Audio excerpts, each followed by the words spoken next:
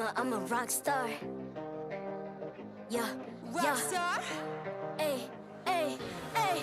I'm a rock star, baby. I'm a rock star. I'm a rock star. I'm a rock star. I'm a rock star. Panggil aku rock star. Ini kejohanan kita semua orang rock star. Kita rock star, kita buat saja gaya kita. Makin panas apinya sudah membara. Macam mana pun ku menempuh segala.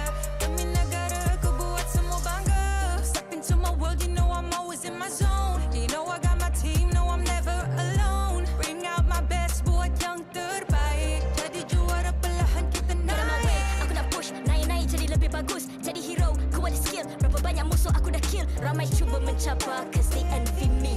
Tiap game aku pasti jadi MVP. I'm a rock star, baby, I'm a rock star. I'm a rock star, I'm a rock star. I'm a rock star, panggil aku rock star. Ini kejohanan kita semua orang rock star. I'm a rock star, baby, I'm a rock star. I'm a rock star, I'm a rock star. I'm a rock star, panggil aku rock star. Ini kejohanan kita semua orang rock star. Tengok nanti siapa yang juara. Ni peluang kita bawa pulang piala. This is my game, this is my time. Menang semua, everything will be mine. Kalau jatuh kau pasti kembali. Bangun balik ku tegak berdiri. Kuatkanlah tenaga, ganjaran diperoleh. Ni kejohanan kita, Malaysia memang boleh. Rise up to the top, kita buat bersama. Semangat kita kuat di bawah satu bendera. Ay. I'ma go hard for the win. Win. On the battlefield till the end. I'm trying to beat the greatest anyone has ever seen. Stand by, I'm coming in for I'm the a rock win. star. I'm a rock star, baby, I'm a rock star.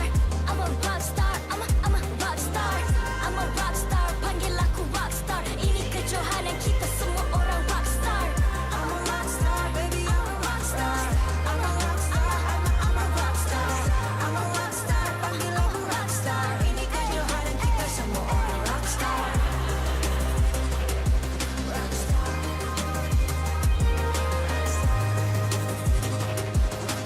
Ini kejohanan kita semua orang rock star. I'm a rock star, baby, I'm a rock star.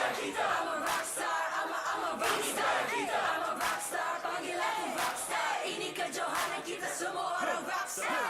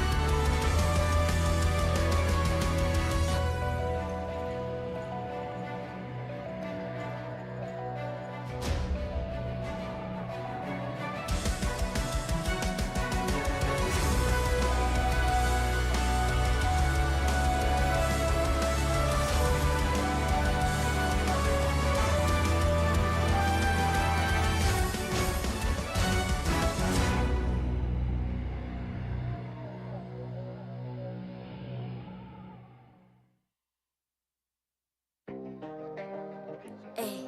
Ay. I'm a rock star. Yeah.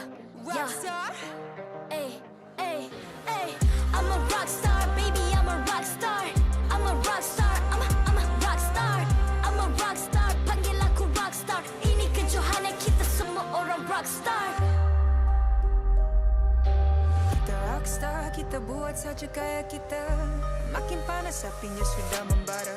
Macam mana pun ku menempuh segala. Demi negara ku buat semua bangga. Step into my world, you know I'm always in my zone. You know I got my team, no I'm never alone. Bring out my best, buat yang terbaik. Jadi juara perlahan kita Get on my way, naik. aku nak push, naik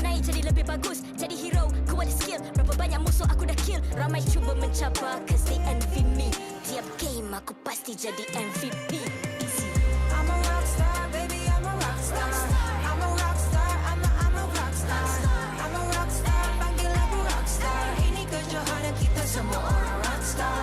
I'm a rock star, baby, I'm a rock star. I'm a rock star, I'm a rock star. I'm a rock star, panggil aku rock star. Ini kejohanan kita semua orang rock star. Tengok nanti siapa yang juara. Ni peluang kita bawa pulang piala. This is my game, this is my time. Menang semua, everything will be mine. Kalau jatuh kau pasti kembali. Bangun balik ku tegak berdiri. Kuatkanlah tenaga, ganjaran diperoleh. Ni kejohanan kita, Malaysia memang boleh. Rise up to the top, kita buat bersama. Semangat kita kuat di bawah satu bendera. Hey. I'ma go hard for the win. Win. On the battlefield till the end. I'm trying to beat the greatest anyone has ever seen. Stand by, I'm coming in for the win. I'm a rock star, baby, I'm a rock star. I'm a rock star, I'm a rock star. I'm a rock star, panggil aku rock star. Ini kejohanan kita semua orang rock star. I'm a rock star, baby, I'm a rock star. I'm a rock star, I'm a rock star. I'm a rock star, panggil aku rock star. Ini kejohanan kita semua orang rock star. Rock star.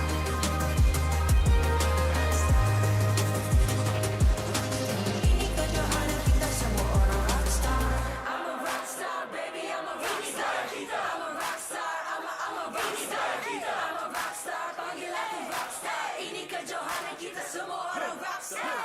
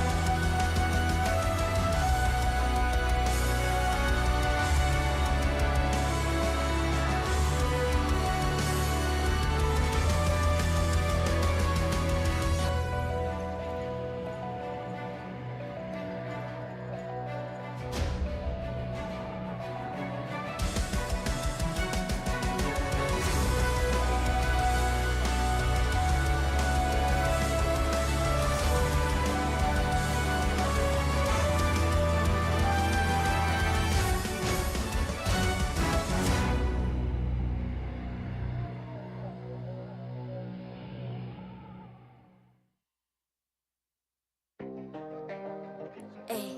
Ay. I'm a rock star. Yeah. Rock star. Ay. I'm a rock star, baby, I'm a rock star. I'm a rock star, I'm a rock star. I'm a rock star, panggil aku rock star. Ini kejohanan kita semua orang rock star. Kita rock star, kita buat saja gaya kita.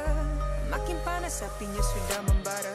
Macam mana pun kau menempuh segala. Demi negara kau buat semua bangga. Step into my world, you know I'm always in my zone. You know I got my team, no I'm never alone. Bring out my best, buat yang terbaik. Jadi juara perlahan kita Get on my way, naik. aku nak push. Naik jadi lebih bagus. Jadi hero, ku ada skill. Berapa banyak musuh aku dah kill. Ramai cuba mencabar cause they envy me. Tiap game aku pasti jadi MVP. Easy. I'm a rock star, baby, I'm a rock star. I'm a rock star, I'm a rock star. I'm a rock star, panggil aku rock star. Ini kejohanan kita semua orang rock star. I'm a rock star, baby, I'm a rock star. I'm a rock star, I'm a rock star. I'm a rock star, panggil aku rock star. Ini kejohanan kita semua orang rock star. Tengok nanti siapa yang juara. Ni peluang kita bawa pulang piala. This is my game, this is my time. Menang semua, everything will be mine. Kalau jatuh kau pasti kembali. Bangun balik ku tegak berdiri. Kuatkanlah tenaga, ganjaran diperoleh. Ni kejohanan kita, Malaysia memang memang boleh. Rise up to the top, kita buat bersama. Semangat kita kuat di bawah satu bendera. I'ma go hard for the win. On the battlefield till the end. I'm trying to beat the greatest anyone has ever seen. Stand by, I'm coming in for the win. I'm a rock star, baby, I'm a rock star. I'm a rock star, I'm a rock star. I'm a rock star, panggil aku rock star. Ini kejohanan kita semua orang rock star. I'm a rock star, baby, I'm a rock star. I'm a rock star, I'm a rock star. I'm a rock star, panggil aku rock star. Ini kejohanan kita semua orang rock star. Rock star.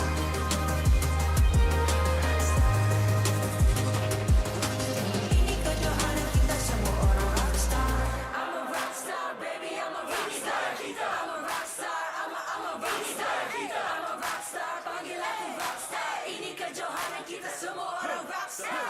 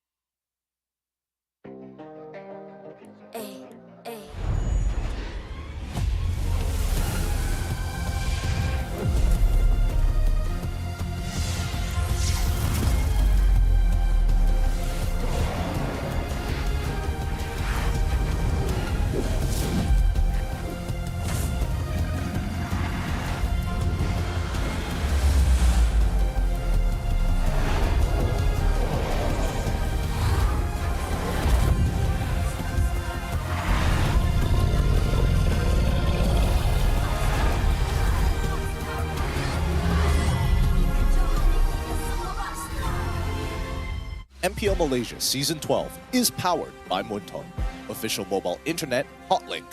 Score an epic MLBB skin for only RM1 with Hotlink. Summon your legends, unleash your style. Lightning-fast gaming experience with Hotlink all new prepaid. Now with 5G. Visit the Hotlink booth today. Grind on. Confirm lah Nescafe. Never stop fighting. Grind on. Power up with only Nescafe. Thank you to all our sponsors for your support in MPL Malaysia Season 12. Selamat datang ke MPL Malaysia musim ke-12 bersiaran langsung dari Dewan Sri Putra Bukit Jalil. Anda bersama dengan saya Rose, host anda sepanjang musim ini. Dan hari ini kita sudah masuk minggu kelima kita.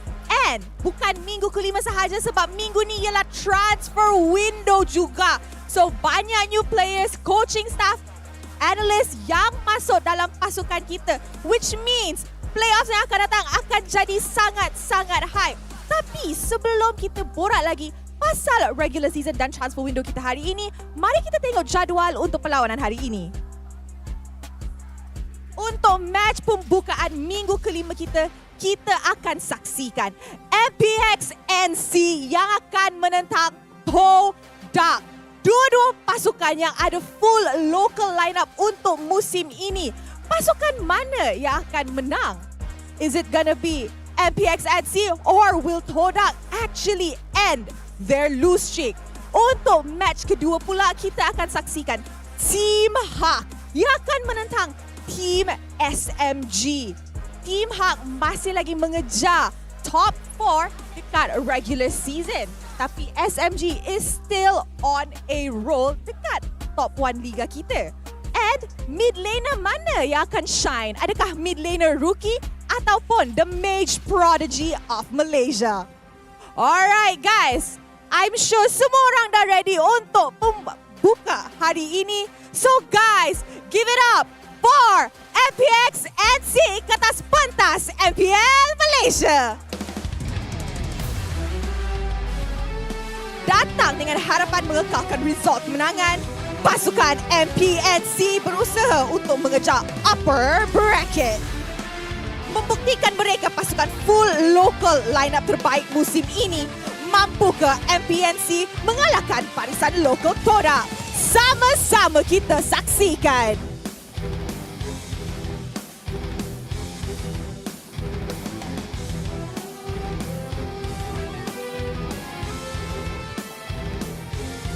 Give it up for Todak! Dikala performance sedikit merudum di musim ini, pasukan Todak tidak berhenti memberi pemain yang terbaik untuk penyokong. Membawa masuk pemain baru Raf dan meletakkan Chico di posisi jungler. Adakah penukaran strategi baru akan berhasil hari ini? Mari kita nantikan.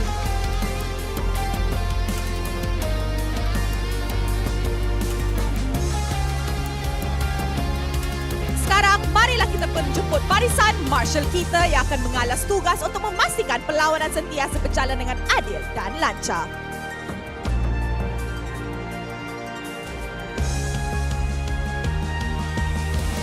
Mari kita teruskan dengan fist bump di antara pasukan sebagai tanda profesionalism.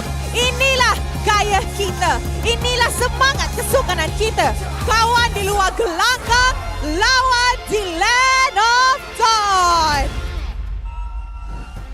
Nampaknya semua dah ready untuk match pertama kita untuk minggu kelima. Remember guys, ini adalah the battle of the local lineup. Siapa yang akan menang? Will it be MPNC taking this win or will Todak end their lose streak? I think someone are ready. So with that, let's show it over to the casters. Teams, this is your moment.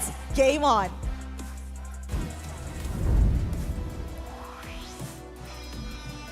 That's a great question, Rose. Welcome back to the MPL MY. We're here at week 4, day number 1, a bright Friday with 2 matches up ahead against us. My name is GettingQ. This is IC Baby 12, and we're bringing in another guest this Friday, a good friend of ours, Matthew. All the way, his last cast was MSC 2019. So it's been a while, but it's great to have you on desk. Thanks. I mean, a lot has changed, right? But I'm just happy to be along for the ride. Now I'm the one that's relaxing, so you guys can take over. This guy every single time, right? Yeah, it has been a while as well, and not every single day on the English broadcast we do have special guests here. For the second time now. Previous week we had DJ Y, now we have Matthew Chan. But before that here, for these guys watching at home here, if you guys want a special promo here, you can get your epic MLBB skins for only 1 ringgit with Hotlink. It's currently the easiest way to unleash your style and upgrade your heroes. Make sure if you want to win games here, you can use the lightning fast internet speed that Hotlink provides you. And of course, speaking of lightning fast speed here, there has been a lot of quick rumors here, especially Matthew, formerly from EVO's management and also a caster here. You have a lot of valuable insights. Since the beginning of time of MPL, he has been here for MPL Malaysia. Now, You make me sound like I'm really old, you know? Yeah, to be you're honest, so much older. You know, to be honest, Mobile Legends is kind of old. So I gotta ask you a little bit more things here. But before that, there is something that we have to talk about. Yes, the MPL Predictor, an easy way to start getting free rewards here at the MPL MY. All you got to do is scan that QR code and make the prediction of who the MVP of the upcoming matchups are going to be. You can guess for 2 games if you think it's going to be a 2-0, all 3 games if it's a Saturday or a Sunday. But most importantly, if it goes to 3 games, you're going to be having a higher higher, significant chance of getting yourself that skin or maybe some in-game currency. So make sure, scan the QR code, pull it back if you need to. But let's jump into the questions here because yes, you did mention that he has a lot I of like valuable... that segue was really smooth. I was going to ask, have you guys done your predictions? Yeah, we have, but I don't want to reveal it just yet. We got more GFX that are coming up later, which that's when I want to bring it. Okay. But I think we need to talk about for this upcoming matchup, it's MPNC versus Todak, and Todak look very different from when you remember it. I mean, to be honest, everything looks really different, right? Like, I was just speaking to you guys.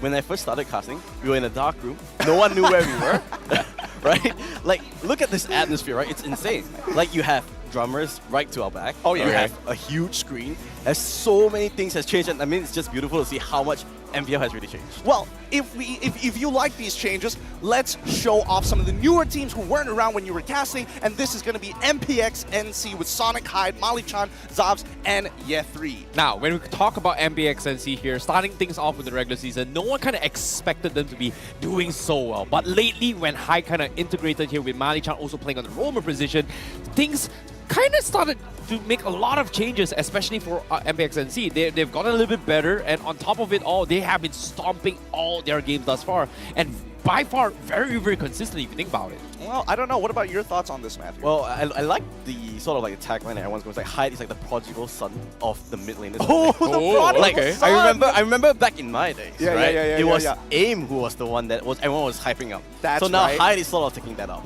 Ah, interesting. I mean, if we're talking about mid laners and legacy mid laners, you might remember this one here. It's coming in from Todak's side. It's Zaim Senpai. Yums Ruff as the gold laner that was recently being added in addition to the rest of the Todak lineup. Chiku guys, and as well as Momo. I mean, you have to say, I'm sorry, like, Todak is still Todak. The fan base is still insane, right? Like, yeah. I'm pretty sure we just literally heard somebody screaming in the back of us not too long ago.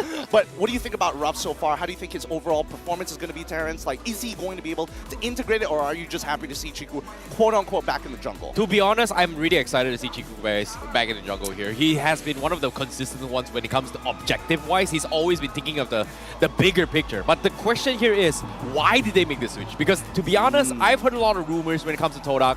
You know, there has been, you know, in the community itself, it's been surrounding with, hey, there has been management issues, there's been player issues, there's been a lot of drama here.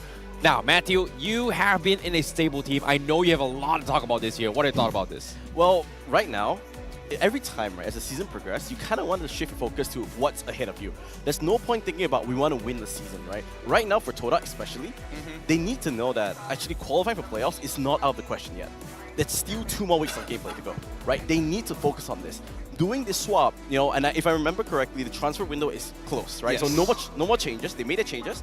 They need to stick by this, and they need to go all out.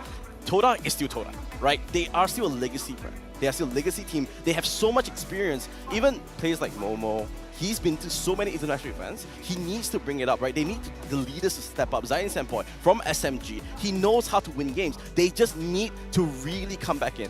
I mean, we say come back in here, but we've seen teams who have won a previous... I mean, Zaim Senpai, he has won an MPL title before. Same goes for Yums as well as Chiku guys, right? You wouldn't put it past them. Kuja, even he himself has won a title prior to this, but every single time we've seen a champion team come into the next season, instant drop of performance. You know, it's weird, right? Considering how Mobile Legends kind of developed as well. And previous season, Team HAQ was the team that got relegated after them securing the championship for Season 10. Now, Todak seems to be one of the hot seats as well. And I agree with Matthew as well. A legacy needs to be upheld. In this case, Todak, the only team all the way from M1, M2, M3, M4, and now, like you said as well, M5 before...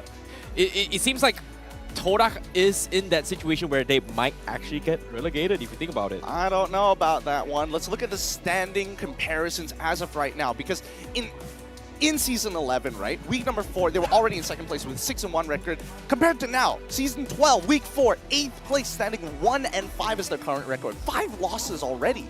But you see, in this point of time, right, what you really want to just focus on is make sure you qualify for playoffs, right? Of course, you kind of want to hit top 4 or top 2 because you get the upper bracket berth, but qualifying for playoffs is all you need to focus on, right? That's all you need to do. Fix the problems, short-term fixes, band-aid, whatever it is, get there, and then when you have that sort of, okay, the game's done, try and fix your bigger problems then. Because you do not, a team like Todak, right, you do not want to not even get to playoffs. They have so many big names. They are juggernauts, right? You cannot discount that. But they need to show up. They cannot be just like, okay, we're done, we do the same thing. They need to acknowledge that something's wrong, which they have done, right? Bring up changes, put you guys back into jungle, which, you know, he has had relatively success on.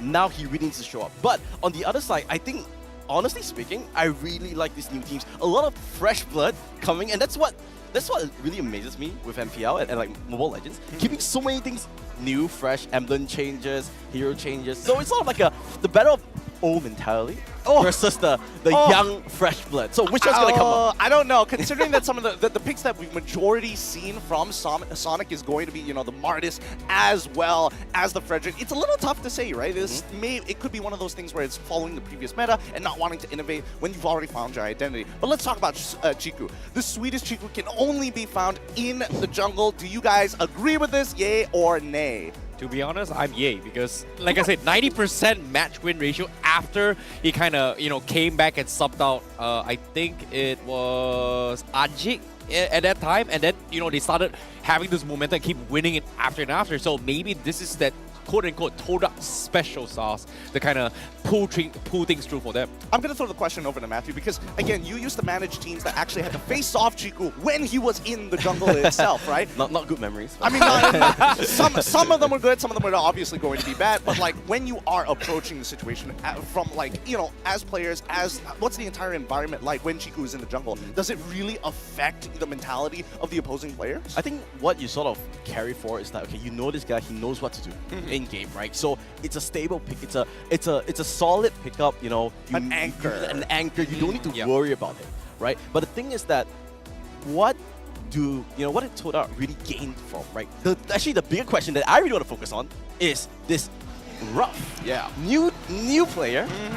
Biggest pressure you can ever get, right? You're carrying Todak, the brand of Malaysia, right? The team of Malaysia, backs against the wall. Yep.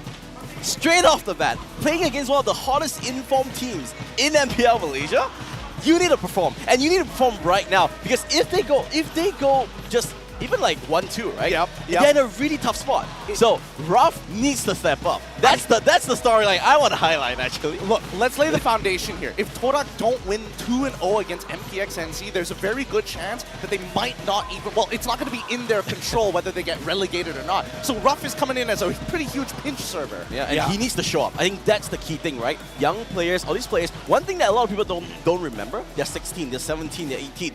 Pressure like this, especially when so many people are just looking at them. At one mistake's gonna break their mental, and then they need to really show up. What do you think, Terrence? You've been here as long as me, actually, so you know we're quite equal on this. How do you feel this debut is gonna go? To be honest, it is going to be a make or break because so far, you know, a lot of new bloods, they haven't been able to have an opportunity to show themselves here. In this case, one particular player here that really shines is got to be Hyde from MPXNC. His debut has been phenomenal. Correct. He started out as a sub, and no one kind of expected him to do well. And guess what? They came in as pinch server, reversed 2-0 sweep, and won that series. So that was something I'm looking forward to. However, with that being said, the match is going to be on its way here. Starting things off, this is going to be the draft here for MPXNC going up against Todak for game number 1. All right, now we've already laid out the foundation here, but it's clear that both teams have quite an importance on that gold lane, especially if Chiku is playing in that gold lane, right? We still don't know. We don't know. We're only going to assume that Rough is going to have to face off Zavs, who's been having hot after hot after hot games. Even when they are losing, he's been pulling up some confident performance, which is a significant change from last season, where we didn't get to see him pop off as hard.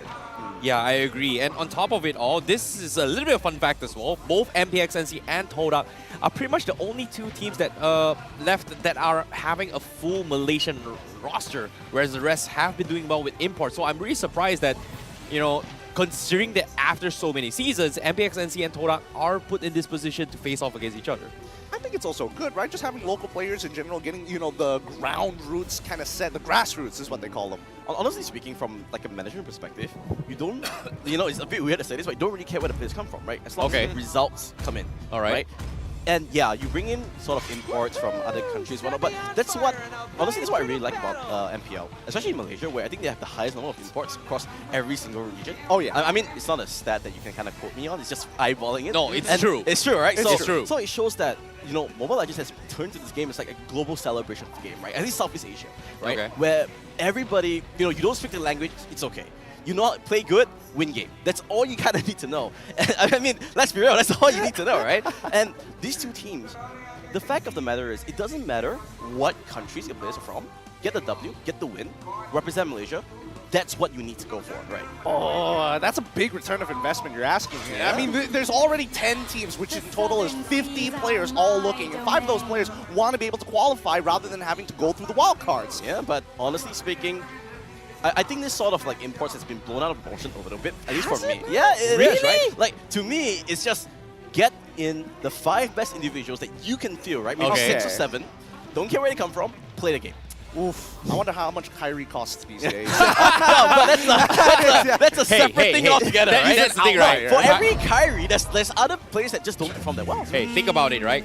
Kyrie joined Onyx won MSC. Yeah, sure. Investment sounds pretty good. But that's going to be Kyrie on the other side. Now let's talk a little bit more on the drafts here. MPNC going to be starting off with Sarisla. But from Todak's draft here, this is interesting because knowing Todak's trend, they tentatively kind of ban heroes that they feel that are not, you know, it's not suited to his draft. Like, it's heroes that actually messes up his draft. And seeing a Digi ban as well as Kadita kind of interests me, considering that I didn't expect them to first phase ban Digi just because of the fact that, hey, Mali is a pretty good enchanter roamer. I think the main thing about these bans is that they don't want to give a bad time for Chico guys, right? Early invades, you can see these 3 heroes sort of has some sort of like innate ability to kind of go and engage the jungle. They want to give a good time. So it shows me directly that they want to pick lane sort of bullies so that they make sure Chico guys can maneuver really well. Because one thing I realized, at least like from what you guys discussed, is that MPNC, their main point of play or like their main sort of early game plan is get the lanes going and invade, right? That's what Mali Chan's really good at. No, actually, it's one way to kind of think of it as like getting the jungle and getting your laners ahead, but more so stopping the spearhead of your opponents, right? Taking away their lethal weapons in the earlier stages of the game so that you can kind of set yourself up for the upcoming mid-game and even the later stages, depending on how Zops actually wants to play it out.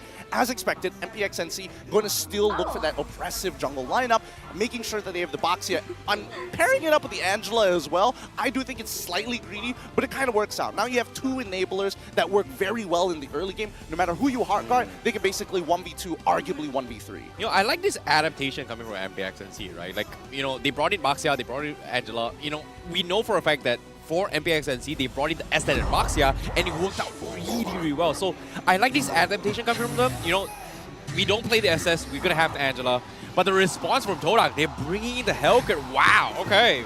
This is not a popular pick from what I've seen, right? Well, what do you guys think about this? You guys are the active casters. Give me your thoughts. All right, so the way that I look at this, the fact that they want to go for this Hellcat, turning off the lights makes neutrals very difficult to manage, right? A lot of teams don't have that tight communication where if the lights are off, have they memorized the positions of their teammates? And more importantly, when somebody says, he's on top of me, what does that exactly mean? You know, it feels like kind of like eating in the dark kind of scenario where you just don't, you have your entire senses kind of. Well, it's straight up Bird Box. Bird Box is a like, pretty good reference. What are you supposed to do realistically? And I think, you know, Todak is taking the right idea because this also compromises a little bit of the picks that we should have been expecting. Artillery mages in particular. The Eve is a little bit annoying. Yep. So even if they leave up the Farsa, that's not the worst in the world. That's the thing, right? What about marksmen? Because if you think about this, well, marksman doesn't have that auto-targeting system where when your darkness here, you are going to be pretty much melee for like 5 seconds, if you think about it. So it feels like, you know, MPNC is in a situation where they have to choose a marksman that can kind of dwell in this kind of ultimate coming from Hellcat. And I feel like Claude is like the perfect hero to do that. Claude, I feel like Duet still hits targets in the dark. I agree. I think there are 2 options here. Claude is one of them. I also think Melissa's not too bad overall because at least Hellcat can't jump on top of you necessarily, especially if you pop it early. So I think it's one of the things to consider in this upcoming game.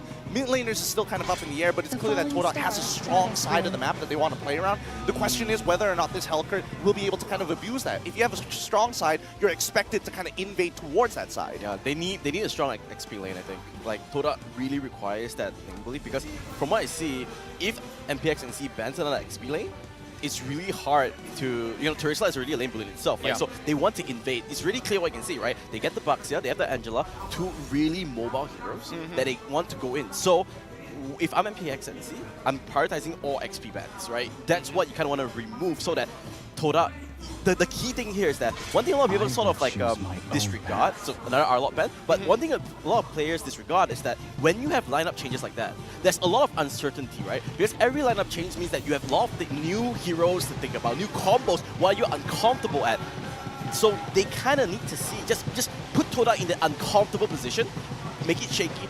That's how you kind of win the game. All right, so let's address that, right? The fact that they have Boxia, even if they decide to go for anything along the lines of Esmeralda, Uranus, all will get punished if they decide to try and proxy the wave. So I like the way that MPXNC is positioning themselves. Todak, they end up getting the blue because now they have a guaranteed, we're going to sandbag you, and it's pretty hard to punish overall, especially once you hit level 4, you're able to kind of disengage from a lot of these situations. Yeah, that's the thing about blue, right? Like, it's great in zoning out here. I feel like from Todak's perspective, they're trying to have this glue kind of mirror this sustain that MPXNC is trying to do, right? They've got Angela with heals, you've got Terizla and Boxer is relatively tanky.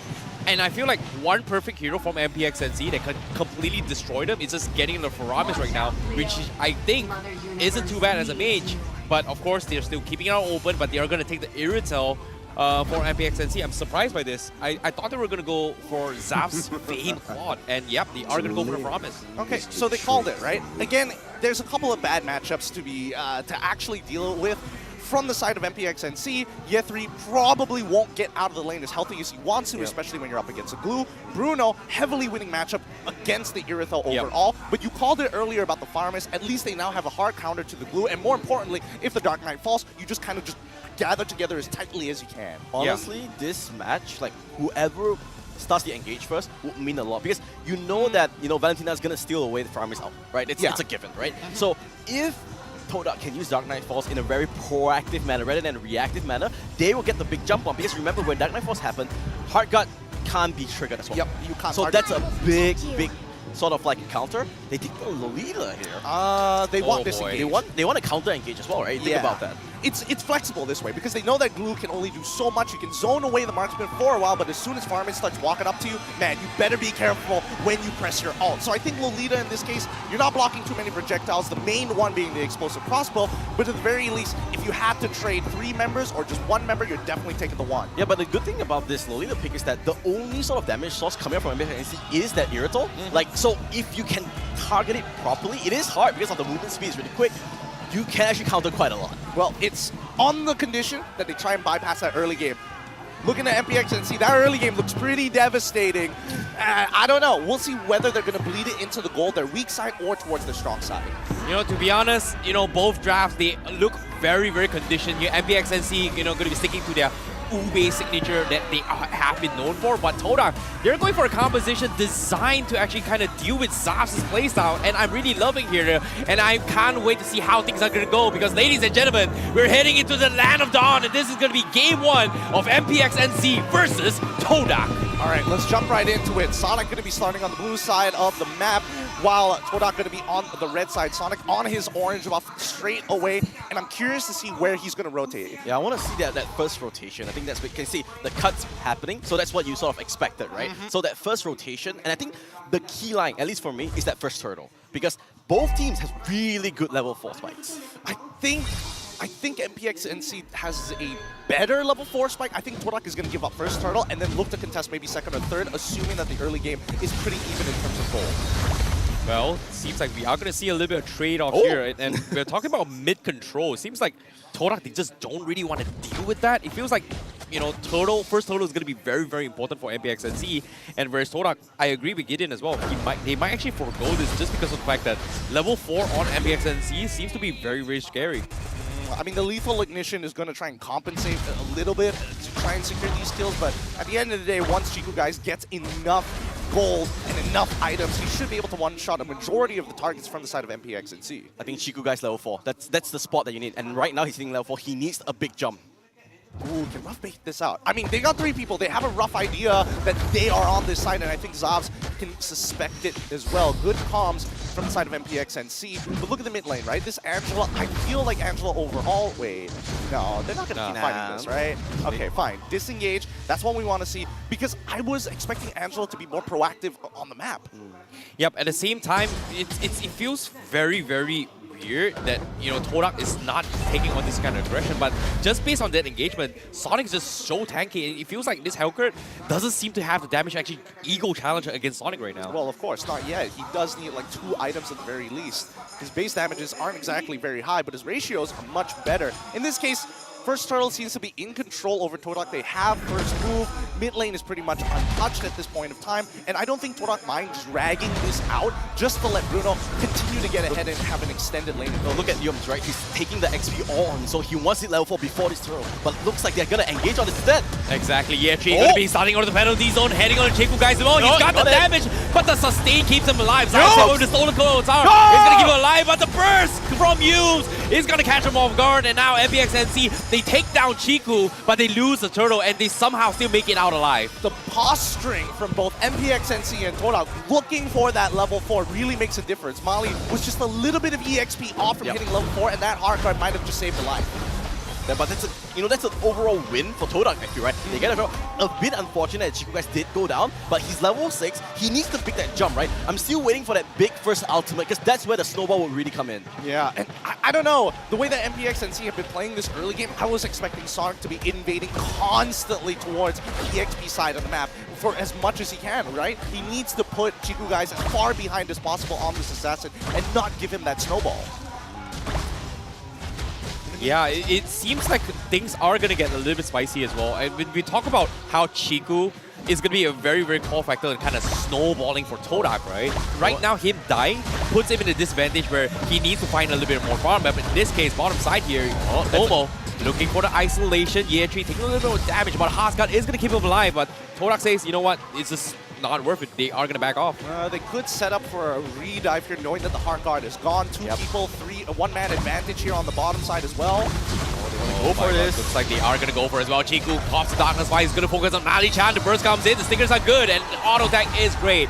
And he is going to go down here. And Todak finally finds a very, very important pickup, because as of now, top side as well, they are going to make it intense. Zaz was going to sprint maneuvers with the flicker maneuver, readjusting the Numenor blast. Zavs will fall as well. Well played to Todak. I think this is great resource management overall, setting up the dive down on bot side, making sure that they have the Lolita on top side to kind of buffer out that lane even more. Now they're winning on 2 fronts. One more thing you need to take note, right? Mali-chan will not have hard guard for this turtle, so this is a big cut. Of course, Lolita doesn't have the ultimate as well, the Numenor blast, but I think this is big enough, right? It doesn't really matter, because look at the control. They won this, Chiku guys, Dark Knight for Mali-chan's what's coming up. Looks like the engagement actually goes towards MPNC. It looks like they prioritize that top tower instead.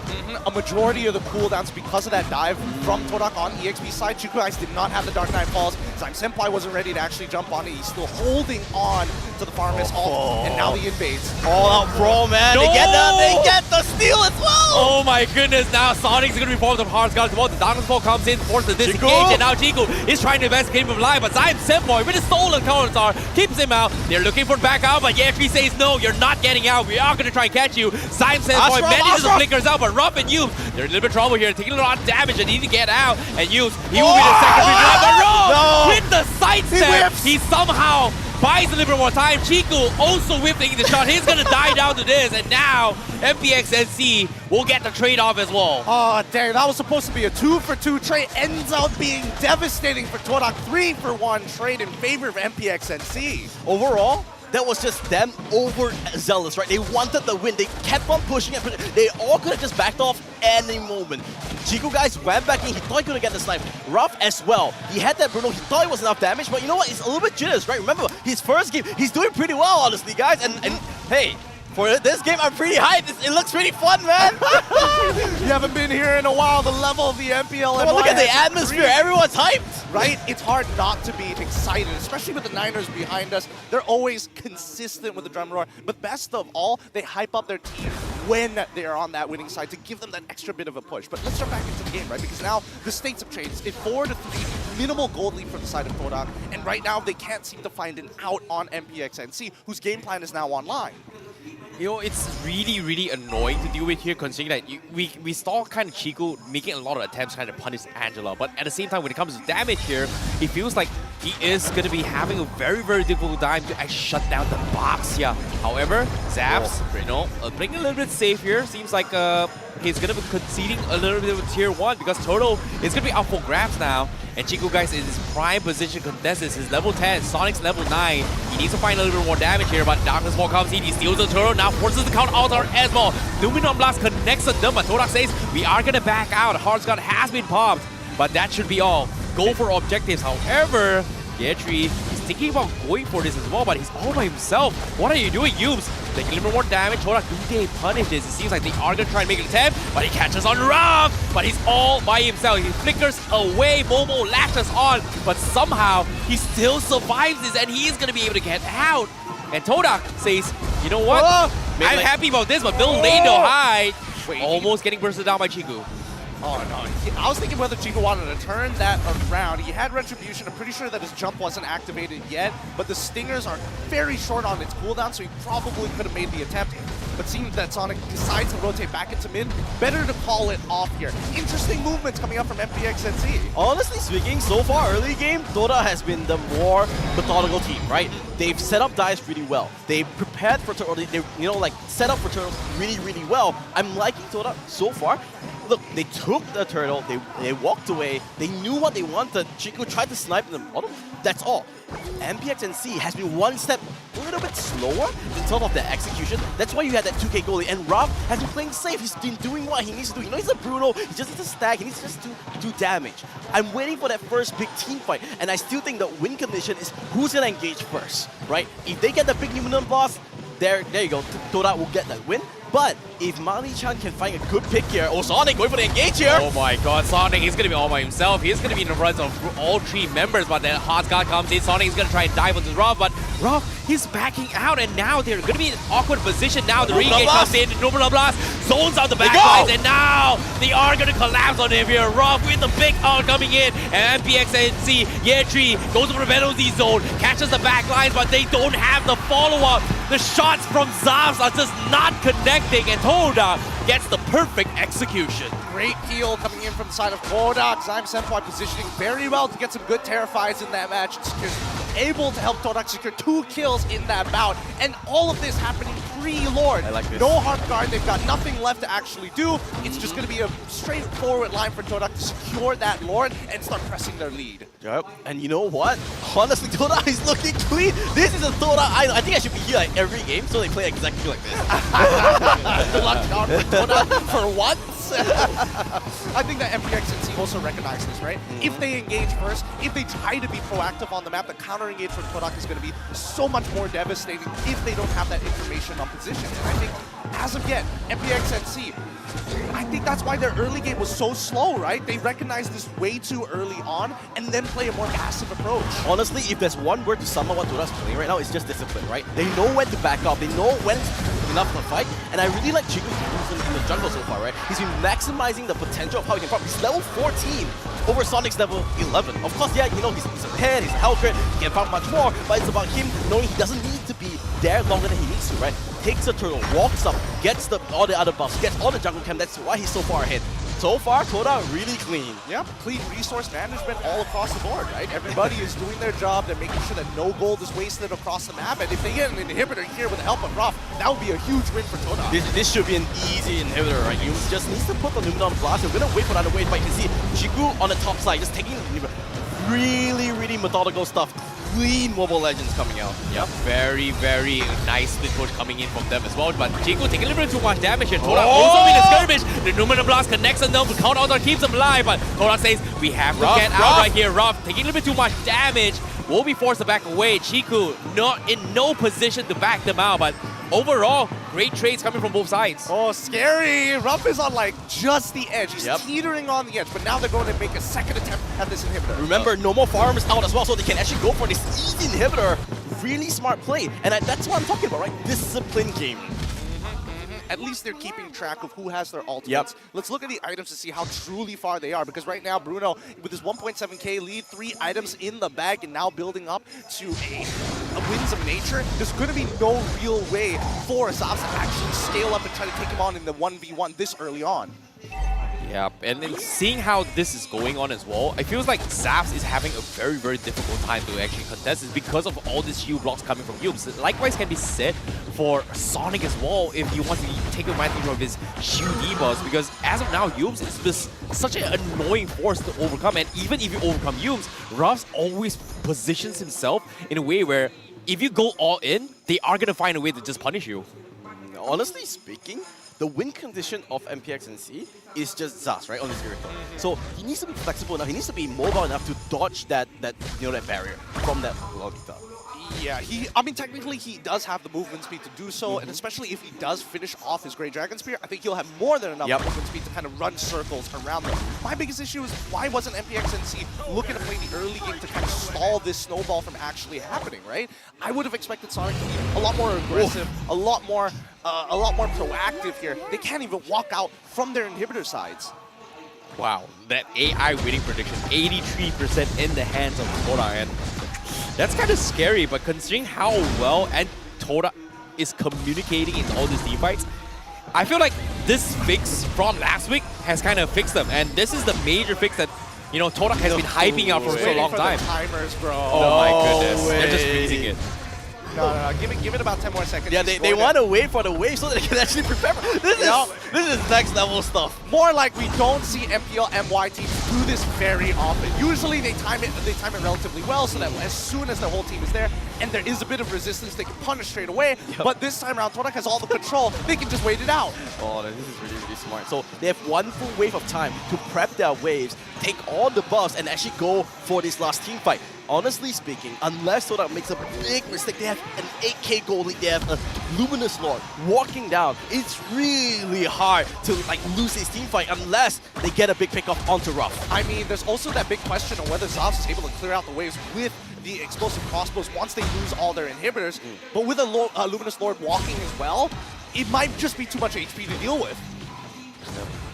So one thing if you realize that HAQ's doing is that he's sort of walking away from Zion Senpai because he doesn't want to give that ultimate away to Zion Senpai to steal, because that's just been the thorn in the side that MPXNC has been so hard to kill off to win this team fight. Especially when they get close to finishing it, but here, now, the final sequence might have just started. Exactly, Zion Senpai going to be taking a little bit of trouble as well. He flickers out Penalty there, zone, but the Ruff, penalty zone onto his Ruff. He gets out of position, but he needs to get out. With some danger coming from him as well. But counter out is going to keep him alive, but now Irito forced to actually focus on the Lord instead, while Todak picks apart on Yetri. But now Chiku guys, he missed it! He misses the stinger, and he's going to pay with his life here, and now Zavs will get the reset. However, the damage from Ruff is a little bit too much to handle. He's going to be focusing on the crystal. Right, tries to buy time, but it's not going to do him any good, and that's going to be Todak back in action, taking down the crystal for game one. Woo, that was a solid game. Honestly speaking, that team fight was actually pretty good for MPXNC. He just was a little bit too much. Rao's positioning was pretty on point there. He was. There was a moment that he could have been punished. The Winds of Nature bought him just enough time to get a slide tackle off the cooldown so that he could actually escape the overall barrage that MPNC was looking for. What have you guys been talking? This is the Todak I know, man. I mean, that's the Todak I've known. Look at that. Like, Kuja's happy. Everyone's happy. Look at that. Smiling all the way. yeah, they're vibing. The past 4 weeks did not happen. MPL just started today. Exactly. I think that right now, Todak, again, that looked like a very clean game overall, through and through. Yep. Clear shot calls, clear ways to actually macro out MPNC, and more importantly, punishing them for their passives throughout this game. And it's interesting to see how Ruff is actually playing on the same pace on what Todak is trying to do. And we talked about, hey, is his debut gonna be good? And so far, we've seen how well Heidi's been doing, but Ruff's debut with Todak looks really, really clean, and it feels like he's dictating the tempo for the team as well. Hey, what can I say? Todak know how to pick up their recruits. Every single time a recruit has joined Todak, it's either they do piss poor or they do incredibly well. There's just no middle point. There's no middle point. Just go really good or really bad. That's the saddest part, right? It's hard to be in between, especially with a team with this type of branding that's known to be winners. So I think that Ruff, even though he played relatively safe in the earlier stages of the game, towards late, you can see his confidence building up. You see, that's what your team really needs, right, on Todak, right? You get that Bruno, you picked it up because you want that consistent damage output, right? Keep on putting out, and that's the thing that I was really impressed by Ruff, was really his discipline. Agreed, but at the same time, let's talk about the MVP thus far. It's got to be Zyme Senpoi with his clutch stolen counter alternatives to keep Ruff as well as Chico out of safety multiple times here to turn the tides against the opponents. And thus far, 4-0-5 on his KDA. Unkillable Valentina. I mean, he continues to still provide what he's been bringing in SMG, now transferred over to Todak. Just a perfect KDA. Yeah, I mean, he was the MVP, but I think the whole team played really well. Yeah. I couldn't really find one player that didn't do their job. And that's what you really want. Coming into the crunch time, you seem like you have something to say. Well, that's only because I feel like Zyme Senpai is that like insurance policies. Like someone is about to die, saved your butt. Okay, fair enough. Fair enough. I think it would have been very different if he wasn't able to steal the Farmer's ultimate. The timings were always very good, but I agree with you. Todak overall as a team have looked by far the cleanest in this game compared to the past 4 weeks. But honestly speaking, right now, if you're Todak, you cannot be happy anymore, right? Reset. And this is the thing that a lot of people don't really know. When it comes to best of 3, game 1, you win, fine. It's good. You need to reset and need to understand that right now, Draft's priority is going to change. It's going to be a new game. All right, they've seen what Draft can bring. Maybe the Bruno's going to be taken off the bat. Maybe the Hellcurt. But honestly speaking, good start for Todak. Exactly what they needed to do. Yeah, exactly what they needed to do. They got all the towers, every single lord. They've only secured 2 turtles and gave one. I think it was the second turtle over to MPNC. But other than that, you can see that it's clear decision making, right? It's we need to give this up. We've already committed to a dive down bot side. We don't have the resources. We might as well not risk it and look to attack the other sides of the map. Yep, at the same time here, let's talk a little bit more on the items here as well as the setups, right? In terms of 1v1s here, I felt like Hyde should be a big threat towards Momo, right? Momo should be very, very afraid multiple times here. Every single time he goes to the split, it feels like Hyde was forced in a position where he's not able to just threaten the glue because of the fact that they're just so focused on Bruno just being such an annoying force to work with. And Ruff, to be honest, seems to be very, very annoying in all these team fights. Well, let's focus down on the item builds, right? Because we start off with Todak's side. I think it's very understandable for Glue to be like, okay, dominant size, what am I getting next? An Athena shield. Like, as quickly as you possibly can, and then participate in these fights by pulling either Terizla or Baxia away when he gets a little too over-aggressive. Farmis is never going to appear first, because if he appears first, the rest of Todak have a clear indication of who they want to jump on before the Heart Guard actually activates. I think the main problem with the draft on MPNC side is that they didn't really have a backup plan. Because you could see Ruff was always pretty low, but they didn't have that secondary burst coming out from anyone else. Whereas on the side of Todak, you always need to be, on your ends. Even though Chico guys is 107, looks bad, but he did his job really well. Always adding that pressure. They always ensured that Irito couldn't really step forward, right? Because he just stopped one step a little bit too much, he would just jump on, get the burst down, and they would die. But Ruff, so many times, how many times? I think like 3 to 4 times, he was like one silver off, one tick away, but there was no one to really dive to the back line. And that it was the one small flaw on MPX's NC's draft. Because if they're out and build, I think they just build to completely cover for Irito. It's one of those situations where it's just like investing too many eggs in one basket and not having that fallback plan, or at the very least the overlaps in the draft, which everybody has like a dedicated role. Terizla's looking for that engage, Baxia is playing for that peel in early game, Farm is to secure team fights, Irito to secure the team fights after the damage has been done, and Angela to kind of buffer and support whoever is taking the most amount of damage in the middle of these fights. That's the thing about the drafts coming from MPXNC, right? It looks good on paper in terms of like the power ranking of the heroes, but when it comes to just in all this team fight potential here, who's the guy that's really dishing out the damage? Faramis and Irito. And this two they're heroes, really in short range, right? They only can fight front to back. There's no one to really go for a flank. Exactly. And these 2 heroes pretty much gets countered by just one shield block from Lolita. And if you overextend by that, well, everyone from side Todak is going to collapse on you. I have to say one thing, coaches get a lot of flank for picks. We should also shout out the fact that Lolita was a genius pick. Yep. Like my personal MVP was Yums, because the Aluminum Blast always gives that insurance that no one can really come in, because they're already so short range with the Irito, with the Faramis. So if they come any closer, the stun is there. So props to Kuja. That was a pretty good pick, and it was the last pick as well, right? If I'm not mistaken. Yep. So it was a really good draft. It was a really good draft. And I think at least with the Numenon Blast, you're guaranteed, you have to use a battle spell. Don't have your battle spell, you're going to die. And that works out in Todak's favor no matter what. Overall, Rich Guy coming in, 779, pretty good start for his debut match for Ruff. I would like to see him kind of win the lane even harder, but considering how MPXNC kind of plays the game, so many eggs in one basket, you got to make sure Zops is okay. Hey, I don't know about you. You talk about, him winning his lane here. Look at his damage. He's got 50,000 damage and 37,000 damage to towers. He's the guy that gets the objective done, finding a lot of structures across the map by himself alongside with Yums, and I'm surprised, you know, MPXNC can't really do anything about it. Again, I think that the early game could have gone so much better for the side of MPXNC. They've got two really strong early game I heroes. agree. Why do they not abuse it? They didn't really go for that invade early level. Yeah. Baxia didn't really do anything, and like I said, right, whoever sort of was the proactive one would have controlled the tempo of the game, and that was exactly what happened, right? From level 1, you could see Todak was the one that actually tried to go for a gank with Chiku being at the top side. If I'm not mistaken, Zaps actually was winning that lane, right? But it's just that he couldn't kill Ruff. And if I'm MPXNC right now, I'm saying this thing, right? Hey guys, I want a lane against Ruff. Can you give me a lane bully? I want to win this lane.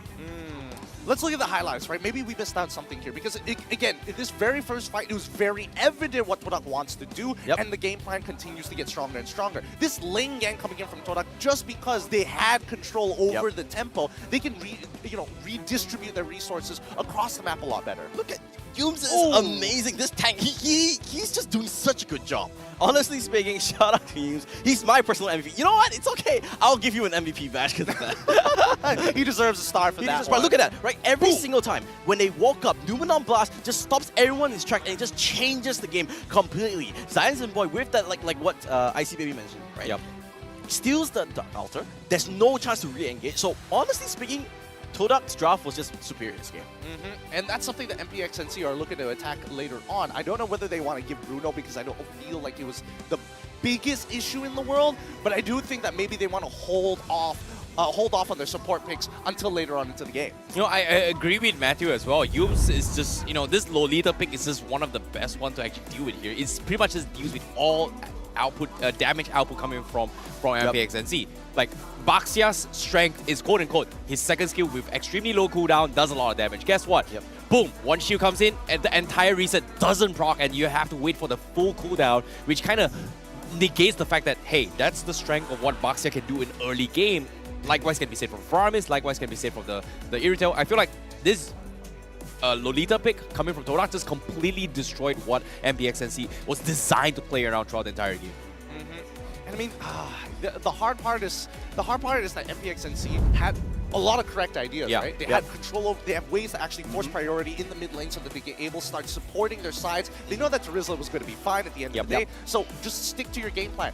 Look for that those early engages, and more importantly, steal away those camps, and then look to protect your gold lane. I think they're going to do the exact same thing unless they start switching out players for someone like HAQ to, well, I don't know if they want to take Mali-chan out of there. Well, I don't think you know, right? Like, so this is the main thing that teams need to know. You lose a game, it doesn't really mean, but you know, I'll touch on that a little bit because since I'm back here, I'm pretty nostalgic. What about you? I'm feeling nostalgic as well, so get ready to claim your free skin for yourself, and all you gotta do is complete the task for the nostalgia event. You have 4 skins to choose from for the Roguish Ranger, Super Adventurer Cyclops, Undead King Hanzo, and as well as the Fallen Guard Tigreal. If you've been playing Mobile Legends for a long time and never picked up these skins, good time to get them for free, so don't miss out your chance. Exactly, and we're speaking about nostalgia right here as well, and seeing that Matthew is back on the action as well, he's extremely pumped up for this kind of games here. I want to see, what do you think should be improved from MPXNC? I think you don't just forego your whole game plan because you lose game 1, right? Okay. You know, bad games happen, right? You can't be 100% consistent. Even world champions drop games. It's about understanding that, okay, you know what? It was a bad game. We didn't get our early game going. Put it on a bit, right? 0-0, it's a new game. That's why I love Best of Trees. You adjust, you fixed. Oh, but it's Moon's birthday! Oh! He decided to come all the way here. He's spending his birthday here at Todak is MPL. getting every single buff. They're getting my buff, they're getting the Moon's birthday buff. Like every single buff in the world, they're getting it. You know what? The 4 skins you get from the nostalgia event, that's not the real winners here. Todak is. This is the real nostalgia event right now. I mean, honestly speaking, you know, you gotta give props to Moon. He's been like a staple of the Malaysian scene for like, he's been the bane of my existence. Like Moon is just a solid player, right? He's a really nice character, and meeting him in international events. Honestly, all the guys in Todak are really, really nice. Oh yeah. Can you hear that? Wait, I hear the Malay casters literally just singing the happy birthday song right now. We can't lose out to that. Come on. We Happy can't be birthday to you. Yeah, we totally were part of that. Yep. Good job, guys. Totally part of the plan. Now, jumping in towards game 2, foregoing their previous Oh, win, look at I do think they Moon. need to make adjustments. He's already leaving. He just wanted to see Todak win once, and now he's like, all right, peace out. They're gonna win this 2-0. Okay. Let's reset. Okay. What about the game, guys? I think first of all, MPXNC, a couple of bands that they need to start thinking of. Number one, I don't think they were expecting Hellcrit to come out of Jiku, guys, Yep. all of a sudden. I think they were more focused around, maybe he's going to go with his traditional marksman. I mean, he's been playing it on stream, therefore it should translate to on stage, right? Now, let's talk a little bit more, before we get a little towards the team fights on how they should be doing the game plan here, let's talk a little bit more on stats here. Zion Senpai does have the highest average KDA of 16.0 thus far. And guess what? Game 1, he didn't die at a single time here, but ever since his transfer to Todak, he's died a total of 4 times since played out about 4 to 5 games thus far coming from him. I mean, he has overall less games compared to someone like Oh, yeah, Stormy, fair but enough. last week Stormy taking some big losses on his KDA, and that's the thing. He was like 18, get a couple of deaths, man, it drops down so much.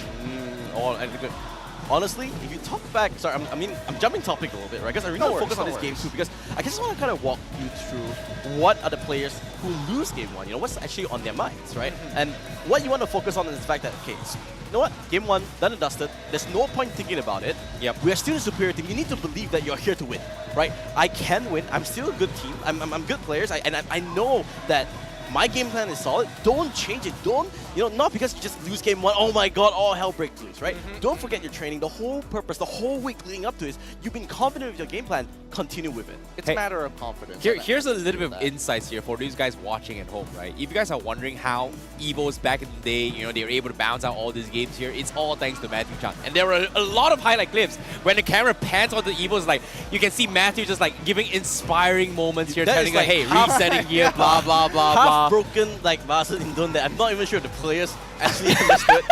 So I won't really attribute it to it, but it's just more of like being there for the players, right? Yeah. You need to sort of focus on the players. It's game 2. Game 1's done and dusted. Don't think about it so much. Think about the game plan. And like I said, now the draft priority switches as well, right? Game 1, Todak, I think MPXNC was first pick. Now they have second pick. So they need to actively think about how they want to fix it out. So far, look at the bans. Are pretty simple. They ban out the Bruno instead. Yeah, usually when we see players play up on that big stage, whatever they find strong is something they want to ban it out later on, because in their minds, it's like, it's so difficult to Hellcrit. actually lane it. Hellcrit ban, so that's the adjustment from MPXNC. Okay, so now it's on Todak. What are they gonna pick? They pick up the safe pick first, right? And I like it. You know, don't fix what ain't broken. All right, fair enough. I think they could have denied, they definitely could have denied a couple of other picks as well, but I think Todak taking this approach, Zime Senpai played a solid Valentina game, might as well keep it up. Now, at the same time, you're considering that this is going to be targeted bans coming from both sides here. Let's talk about S-tier heroes that are pretty much in the pool here. Fanny is going to be one of those heroes. Joy as well, pretty much in the hero pool. So I'm not sure if MPXC is going to be playing this for year 3 on this Joy, considering that he's been known for it during season 11 and also here. So I don't know if that's going to be the go-to strat, but it seems like nope, not going to be the case. Sarissa is going to be the go-to for them. Okay, so the thing is that if they pick this Claude, right, I do not want to see a Faramis. They need a secondary damage output coming out either from High or, you know, from Sonic. They need to switch something out, because the main problem last game is that they couldn't reach, and Raph has shown that he's really good at positioning. They need to find a secondary output to reach Raph. So I want to see what's the adjustment coming up from, you know, Frizo and also MPXNC. I think it has to be along the lines of artillery mages, right? Yep. Well, speaking of which, you know, I was thinking about Yves a lot, but the fact that we're not seeing the Franco, the Kaja bans, which again, were very popular bans in the first 2 weeks at the very least, I would think that even Novaria might be a secondary problem, but we'll see. Now, here's a little bit more flex as well. Seems like the ultimate flex. Pretty much no one else has done it as well. Since joining Todak in 2019, Shiku guys has played every single role and used a total number of 58 unique heroes. And here's a little bit more flex as well. It's not just the roles that he's played, he's also been in the backseat as a coach, as an analyst for the side of Todak. So he's pretty much done everyone's job. All right, there's one thing that also evolved, the crowd. Some of the trash talk from the crowd and some of the things that they are posting up, it is funny. It is hilarious. Now, final pick I for like the first pace of MPXNC is going to be the Florent. Team fight oriented, scales really decently well, and more so having the extra item be given over to Zavs. Yep, and right now, if I'm Todak, I'm banning all the artillery mages, right? Like Eve, Novena. Farsa, I think Novaria. Novaria is a little bit of a better brand because, like, you know, it helps so much I will in protect terms of like you. opening the map. Because normally when you pick a support, it's the issue that you get. Because last time in Evolve, Rec loves to pick support, right? So they banned all these like map openers, mages out that would really help out the map. So I want to see how Todak fixes this. It would be a good Novaria ban, and also like what you said, mentioned it, Eve or Eve's Among the ban. planes Yeah. exists Now, let's the talk a little bit more on equilibrium, this flooring pickup coming from which I MPXNC, right? was They've been made known to to try an ube strategy for themselves here, but based on this draft, they have some similarities towards Evo's Icon as well as Rebile and Zion, where they want to play this Florence Bloom to kind of have this hyper carry mage down middle or maybe jungler. So I feel like considering that Joy is still in the pool, MPXNC may look to actually play the Joy in the jungle or maybe even the mid lane mage, but that's just me, you know, giving some stats from a different region, not necessarily what MPXNC is going to be doing. Look, if they do decide to go for the Joy, it can't go into the jungle. You're already dealing with the carry, so having Yeah. Vengeance is going to be actually, you know, more prioritized over than thinking about Retribution. I think that MPXNC, just getting rid of the bad matchups for year 3, it's a very similar, it's an adjustment from game number 1 with pretty much the exact same win cons. We'll see whether that gets adjusted in phase 2, but for Todak's side, artillery mages like Matthew mentioned, the Eve is already gone. The fact that Grok is missing, Farsa becomes that much more dangerous, Yep. but opening the map with Novaria seems to be another issue, a separate issue that they have to think about. I would take that because, like, you know, Novaria is just really flexible. You move really Yep. quickly with all your innate kit. And The southern no, seas are I wanted to mention this. Oh. I was waiting for Oh. it. As a secondary option, I was thinking having maybe a Kadita as a way to, oh, they want to clump together, even better. It's going to set this Petrify up perfectly for a full innate combo. And more importantly so, the Edith can be taken as a flex pick. It's Yep. flexible both EXP and as well as roam. Yep, I agree. Now, I Yep. want to see what's this adjustment coming up from MPXNC. Will they pick up a secondary damage dealer in their Farsa, lineup? Novaria. They should go for either or that, right? Like, I don't think there's any other heroes that can actually deal with it here, but the biggest question for them right now is how do they catch the Claw? If you think about it here, Claude is extremely annoying. Edith is great for those catches, but I feel like once the Claude comes in with the Blaze Duet, Todak doesn't really have a lot of answers that can deal with just denying it here. But Wow. MPXNC, they go for the Lilia instead. Okay. I'm surprised with this. I'm really surprised. There has been rework changes onto his Lilia. The second skill's cooldown is much faster from before, but the thing about it as well is that the black should no longer reset the Shadow Ball. Yes, it doesn't reset the Shadow Balls, but it's clear that MPXNC are probably going to play a more Peely style of composition, which is kind of strange because they could have instantly like pivoted into something more dive heavy against Todak, but they're still afraid of what the last two picks are going to be. Let them finish off their composition and maybe they pick up a Martis for themselves to go into the jungle. Adds on to that peel, you have anti-CC, may not necessarily be good against carry, but at least you can keep people away from your backline. Honestly, Marcus would be a really good pick for Todak's side as well, right? Look at the squishiness on both, you know, like they pick up the Joy, and they pick Kaja instead, so it's going to be a Joy jungle. What do you guys think about that? Looks like you guys have really interesting thoughts. I think, well, here's the problem, right? Innately, when you have Joy, you're looking to dive the backline as soon as you can. The heal is one problem, but catching specifically Claude, it's a little tough. The BMI can be used depending on the type of terrain that they're playing around. Can be tough to kind of close that distance. I'm really curious what MPXNC is going to do, because this last pick is going to basically say, hey, this is the style of play that we want. Yeah. Right? Because I think on Todak's side, really clear. They have the Kaja. They want to pick somebody off. They have a lot of single target damage where Joy goes to the back line, sort of, you know, does his own thing. Let's see. Yeah, at the same time as well, Baxia again coming from MPXNC, but based on the drafts coming from Todak here, here's a little bit more stats for you guys as well. Chiku guys have had a lot of success playing core marksmen as well as assassin playstyles over compared to like tankier heroes in terms of his win rate ratio. But for now, it feels like personally, when it comes to Todak, I find it extremely annoying. He can flex it here, maybe Kaja jungle, etc. But I don't think Chiku's gonna play Kaja jungle. I feel like it's still gonna be him playing jungle Joy.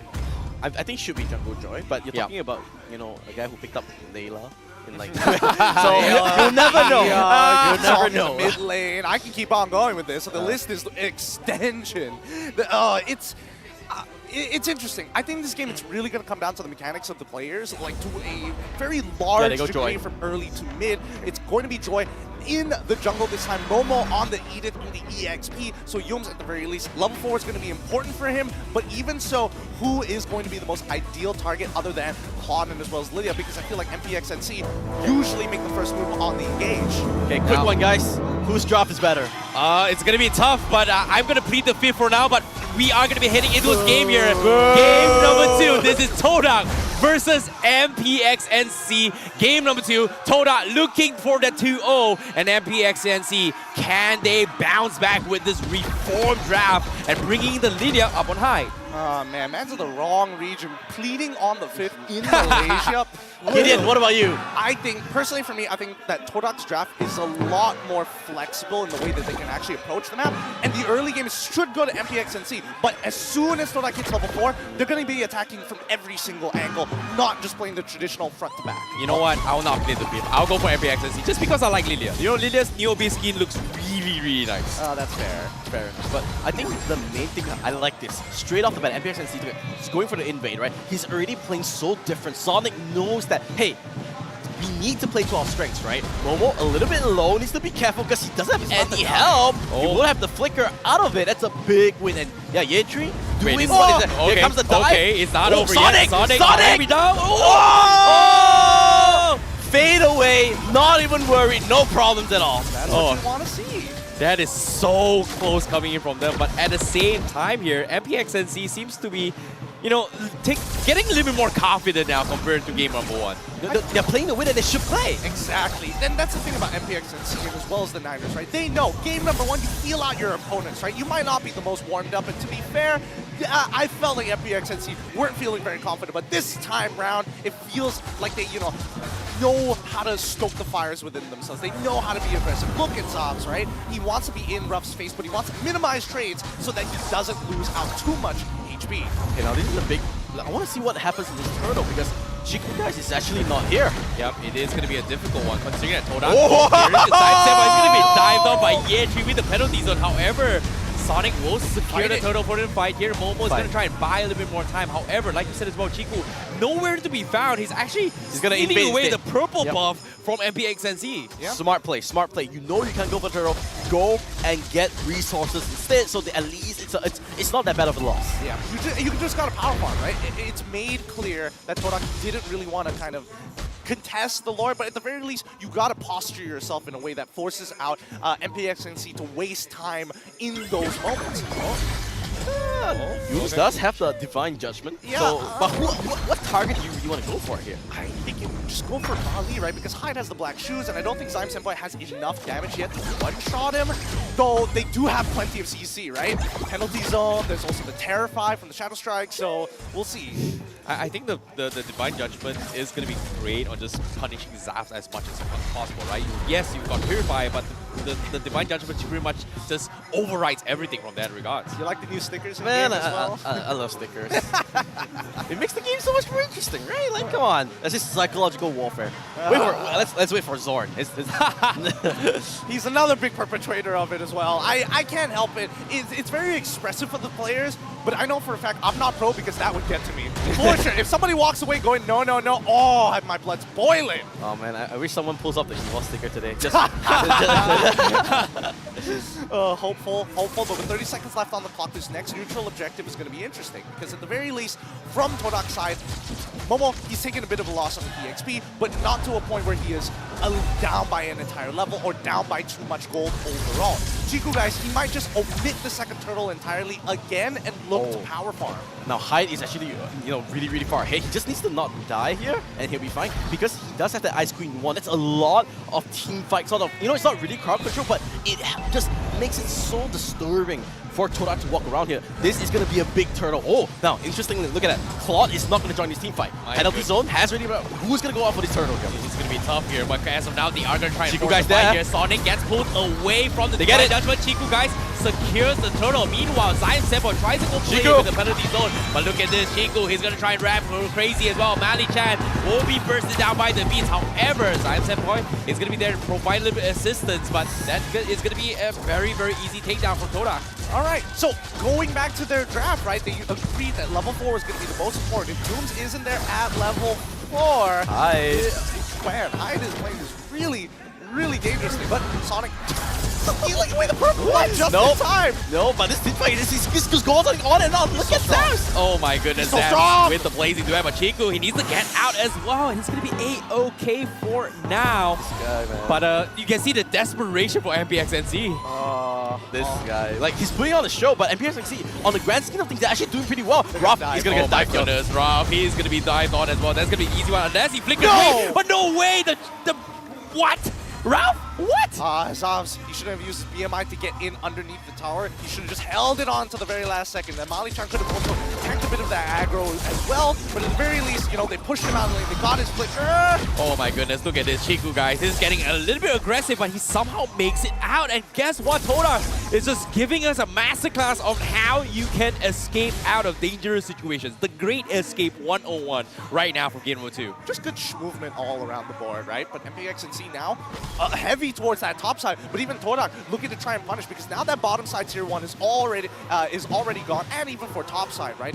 The laning phase is basically done for. It is dangerous to walk up this far. Yeah, it is indeed here. You already showing himself as well. Sonic looking to bring a game. back They out. are going to try and dive on the Ruff. jump, but here comes the blazing duet. But the No counter, flicker. divine judgment to cancel him off, but Ruff dies off as well. And now the penalty zone will not be able to slow them down. But Sonic is just so strong, and Todak, they have no choice but to back out. They do not have the damage at all. However, Chiku is going to try and make a play here. Yetri keeping him with the penalty zone, but with the tier 1 still standing, MPXNC has no way to try and extend this fight. Man, Momo did not want to block the Moxia at all. No, but it just didn't, you know, it didn't make sense for them to even just force that tower so hard, right? You know Ruff doesn't have flicker. You know that, you know, your jungler's bottom, Turtle's gonna side bottom side. Why are you expending so much resources just to down a pretty insignificant tier 1 on top? I think it's one of those things where you need to feel like you're getting something back, and that's towards Todak's identity, right? They like to trade consistently. We saw this in game number 1, where it's like, oh yeah, they make the attempt each and every time. Obviously, some of the skill shots didn't hit, so they didn't find the result that they wanted to. But at the end of the day, Todak don't just let you take things for free, even if it costs them a lot of resources. Zaz is actually doing really well. I think his item progression is actually going quite well. I'm not sure if we can actually see the items pretty soon. I know he already has the first item, you know, and every club's first item. Oh yeah. Demon Hunter Sword. But you need that golden stuff as well coming in. This is exactly what I expected. There goes a dive from! Coming in like he's so low! Oh my goodness, Zaz with the blazing duet, he's chipping them apart as well. He's gonna get in and get out. Momo gets taken out as well. Chiku, guys, he can't really interject with this as well. MPXNC just collapsing on them, taking 2 very, very easy targets as well. And before this fight actually begins, Chiku is trying to make a play, but okay, I don't think he can. I don't think he can as well. They're just so low, and Sonic, look at the confidence coming from MPXNC. This is them, right? Understanding, and I really like this. My God. They knew that game 1 was just it was an outlier. They weren't playing bad, they just did mistakes. Coming in, playing exactly what they needed to, right? Showing there's no duration. This is the MPXNC we've been seeing throughout all the weeks, right?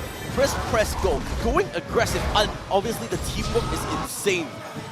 I think it's more than that, right? The adjustments that they did from game 1 to game 2 as well, the bans on specifically Lolita, and also really investing, really making sure that they invested in their mid laner Hyde, who now not only controls the mid laner, but is doing a very good job against Zion. Penalty zone. Now, Yetri catching the backline as well. Momo forced to disengage from their fight. Youth now in a little bit of awkward trouble here, but seems like they're just taking a little bit too much damage from Zavs as of yet. But as of now, MPXNC is just so strong in all the damage department right now.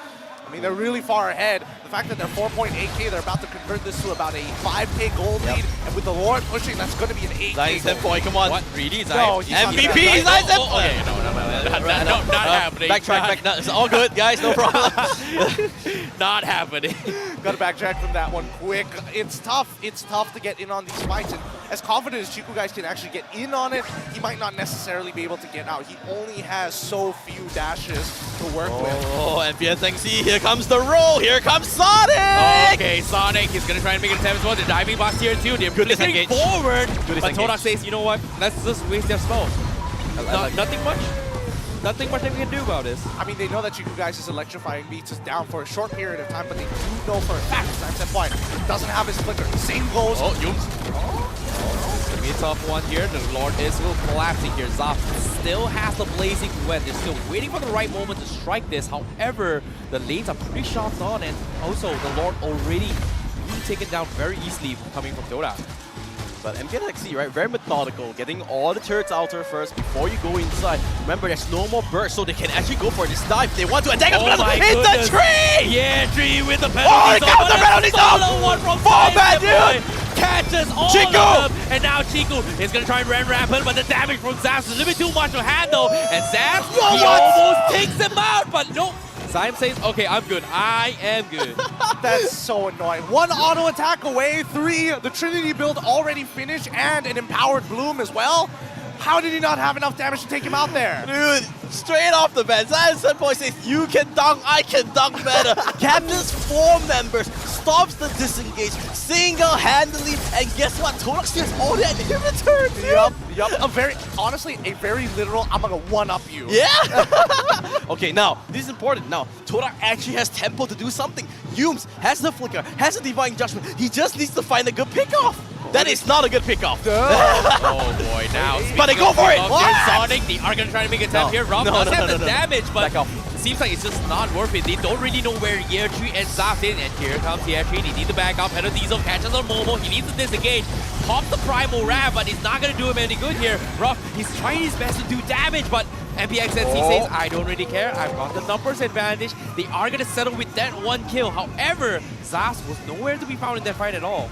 More importantly, it's like, who are you expecting to shred down Sonic other than Ruff? If Ruff is not there, Sonic is going to live no matter what, so your better target was Chico. probably... Oh no, Chico. He's taking a little bit too much here, Zaf. He is going to settle an inhibitor instead. Middle tower still dead. Zyme is going to get caught up. That's going to be finally Sonic taking him out. However, he does have the immortality. The heals from MPNC is going to keep him alive. Meanwhile, Todak looking for the catch. Momo can't seem to catch this rod at all. Zaf is just so sneaky in all these approaches. Not without flicker, Mo. There's no way Momo is going to find Zaf unless he has that flicker. But each and every time, he's been using it defensively. So not being able to make the play, he's just playing in pure peel. Look at the AI winning prediction. 99% in MPNC's favor. That is ridiculous. Mali Chan's loving it. Look at him. Look at his bottom screen. He's just like, yep, that's what I'm going to do here. Just another day in the office and another game after this. But in the meantime, at the very least for Todak, I'm not sure how they're going to squeeze this out, right? Some weird target priorities for the Divine Judgment. They haven't been able to cancel out the right abilities. Ruff is having it, well, to his name, extremely rough in a matter of fact. Oh, okay. Momo, he needs to get out here, but he's getting completely bombarded. Yeah, changes backlines here. Penalties on catches goes Zap with the the blazing duet, but the Divine Judgment catches him. They take him down. They don't have Zas, however, they've lost 3 members. MPNC, they still have the numbers advantage. They can still pull through the damage here. Inhibitors will come, but the Lord coming in as well. Todak, they don't have what it takes to defend against this. Now the Lord will chip at the Crystal, and MPNC will clean out everyone as well as the Crystal, and they bounce back. They tie the series against Todak 1-1. Nobody else is happier than the Niners right now, pulling this game back. The flags are up, and now we have to determine who's going to win this game number 3. I think I just want to say, I think Blue needs to come back really quickly. You know, it's a proven theory so far. When he's not in the building, he's not doing well. But honestly, jokes aside, it's just MPNC. This was exactly what I said, right? They needed to play their game. Game 1 was a fluke. They made some mistakes. They kept on doing it, and I really like. Raph, unfortunately, just didn't get online. They banked everything on Raph. I think you guys didn't really get the chance to get going, so it was really hard. Great play from MPNC. I think overall, MPNC, the teamwork, we finally get to see it come into play. The chemistry that everybody's been talking about when they were in the Tier 2 scene, now coming into the Tier 1, has finally really started to shine in this particular matchup against Todak. But let's not forget that Todak, again, dropping game number 2. Game number 3, it's basically best of 1 right now. Let's see how they're going to draft. One thing, right? Remember, on the grand scheme of things, they need this win to qualify for the playoffs. Oh boy, This that, is not just another game, right? yeah, that is going to be very, very difficult for them. However, all things considered here, let's take a look at who the MVP is going to be for MPXNC, because I'm extremely excited to see who it is. And the MVP is going to be none other than Sonic himself on that Baxia plays, being extremely tanky, extremely annoying, and also being at the right place at the right time every single time in game number 2. Yep, he was huge in this game, and I think there was a lot of back and forth between him and Chico stealing each other's buffs, but eventually Sonic had a lot more map pressure, a lot more tempo on Chiku to really make sure that he felt like choked out, or the sides of the map where the fog of war slowly creeps in closer and closer to your base. Honestly speaking, right now, again, right, like in this position, if you're Todak, you say the same thing as what you say. Don't care about game 2. It's not a joke, right? It's like, you need to understand this game means a lot to them. Yes, It's all about qualifying. Don't care. Shut off your mind. Screw it. It was a little bit of mistakes here and there. What do we bring out in game 3? You know, I have a special friend I would like to introduce to you here, Matthew. Like, I feel like Poji is the best friend for you. But before we get into the introduction of how Lalang is going to be like here, let's take a look at the mic check on what MPXNC is going to be looking like in game number 2. Siapa nak Todak menang sebut langgar? Langgar. Siapa nak Todak menang? Nice to. Nice one. Zafri. Lambatkan. Dia dah dash. Assalamualaikum. Assalamualaikum. Bro. Tak ada. Kau panik kali. Ini lo tadi gua baca game lo. Kali. Santai bro, this is Mali bro. Aku tahu. Kita respect guys. Respect guys. Mantap aku bawa dulu. Aku. Ada lot, respect. Respect cuy. Respect. Boleh macam mana? Bunuh. I want Mali's confidence, man, to be a foreign and trash talking. To be honest, I agree. It's like, I'm doing everything, and then I'm just healing on my team. This is Mali, bro. Big heals, big heals. Like, it's not the craziest place in the world, but it really...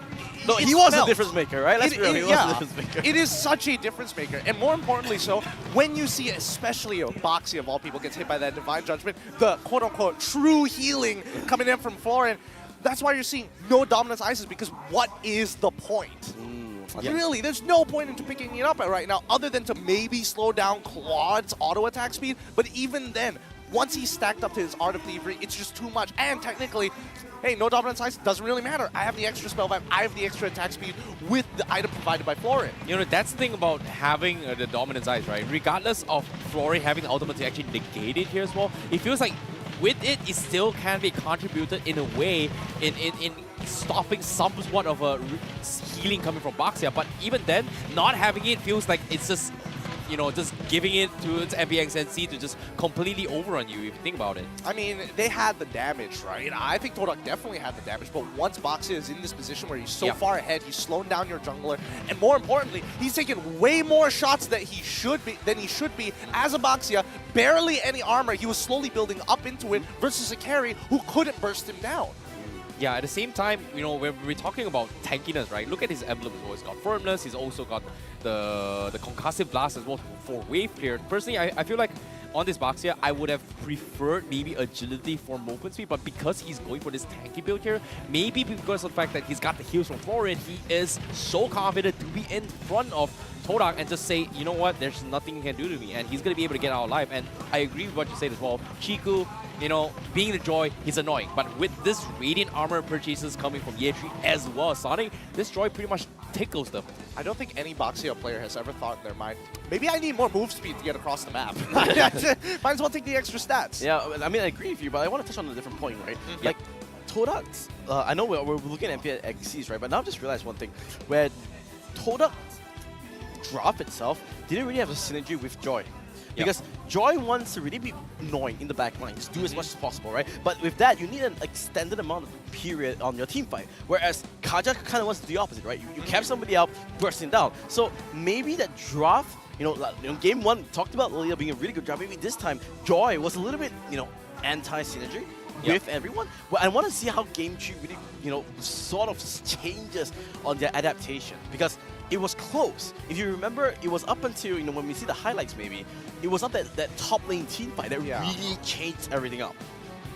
This is after. No. This was in between the two dives that actually happened. The first dive that was like they only got carries flicker, Ruff's flicker, and then afterwards, in between those two dives. Okay, so that makes a lot more sense. All right, I see where you're coming from. But I think that, like, at the end of the day, Todak recognizes the overall playstyle of MPNC. A lot of it is dedicated towards this Claude specifically. Even Lilia playing a more peel role rather than like getting in your face and then quickly going out with the black shoes. Now, when we talk about the damage here, I have to take a look at what the damage output right here coming from Todak here, because it felt like they just struggled to actually chip away at MPNC, but to my surprise, I'm Poise got 41,000. Zaf's obviously going to be doing 47,000, but Chiku doing pretty medium. I feel like both sides seems a little bit 50-50, except for the fact that Yetri does 42,000 as compared to Momo. What the hell? I mean, he is just punishing Momo in the lane, which is very uncanny of Momo to lose the lane in that fashion without like outside influence. Yeah, I think it was that early gank that was really hard. I mean, you should know as an XC player, when you lose that early trade, when you die or you have to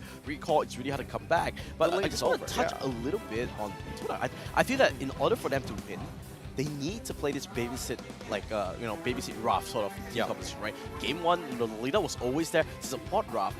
Just babysit him through that early stage, and then it really helps. And then I think he just saw a snowball there. That was the main difference, right? Yums this time around was really roaming, putting up the map, good team play, but you could see every single instance throughout the game, they were behind in goal. Yeah. And I think the situation calls for different things out of Yums. And you can't expect him to do everything all at once and to be that situationally aware, considering that Chiku is the one going into that backline, and you can't always be paying attention to what's happening to Chiku at those points of times. So it's just safer to stick around with Ruff. Yeah, it was very difficult actually for Yums to actually do his role, right? He's got so many things he's not to worry about here, especially, when you have... So look, you've got to deal with both Zaps as well, but the top side, I agree with what you said as well. Momo getting dived on, it was just a complete bummer for him. And this was just really unfortunate that he couldn't even trade off Sonic. And I feel like if he traded that, maybe things would have been a little bit different for Todak. It could have been, but even if he did trade, I think at the end of the day, there were many camps still left up at that point of time for Chiku guys to be in position to kind of steal it away. This is the one, right? This is the one, yes. There's no support for Ruff. He just goes down. He has no flicker because of the early game. Yeah, good follow-up, but from there, he just steamroll all the way forward because there's no defensive item. There's no way for them to really come back. And that's why I was curious why Momo didn't decide to like get in front of the Baxia's face and block it. Like, even if you're just trading your life, at the very least, Ruff was playing it just that much, could have been playing it that much better. Again, the one-up of a lifetime coming in from Siam's standpoint, but it's still overall a tough game to play. Okay, we saw both games, guys.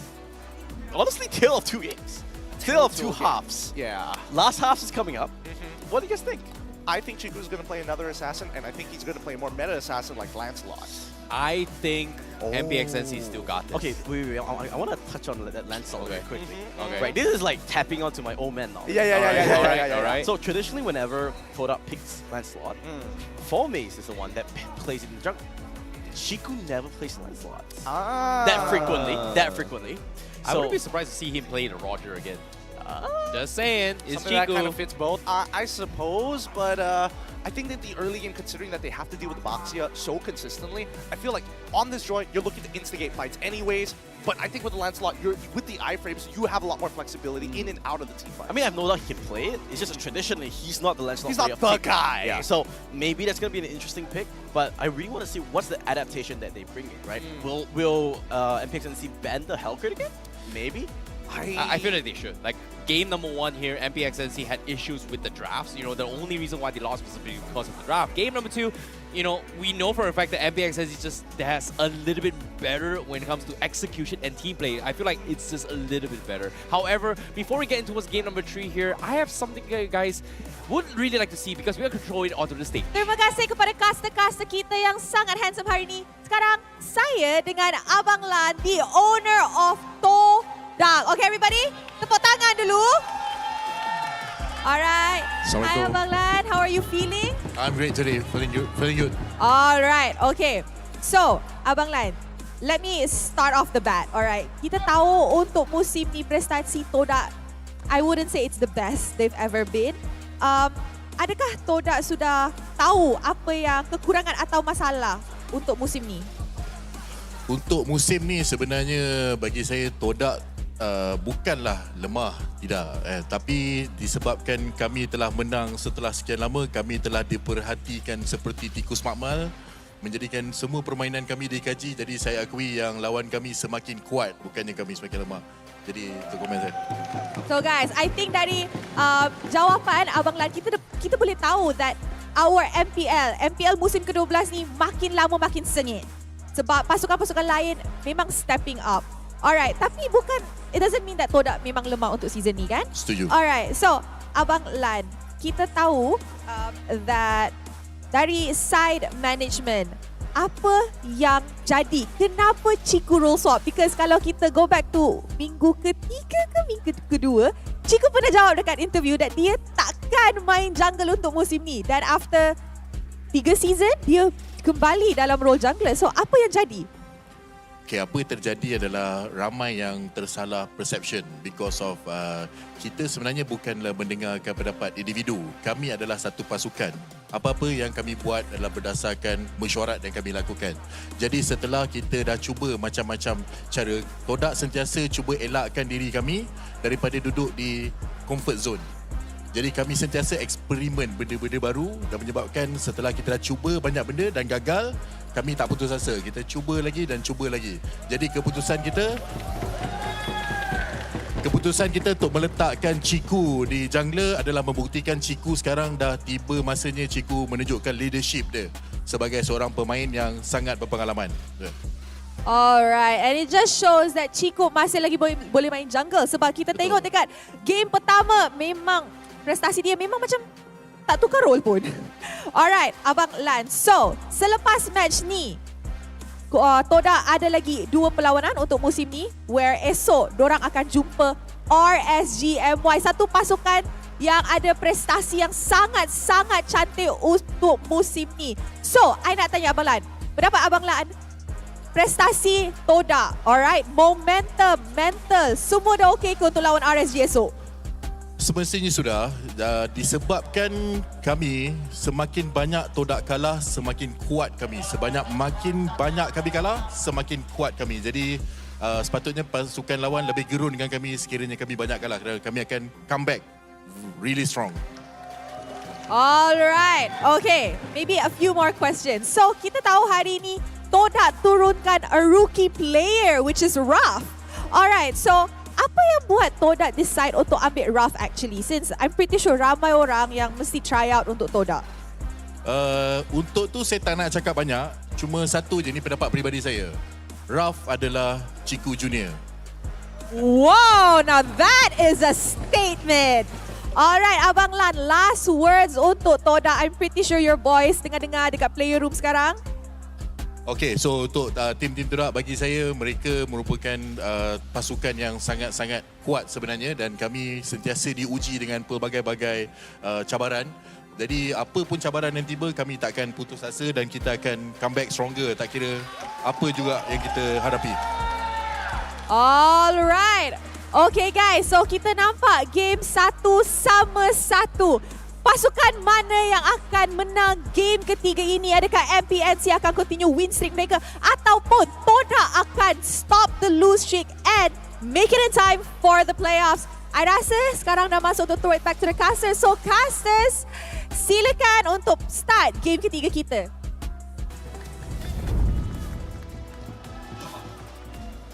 Now let's conclude how this series is going to end with one final match here between Todak as well as MPNC to end the day 2-1 against their opponents. And remember, these points are very crucial for Todak as well as MPNC. Honestly speaking, if I'm Todak, I'm hyped now, right? Like, okay, Lan's come in, my boss is there, supporting. but honestly, like, you know, jokes aside, game 1, we saw Todak play. Yeah. Game 2, we saw MPNC came up. Game 3, you would hope that both teams have sort of, okay, we sort of felt each other out. Yep. We know how to play. We need to adapt, and this is where coaches, analysts, management really comes into play. You need to adapt. You need to do changes. Now, look at that. I like those high fives. Yeah, go for it, guys. Good job. I can't Hey, wait, Moon's back in the building. Wait, where is it? Is he? He's right around the Oh line. my god, guys. It's over. It's over. I guess it's over now, right? That's, Is there anything more we need to do? We're here to just watch the show at this point. look at like being very supportive, but honestly speaking, they just need to forget about everything in game 2 and remember that they did stomp that game 1. Yeah. Come back to that momentum. If they get their game plan going, it'll work. Okay, let's talk a little bit more stats here. You know, game number 1, drafts coming from Todak looks really good to deal with every single one coming from MPX. See, game number 2, it felt a little bit disconnected for Todak, right? And I feel like when it comes to long best of 3 series here, consistency is going to be key. Because if you think about here, MPXNC from game 1 to game 2 has been playing together as a team, and game number 2, Todak lost in a way where we do see that old Todak that we have been seeing these past few weeks where it feels a little bit disconnected with Chiku. And I don't know about you, but I feel like if they don't fix this communication or shot calling coming from Todak, it is going to be a big problem for Todak. Well, I think they need to, first of all, it all begins with the draft, right? And I think we can all see that the draft, as Matthew has mentioned, a little anti-synergistic, especially when you lock in that Joy and you want to have a Kaja at the same time. I understand that you want to get rid of counter picks, but at the same time, you got to, pick and choose your battles. With the Niners supporting their boys, I'm going to make a prediction here that Todak is going to try and get that red side all over again. It was their more successful side, and MPXNC, they might just go for a first pick Bruno. Now, if I'm Todak, I'm actually going to compete for Mali Chan's hero pool. Really? Yep, take it up. Take up whatever it is, whether it's Florin. So it's Florin, it's Angela, it's like Diggy, Lolita. And that has to happen. Yeah, and you pick it, right? You take it away from them. Because that was what was kind of, working in game 1 when they had the Lolita, they had a Pew. So you need to set out Ruff for success. That's what I see. All right. Setting up Ruff for success here. I don't know. There's another angle I'm thinking is why I brought up, Chiku playing Lancelot in the first place. Get him on an assassin once more. Try to snowball his lead. Let him be the spearhead and then have Ruff play as a secondary carry that scales towards the late game. Yeah, I agree. And when it comes to Ruff's playstyle right now, we haven't had a lot of information on what kind of hero boost he's been playing here. Like his debut in Bruno, great, amazing. This is MPXNC putting Todak at a test. And this is it's funny. It's ironic how Todak does this to every single team, every single season, right? Like, hey, there's a new player. You know what? I'm just going to ban all your heroes and see what you can do. This time, well, it's going to be roles reverse. This is like an Uno reverse card coming from MPXNC saying like, hey, Ruff, your Bruno is pretty good. This time we're going to do the exact same thing. I'm going to ban Bruno. I'm going to ban all your other heroes. And let's see what else can you play. I don't know. I feel like in these cases, right, if you're looking for the weakest link and trying to ban out Molly's hero pool in particular, it's I hard. Because the role itself has so many options in it. Whether you're thinking of like general enchanter style, you have to categorize enchanter style or engage heavy. I think getting rid of enchanter styles might not be a bad idea. Teams have done it before, but you really got to pick and choose which one you want to get rid of. Because even with the Angela, right, we didn't see the early game actually work out too well in game number 1, but in game number 2, why is there a big difference when you put in a Florin instead of the Angela? It's just the mentality going into the game. Oh boy. Translation. I feel like I feel like it's Honestly, I love events. I love the follow-up, in a matter of fact, from the camera guy. He's just gonna check back on him. It's like, hey, how's it going? Have you done it yet? Yeah, have you made a confession? Have you committed to it? Yeah. And anyways, a little bit of translation here. It seems like they are going to be a little bit of a very, very important match coming to both sides, right? MPXNC, they're pretty much in the safe zone for now, but Todak, like we said as well, is it not out of safety from the relegation zone? Considering that now it is going to be 1-1, it is even more imperative for them to actually secure the victory and continue on the journey to try and make it to playoffs. I think, their odds have definitely changed. If they want this 2-0, at the very least, they can kind of control their own fate to a certain degree. But now, even if they win 2-1, it might not be within their control at all. Honestly, this draft means everything. Yep. Like, it is the most important thing. I want to see who picks which side. That's really important. Okay. So they prioritize first pick. And they're banning out the Florin, banning out the Diggy. I think you pick an Enchantress. Like, you just take out everything on there. Because it does both things, right? It supports Ruff, and you put Mali-chan into something that he's not so comfortable. That's the thing, right? The thing about Yums is that he has been known to play aggressive roamers, and he doesn't lean on Enchanter heroes. So it's funny how Yums and Mali are like complete opposites in this matchup, in terms of their roaming hero pools in their playstyles as well. they are definitely different, and you can definitely tell like their mentality towards the game is going to be a lot more aggressive. Oh, Toothless Predator, Adult Todak the fish has no teeth. Does Todak the team still have the strength to beat the aggressors in MPL MY? And with a super safe Claude pick, considering that Chiku, an international player on Claude, has stolen away games that honestly Todak don't deserve, can Ruff provide that same kind of value? I want to see what's the response from because I was expecting, and this is what MPXNC would be expecting as well. They would pick the Valentina, right? Both games, you know, consider priority. They change up the priority, which is exactly what Kuja and Co needs to do, right? Yeah. You know something's not working, you change it up. What's the response? Terisla, Steel Sonic, and they take the Valentina. So just a swap of the Valentina and the Claude. Now, again, if I'm Kuja, I'm the coaching staff. This is expected. This is what you're gonna take. Okay, if we take the Claude, we let go of the Valentina. Terisla is not a surprise pick. The Valentina was gonna go over. What do you pick? You have all this priority. You have all these big picks that you can pick up. But how do you want to play? They could stay as flexible as they want to with the way they actually approach these team fights. The Claude, in terms of like how much supports, is a pretty independent marksman overall. It's how you kind of control that map. So I don't know whether Todak actually wants to invest a lot in early game heroes. I'm thinking maybe if they want to flex the Mardis for Momo all over again to kind of try and fake out MPXNC. You know, that's the thing, right? When it comes to the fake outs, I feel like based on their comfort heroes, Todak is just putting MPXNC in a situation where, hey, you know what? Zafs is going to be a big problem. Just take away the Claude and then put him in a situation where this Claude is able to do a lot more things in terms of, hey, maybe split pushing, maybe even cutting the backlines and as well. I feel like that's going to be the biggest problem because as of now, MPXNC is just in a situation where they just want to focus on diving round. Game 1, that was the biggest problem for them. Game number 2, they were just having no issues punishing Ruff just because of the fact that now they are given those kind of tools to chip him away and kill him off. And this time, with this Claude, it gives him a little bit more mobility to escape his fate. Yeah. Coming in, finishing off the very first pace, the Angela pick. I was thinking whether MPXNC wants to actually pick their support now or hold it up and really dig deep in their pockets later on, but I think MPXNC made the right choice here. It's clear, at least for them, the early game towards the EXP side is definitely going to be the strong side. Okay, so far I really like the draft because there was a lot of options because I was actually wondering if MPXNC would have picked up the Bucks here there. Because if they didn't pick up, it was definitely going to be banned. And the secondary ban, what I would go for is something that would, you know, kind of bully Ruff in lane because you want Ruff to have this really smooth laning phase, right? You pick the Claude, this is your power pick, right? They take away the Lolita, really smart, again, you know, it was just a thorn in their rose, right? Good counter engages.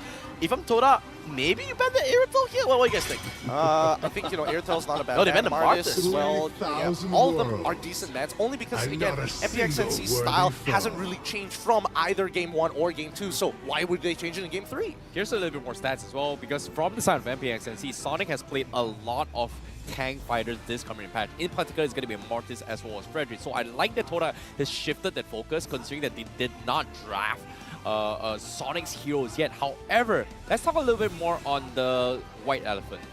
Hanzo is something that Sonic has been very, very known for, and we've seen Hanzo kind of win games. Do you think that this might be an Hanzo game coming from MPXNC? Hanzo game.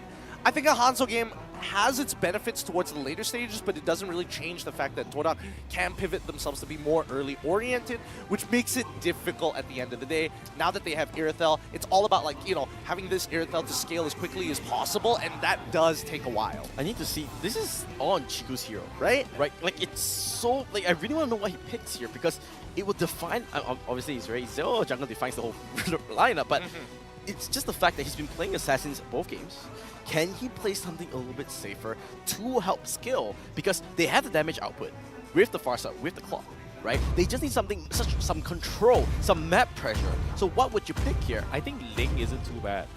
Like, I know so it's out of uncharacteristic, but no, wow, alright. Gwen, we finally get Jungle Guinevere. Yeah, Jungle Guinevere. I mean, MPL ID, they whipped it out big time, and I think some people have taken notice here in Malaysia of it. It's good to see that its first debut is going to be with Todak. I'm curious to see whether Chiku is like, well polished at Guinevere. But the thing about this, right, is that who's your target? Right, Guinevere does well when you have a squishy target to actually go for, right? True. If if Mali Chan plays the Angela well, which I believe he will, he's never going to be in a position to be jumped on. Yep. Irito will always have the ultimate to jump out of it. So who do you actually go for? That's the question, because you can't just pick something and feel like it's a good pick or anything, right? You need to see how do you punish it. It's high risk, high reward. And they go for the Archive. Honestly speaking, It's MPX nice. NC, very solid lineup. Yep. All, they have the damage output, they have the frontline tankiness, and Todak, they have to invade. They need to have that early pressure. Yeah, they need to be instantly when you see Guinevere hit level 4. Don't really care about the turtle. If they can find an early kill on either Mali or even Zabs when he hits level 4, this game is going to get so much harder for MPXNC. Yeah, it is going to be very, very difficult. It comes down to whether or not Chiku dictates that tempo, because from what I see this Guinevere, I don't see the synergy like how I see it when it's picked from the Indonesian, with MPL ID teams, right? So I feel like this is going to be a very, very big gamble for Todak, but if they make it through, I want to see how it goes, because with this draft coming in here, it seems to be very, very difficult to pull off, but I hope it's going to be able to do so. And I agree with what Matthew say, MPXNC looks to have a much solid draft here, well-rounded, well thought, but well, it's not over until it's over, because as of now, we're going to be jumping into game number 3 to witness how MPXNC and Todak are going to duke it out to decide who takes the full series. Man, MPNC is so confident. They have the IGN of hide. Yeah, Just telling Todak like, I don't need to hide anymore, man. no more. Y'all need to go hide away from me. I think, this early game is going to be so very, very important for MPXNC, right? If Sonic starts falling behind or he's not in the right position to disengage, that could spell a lot of trouble. Okay, you're taking a little bit too much damage. Why? He deserved that. That was, We can all agree he deserved to die there. Oh, that was some flashy moves here. MPXNC really set it up, and at the same time, Momo just taking a little bit too much damage from the Sarisla. Yatri, an absolute monster on the Sarisla. I think that's exactly what you want not to happen if you're Todak, right? Early game. At least you have a good start on Chiku, guys. He's going his true rotation. His first gang needs to be on point. But look at that, Zaz. On that Irritol, he picked the Purify, which is, now who's your target? The two key targets that you can actually jump on, both has Purify. So how are you gonna go for it? You can go for this, but can they actually queue for Sonic? This will be huge. They actually can pick it up. One more hit. The ultimate Sonic. He gets the steal. Sonic walks away by Yubes. Yubes, he's going hunting. He wants some panda. Nah, he's not getting it. He's gonna walk away. He's gonna walk away. The timing could not be worse. Nobody had any skills available to finish off that kill onto Sonic, and that might have been a game breaker. This is the for big thing. MPXNC. They need to go turtle right now. Now, it might be really early in the game, and it might seem like I'm a little bit over-exaggerating, but this turtle will mean so much. There's no ultimate on the Archive. They need to start this snowball right now. Yeah, they definitely do. And at the same time as well, now, considering that Turtle is in Todak's position, Okay, MPXNC, reset, they have to reset this before this upcoming fight. And meanwhile, look at this. Yomes, he doesn't have his wave of Dragon yet, but at the same time, they want to try and punish Yatri. They're looking for the dive, but he missed the combo from Chiku, guys. But the Feather Airstrike from Zion standpoint won't be enough to finish bomb. But they paid up so much spells. Turtle now in MPX favor here. Todak, they need to try and force this issue here. But the split coming from Momo is going to isolate the fight, but Chiku steals the Turtle, and MPXNC, they lose all the fight, and now Mali will be forced to back off instead. Oh, they're good. Thank goodness. Todak straight away, proving that at least they do have that experience to come back, because that was looking really, really iffy. Yeah, I have to say, Yatri, a bit too overzealous. No real reason to go so far ahead at that early cost. Your team has that turtle control. No reason for you to expand that penalty zone, go so far. But look at it, goes. Ooh, quick fingers. Yep, they traded spells there. Can't really do much about that, but back up towards that top side of the map, like, Ye3, he's got a lot of work in hand, and now that Momo actually has a pretty decent matchup against him, this is going to get a lot tougher to maintain that same control like we saw in game number 2. Yeah, it is going to be very, very difficult to do so here. But considering that Chiku, guys, is just, in a position where he needs to find the right targets here. Yes, he's creating great retributions, but I agree, MPXNC has got so many tools to deal with him as of now. And look at the confidence that they are playing right now. Sonic will be looking for the invades unless Yums gets the perfect kick. In this case, it is going to be very difficult here. Todak, they're thinking of making a dive on Ye3, but I don't think that's going to be the right call right now. Yeah, it's definitely not going to happen. Todak's still following their ways, you know? They're still trying to get 2 waves in for Ruff mid and as well as Ruff side to speed him up. Oh boy, Sonic making an attempt here. Yums doesn't have the flicker to actually extend this fight, so I don't think they can actually extend the fight. 35 seconds left before this next turtle, so MPXNC, they are going to try and get value as much as they can. But aside from that, it seems like there's not going to be much happening for now until the turtle spawns. Honestly, we can talk about the game in a little bit, but my God, this atmosphere is quite insane. Like, how can you not be hyped? Fans singing up their lungs, they want to see it. Here comes the fight! Oh boy, Momo now gonna be a little bit trouble. He's actually going for the disengage, but they force out the penalty zone here. But Momo, with the split, he's looking to go in for the latch here. He's gonna try and pull Yeji in, but no.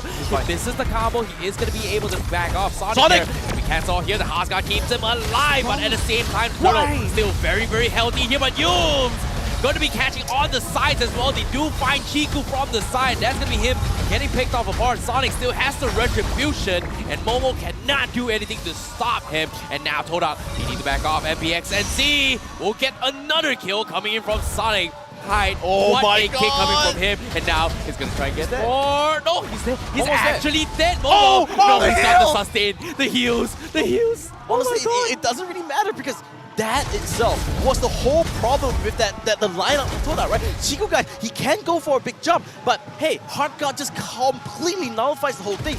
I'm still trying to think, how can Todak win this game? I think a lot of it just has to do with just baiting out the spells, right? You're looking to instigate fights, but keep in mind, there are 3 displacement effects, right? 1 knock-up effect coming up for Chiku guys.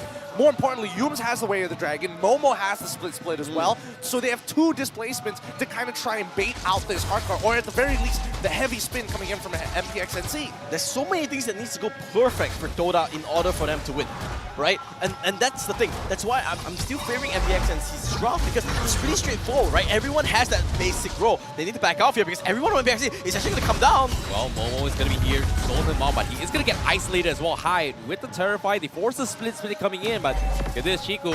He is going to be in a position to fight this, but Todak says we are going to back off. However, they are going to go set up for the kick here. Yeji goes with the penalty, so the HAQ keeps Yeji alive, but they just don't have the damage coming from Todak. You force the flicker out of there as well. Sonic going to be diving a turret here. That's a little bit too much damage, but Todak says, do we want to go for this? Mid lane. I don't think they do. I don't think they go for this, but mid lane, Chiku, he makes a attempt on Zaf! No way, Zaf! Okay. He's going to be supposed to survive this, but bottom lane, Zion Senpai, they do find Mali there. No Heart's God to protect him. He is going to go down. Chiku now getting a bit angsty as well. He is going to try and trade the tier 1 down middle, but MPXNC is very quick to respond to this as well. However, they're in a very awkward position. Look at how Todak is positioning as well. They are going to try and get a little bit more fight here. Sonic, he does have the heavy spin, but can they bait this out? Split comes in, Momo with the latch as well. They are going to try and, buy a little bit more time, but I don't think they have the damage to do so. Momo be zone out in front. Chiku looking for the catch, but the heavy spin was gonna go for the catch. Chiku secures the turtle, but at the same time, the burst coming in from the blazing duet is gonna try and scare him off. Ruff completely pushing them back, and now Yeji is gonna try and salvage the situation. They find Momo, but at the same time, he flickers out of there. Meanwhile, the back line's High. Look at High. He's challenging Chiku. He cannot kill him at all, and he's gonna be punished for this as he back off, but at the same time, got him in a little bit of trouble. Chiku, he is gonna go in for the catch as well. He catches him, but he just doesn't have the damage. Mali John just catches him, but now with the penalty zone from Yeji to extend the fight, it's an all-out brawl. Yums goes in for the catch. They punish him as well, and just like that, what a long fight. The blazing duet up again! What am I looking? What is going on? This game is insane! Hey, MPL, you didn't tell me MPL was so fun. Come on, man, we live by the mottos. Never back down, never give up. Hey! They are just holding on, and they are continuing to trade constantly. They know how much this means to either side. 6-6 is the kill score, and even when we're looking at the damage dealt, it is all over the place. Okay, let's try to put some calmness in the madness. The problem there was that Zaz wasn't in that team fight at all, right? That whole turtle skirmish, she came in really, really late, and it was a little bit too late. Now, the thing is that Raph played phenomenally. He was just autoing at that perfect sort of positioning where he was doing good enough damage, and now the next fight is gonna mean everything because both teams on edge, less than 1,000 gold, which means practically nothing, right, in this stage. So who is gonna pull the trigger? Who's the one that's gonna go for it? Oh, Sonic, he wants to go. Oh, he's Wait, they used the hard guard. Yeah, they used the hard guard. They force it out for now, but at the same time, Todak, it seems like they also go for the split split just before the Lord actually spawns. Chiku now is going to be looking for the push down to tier 2. Zap's still debating if he wants to fight this year. Seems like he is going to clear the minions for now. Oh! With the kick down middle, they fight hide, and now Ruff with the blazing to it is going to scare him off. MPNC, they have to be very careful with this here. Sonic is going to be the penalty zone! Comes in with the penalty zone. Chiku Punch him off guard, and now Chiku, he needs to run for it as well. The better try providing the distance, but Mali is going to be able to get out. Chiku doing so much damage. The Hotshot is up as well for Zap. They are going to try and force the issue, but Rob is just so strong. He does so much damage now. Momo is looking for the Can he get attack? He gets the tag! Yes, he gets the tag! and it could. Zaps as well, and now Mali-chan is going to fall, and Todak will get the 4-man catch. Todak finally break even after a long, full minute and 30-second fight there. Holy cow! And nobody even touched the Lord. You know what? That 0-4-3 throw that KDA where Humes was the MVP of the whole sequence. He picked up his fast hands off of the 2 targets. He picked up high. No chance whatsoever unless Yeji can steal this, which I don't think so. Toda in prime position, and now, the Swordfishers are finally back with a hunger in their peeps. They want this win. They want this win. They have every single momentum. They can go for this. Yes, they do. They got basically everything, and even for Chiku, guys, right? He is going for this hard tank build. He needs to be as hard as possible, knowing that he's going to be in the face of Zav a majority of that time. I mean, the blade armor is already good. Chiku. That's fine. Okay. They're all going to be fine. Nice endpoint. Okay, Yetri now getting caught out. Yuz That- with the he wheel. gets nice endpoint. He gets catch as well, but at the same time, he needs to back out. Yuz will get bursted down by MPNC. However, they force the Hotshot as well as the sprint. And that's going to be a little bit more of a chip damage, but the Lord is still going to be knocking on the bottom side as well. Todak is still looking for the play. Zaps, level 12 here. What can he do? He's going to clear the Lord here, but Todak, they have no choice but to respect this and just give away the Lord. Episode 3, Toda versus MPNC, the battle of the marksmen. Right there, I'm saying it. Whoever can get the better team, and this is actually a thing of beauty because both marksmen are playing really well. Their positioning, the way they are moving is really smart. Who gets caught out first, that's going to be the one. Of course, he says he can play a little bit more aggressive because he has the hard guard, but he needs to be careful. What Toda needs to do is to find an opening when Xavers doesn't have anything but Sonic. What is this damage, Rob? Oh, Sonic needs to be careful. Okay, Chiku making an attempt here. He's gonna get shoved off. Zap still holding onto his Purify 4 now, but seems like mid-control is gonna be the way to go. However, with the Lord still alive for a very, very long time, pay attention to the Humes here. He's looking for a flank to potentially try and punish Hyde again. Can he do so? But no, they know exactly where he is though. Sniffed out. He's going to do it again and see whether he's closer towards the end. Big stun coming in. Penalty zone from Gantry to catch the back lines, but Todak, they are going to try and make an attempt as well. Towards the back lines, Zaf will pick off Momo instead. They force out the Hotshot, and again, they lose 1 for 1, but it's still going to be a 4v4. It's not over yet. Chiku Looking for it, man. Okay. They won that jump. They know it, but the good thing is that even though we went for 1 for 1, right? Toda managed to take that elusive mid-turret, which is so important because now they unlock that rotation potential. You know, going up and down throughout the map will help so much. And when you're playing a comp, like what Todak is doing, you want to make sure you control that vision because picking out enemies is how you win games. We saw so far, Humes has been the MVP, picking up high whenever he can. Chiku needs to do the same. I think his targets are going to be even harder, right? Because everybody else has relatively the same job. Try to jump on towards us, trying to split this composition apart and make it difficult for Sonic to get a clean disengage with a traditional front-to-back team fight with the heavy spin. But even so, there are still 2 Purifies from the side of MPXNC, which only means that Hyde is the only susceptible person to raw CC, and they might even get the Heart Guard on top of it. Oh, this is going to be a tough one here, but with the Lord coming in, Sonic going to be starting things off, trying to make this out here. Chico looking for the flank here. Seems like he is going to be looking for the dive onto with Zaps once again. Zaps knows himself, but Chico will be backing up for now. Sonic now holding it a stalemate, but none of the members of Todak are in this positioning. It seems like they're just giving the image that they're here, whereas the rest of Todak is still somewhere around the other side of the map. So it seems like they are looking for a split push potential once again here. I think they're trying to be careful of a backdoor, but they also know that the bottom side of the map is relatively dangerous. They haven't spotted out Yumzu just yet. They've only seen Ruff, Momo, and as well as Sonic, Chico, guys. Oh boy, the Lord down towards 50%. They need to force a play. Sonic down towards half HP. Momo also forcing the split as well. The better Astra comes in. Sonic needs to back up. They force out the heavy spin. However, Yeji force the penalty zone to actually zone him out. The Lord will be in the hands of Todak instead. They sacrifice Ruff for this as well, just to secure the Lord, and MPXNC will gladly take it here. But now Chico in a bit awkward position. Mali is taking a little bit too much damage. He is going to get bursted down. However, Chico going to be chain CC'd, and Zaz will pick them apart bit by bit. Chico, he needs to get out. Yetri diving tier 1s here. He does have the immortality. He's going to keep him alive. One more! Zaz, and now they are going to get a little bit more. Yetri gets taken down as well, and Todak, they somehow find Tree in the midst of chaos. What a recovery from Todak. That was such a big, awkward spot to be in. They secured the Lord. They already lost their marksman, and now they have their marksman alongside with the Lord push.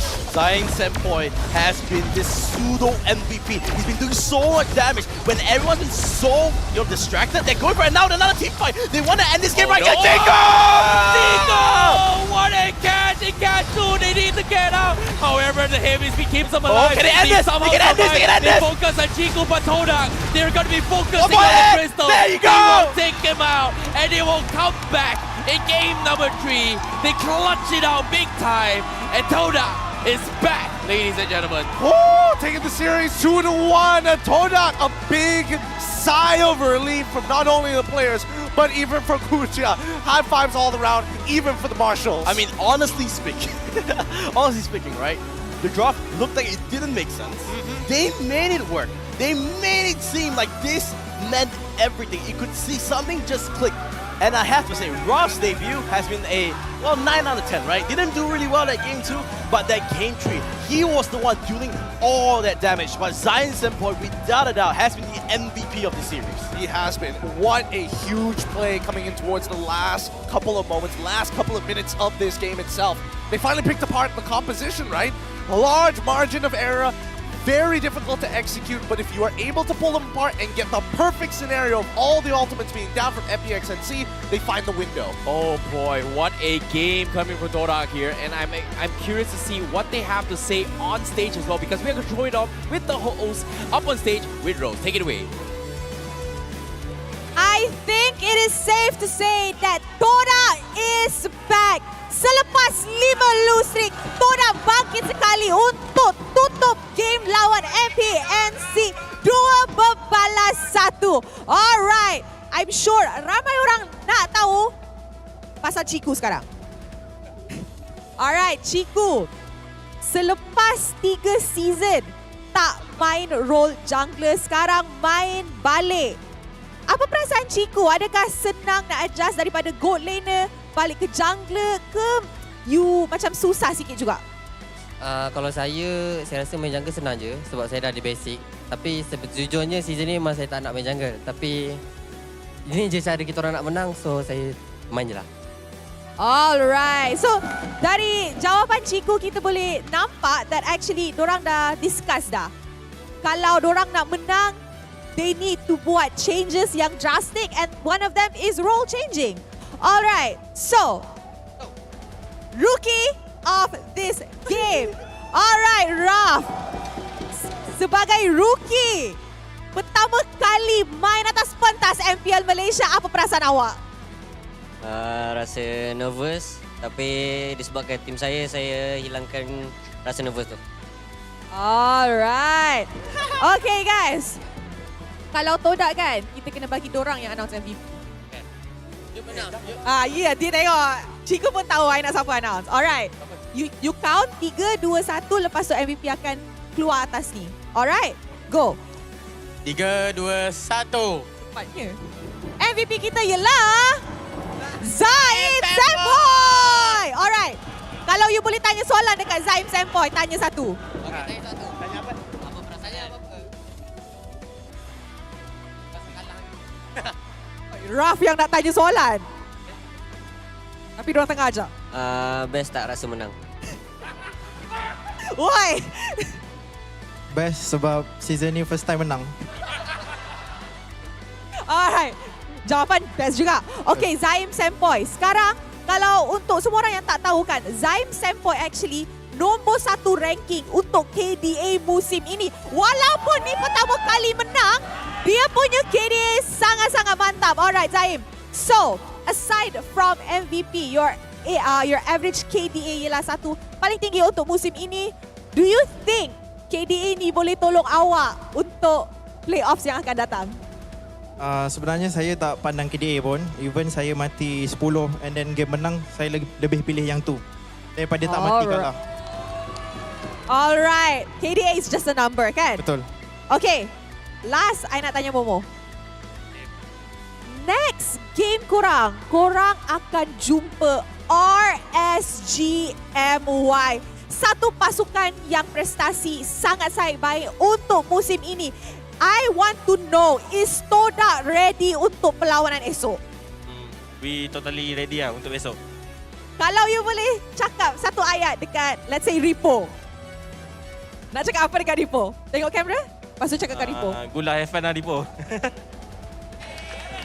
Alright guys, once again, congratulations to Todak. 2-1. I'm pretty sure dorang sangat-sangat happy sebab kemenangan ni sangat penting untuk dorang keluar dari danger zone. Alright guys, I'm pretty sure it's now time to throw it back to the casters untuk mendapat tahu apa yang menjadi dalam game best of 3 ni.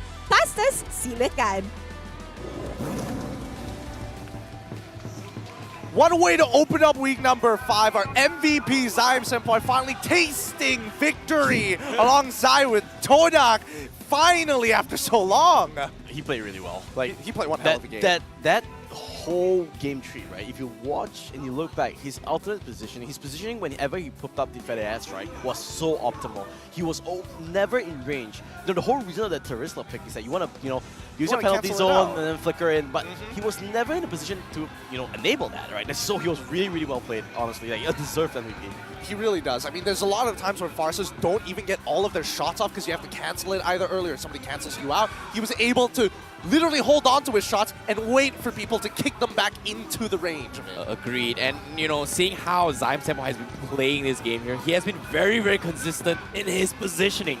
And look at this, 8-0-5, he's not died a single time. And obviously, the game that he lost, he died once, but aside from that, his KDA has been top-notch. His positioning has been very, very spot on to a point that multiple times Yechi was forced to commit it to him and just completely get bombarded by Todak because of those separation from his team. Well, Matthew, can we both agree that MPXNC may have overheated a couple times in these fights overall? I feel like they're a little bit too... You never had that perfect setup, right? Because you felt that team fight in the early game, right? When Zaz wasn't there, and then you didn't have the damage out from Iritol, you just couldn't win that fight, but they still wanted to go because everyone was so low. But, you can look at the KDA, right? You guys 0-4-7 and whatnot, but they didn't do anything wrong. They did exactly what they had to do. Open up the team fights, make it so drawn out, make it so messy. There was one fight where Ralph's ultimate even came back because it was so long. So that's what they want to do, right? Short cooldowns, quick bursts of fights instead of one long team fight, and that's what they want to do. It's like a very controlled chaos sort of playstyle. Speaking of controlled chaos here, let's talk a little bit more on Chiku guys' build for this Guinevere, because, I've seen some of the Guinevere where they play jungle, but they still tend to go for this magic damage item. But here, going full tank, I think it's safe to say that Chico, guys, when he starts the fight, he is always to try and buy time. So I guess from his position and his playstyle is the reason why the fight kind of extended all the way to like 1 to 20 minutes. And like you said, it was from the first placing duet until the second placing duet even came in, and he was still kind of there. Because the Guinevere, right? The pick wasn't to do damage. The pick was to set up for crowd control. Because he knew that, hey, whenever he jumps in, everyone has an ability to either walk away or the hard guard's always there. Or Purify, so yeah. you know that all I need to do is just waste their Purify so Yums can come in, so Zayn Simboy can do the damage. That's all he needed to do. That's why he built so tanky. And since he is the one with the surplus amount of gold, because Akai just kept on sticking with the rest of the team. To be fair, MPNC, the idea was right. You want to be there as 5. You can't have that much coverage over the map because you're the strongest when you are together. And Todak figured out a way to kind of like some of the habits that we saw from MPNC to break them apart. Start throwing members into the side lanes, making sure that Chico's getting a split push while the lore is still up. MPNC need to respond. If not, they lose inhibitors. They lose towers for free. You know, the thing about sustaining the Hearts Guards burst, right? Once the Hearts Guards is activated here, they are going to be looking for this fight here. But somehow, because of this Guinevere, they have so much more opportunities to do exactly just that, which, like you said as well, split push potential, buying a little bit more time, going for this kind of aggression here. Guinevere can do everything in that scenario. Mobility, check.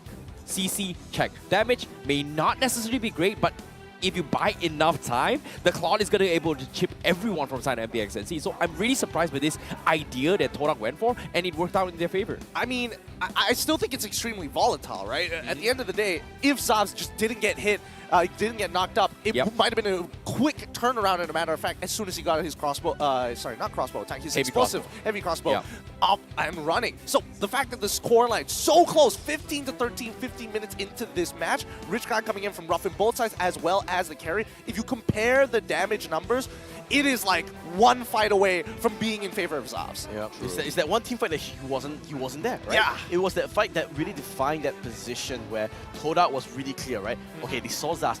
You're clearing it on the top lane. This was the time to go. That was their only opportunity, and they took it. So I had to say, props to Todak. They played really, really well today. I think so. And, you know, Rub's debut has also been extremely impressive, right? Considering how often there was a good chunk of time where MPNC probably could have gone on top of him and get Zavs into that backline. I would give him the rookie of the day because he's the only rookie. So he already wins it.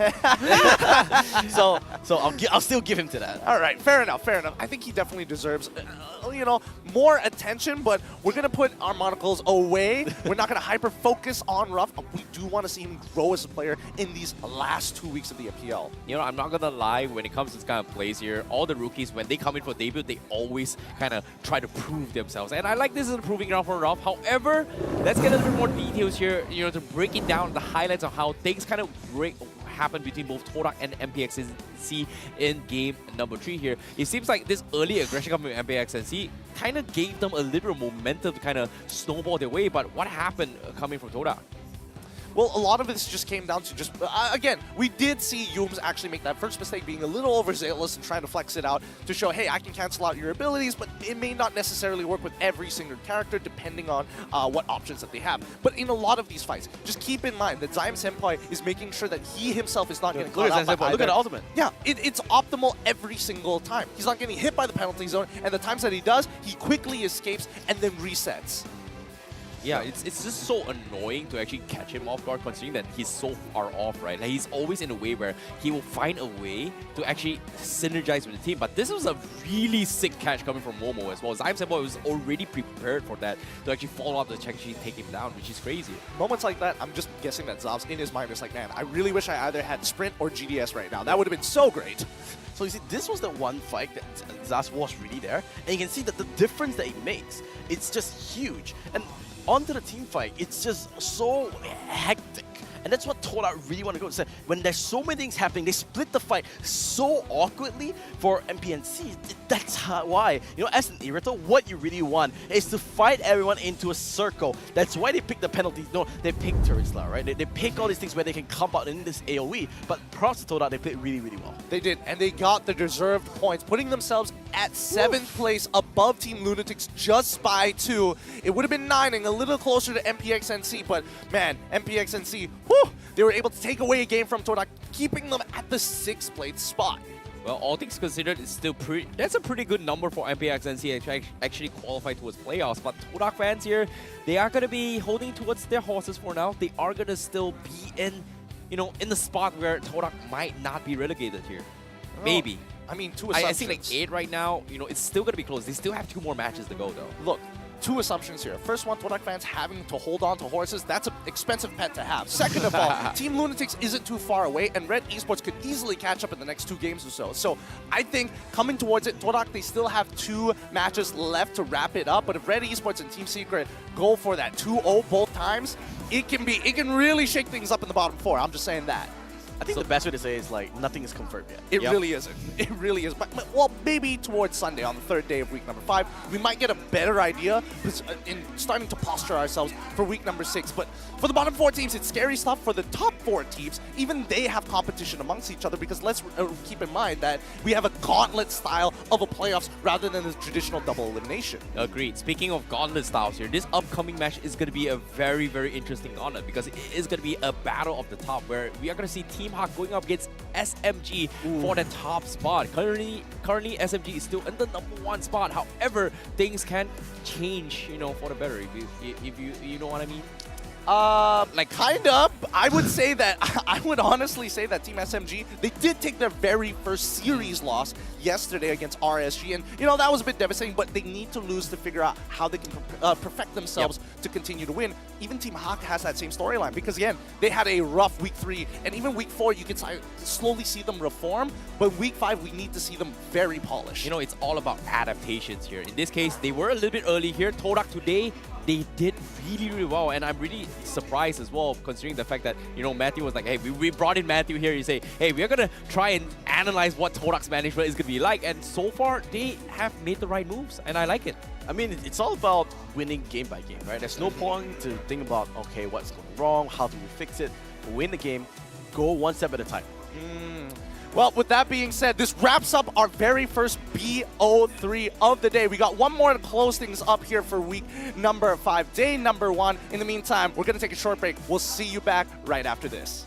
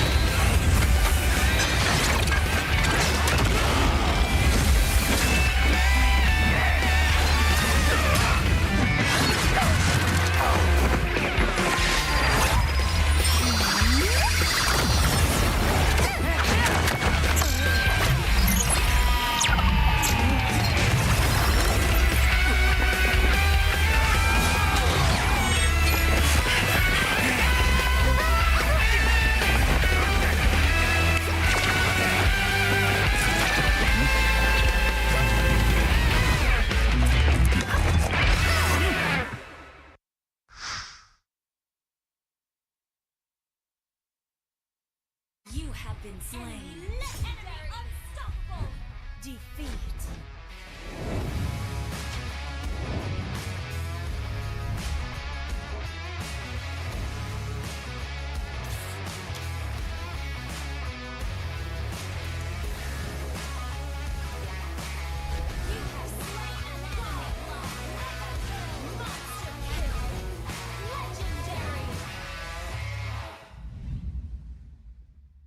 Welcome to Mobile Legends!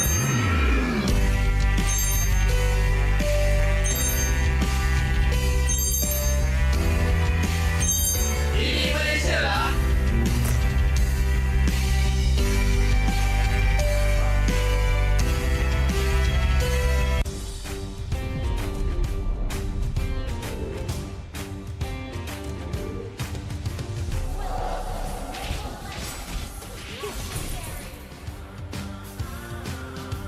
Launch attack!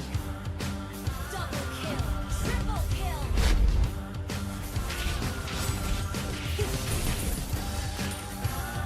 Legendary!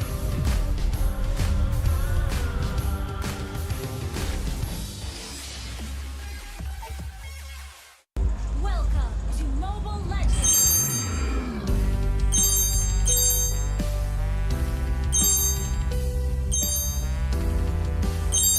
Ini Malaysia lah. You have been slain.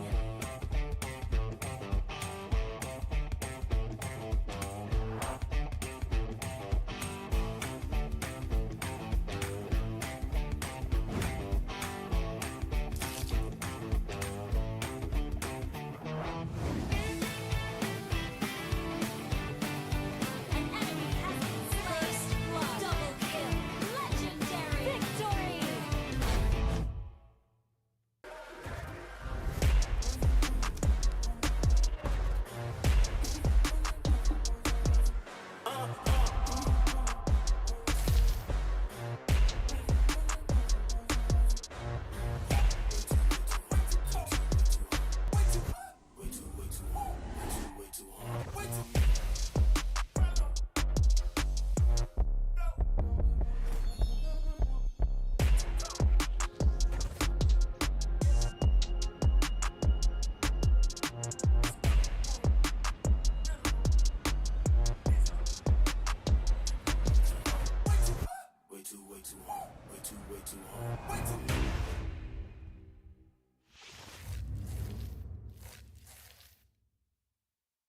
Welcome to Mobile Legends!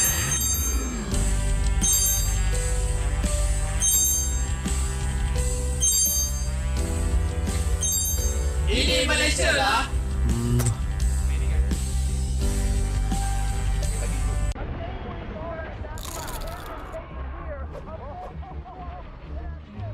Killing spree!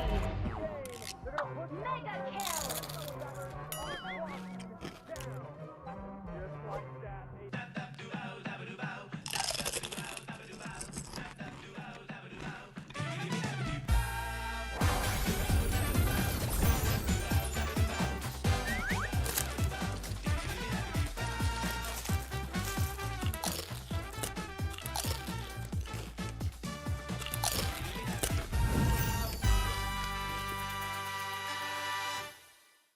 Welcome to Mobile Legends!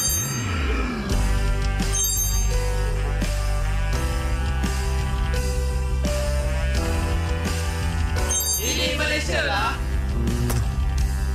Boleh. An enemy has been slain. Dah lah dapat skin percuma, dapat extra protection, dapat semua hero lagi. Gas guys. I'm a Nice.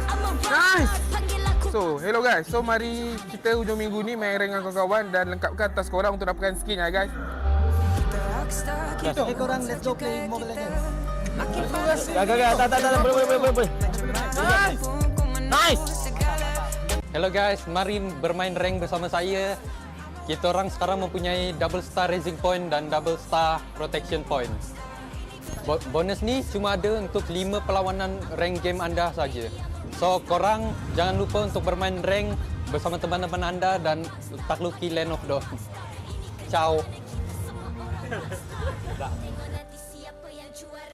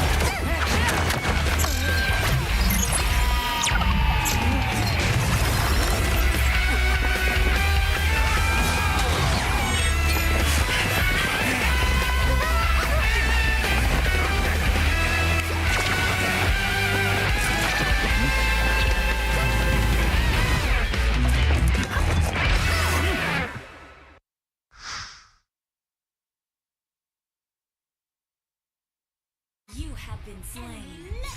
Unstoppable. Defeat.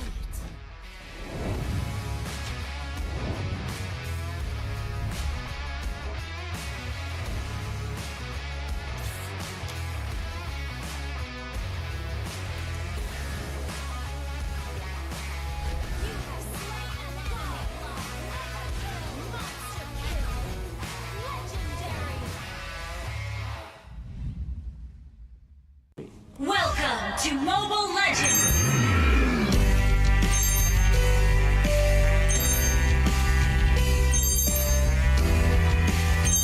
Ini Malaysia lah.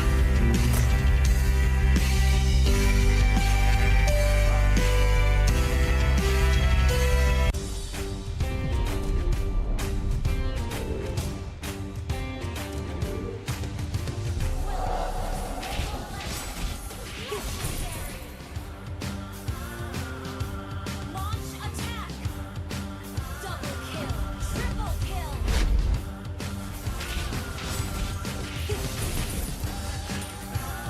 Legendary!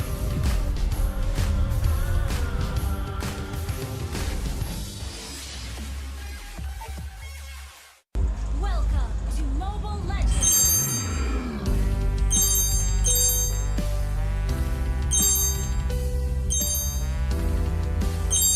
Ini Malaysia lah. You have been slain.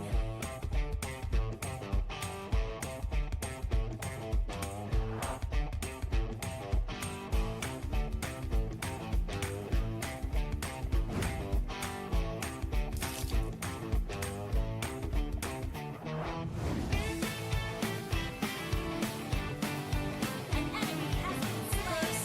Double kill. Legendary. Victory.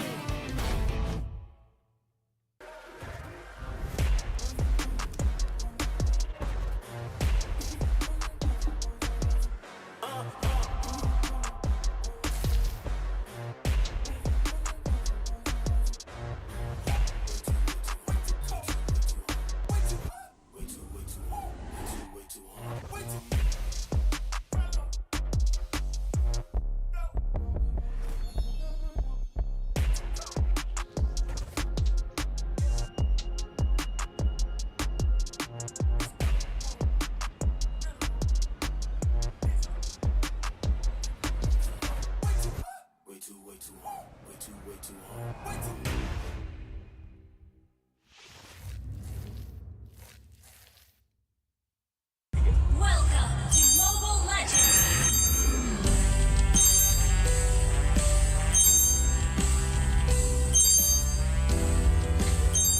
Ini Malaysia lah.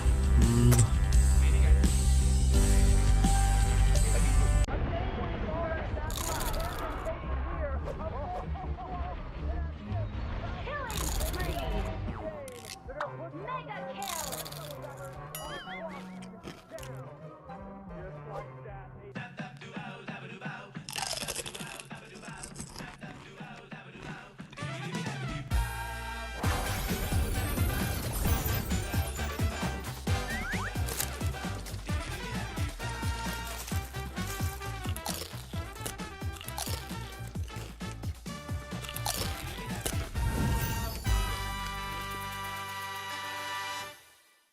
Welcome to Mobile Legends!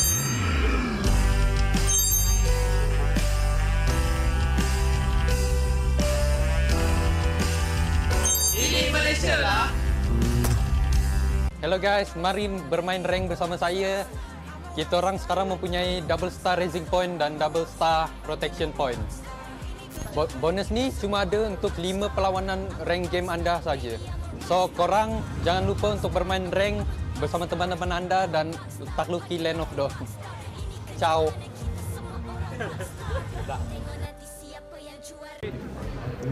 Hello semua, selamat kembali kepada The Hot Link Meet and Greet anda bersama dengan saya Rose and of course a lucky fan daripada Todak. Selepas 5 kali kalah, diorang dah bangkit sekali. So with that, hi, apa nama awak? Nama Hairul. Okay, Hairul. So hari ni Hairul datang mestilah sokong Todak kan? Sebab sekarang dia lucky fan. Siapa idola awak dalam Todak? Bagi saya Ciku lah. Kenapa Ciku? Sebab Ciku ni dia jenis yang unpredictable and dia selalu bermain secara objektif. I see. So tadi you nampak Ciku main jungle balik. Apa you rasa? Macam saya cakap lah, dia memang unpredictable. Dia memang macam orang tak boleh nak tahu. Yang tiba-tiba dia kata dia dah janji tak nak main jungle tapi dia main macam tu. Dan dia suka buat something yang orang tak tahu. Alright. So sekarang kita buat pula benda yang Ciku tak tahu. Kita masuk kat dalam, lepas tu you tanya Ciku soalan soalan orang tua lah. Okay, jom. Alright. Wow. Ada orang buka pintu kat sini. Welcome back. Welcome back. Alright. Okay, Ciku. Okay. Alright, hi. Okay, so sekarang I ada lucky fan. Dia cakap dia idolakan Ciku lah. Okay, I pegang. Pegang. Okay. So, dia cakap dia ada soalan untuk Ciku. Okay. Alright, go. Apa yang buatkan Ciku rasa nak main jungle balik? Apa yang saya rasa? Sejujurnya saya memang tak nak. Tapi ni untuk kebaikan tim jugalah. So saya main. Apa perasaan Ciku lepas menang dah banyak kali kalah? First time lah saya rasa ni menang paling best lah. Sebab kalah banyak kali kan. So ni menang yang paling bersyukur sangat menang. Alright, dari pendapat Ciku dah ready ke untuk playoffs yang akan datang? Kita dah ready sebab kita orang akan tahu kita orang akan lalu daripada lower bracket. So memang kita orang dah standby lah untuk playoff. Alright, okay, so Ciku ada something untuk dia kan? Ada 3. Oh, 3? Bukan 1 tapi 3? Ni set. Oh. Ni letak cap punya ni. Satu bang. Usually pasukan bagi 1 je. Tak apa, kita orang kaya. Appreciate Todak punya fans. Alright, okay. Dia selalu datang walaupun kalah kan. Betul. Satu lagi ni cap dalam ni. Oh, okay. Pasal dia lagi? Yang ni jersey. Kalau dia salah saya boleh naik atas ni cakap je nak Rose tukar. pun tak ada jersey Todak. Rose tak boleh lah, Rose bukan fans. Alright, okay, bagi. Alright, tengok. 3 ni. Alright. Boleh tukar saya kat atas. Saya pun ada benda nak bagi kau. You pun ada. Wes, bagus. Stok pun dah habis. Tunjuk. Saya punya stok pun dah habis lah, so bagus. Terima kasih. Boleh guna esok. Esok boleh. Kan. Alright guys, jangan lupa join the official fan club of Todak, aka the Patriots. And with that, this is it for the Hot Limit and Day. Jumpa korang sekejap lagi. Bye-bye. Bye.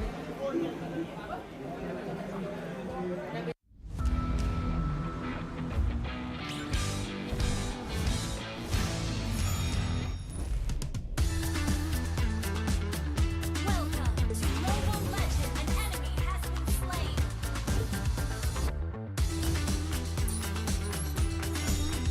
Triple kill. Killing spree. Mega kill. Victory.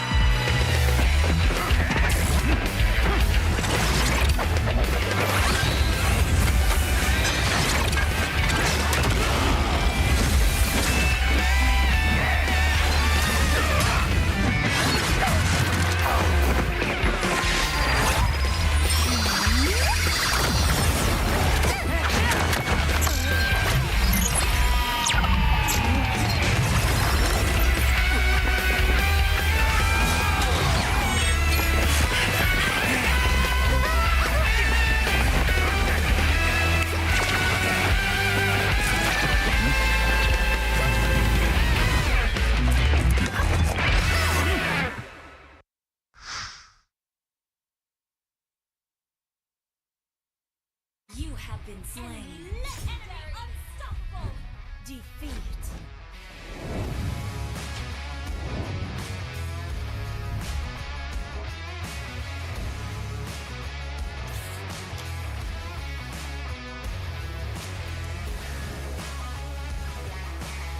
have slain an ally.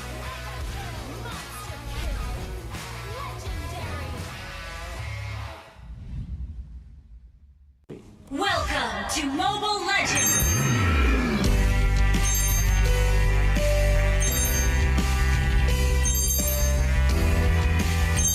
Ini Malaysia lah.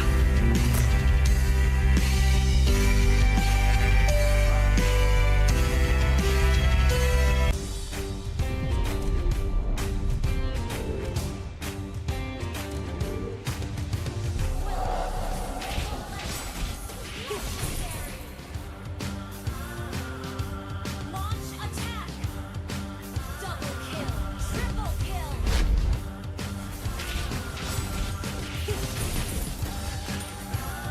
Legendary.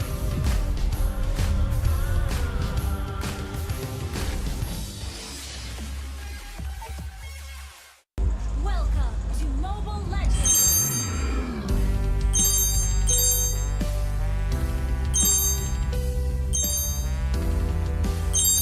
Ini Malaysia lah. You have been slain.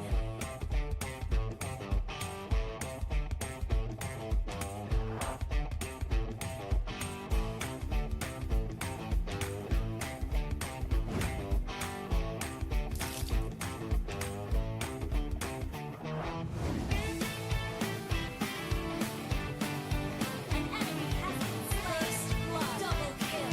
Legendary. Victory.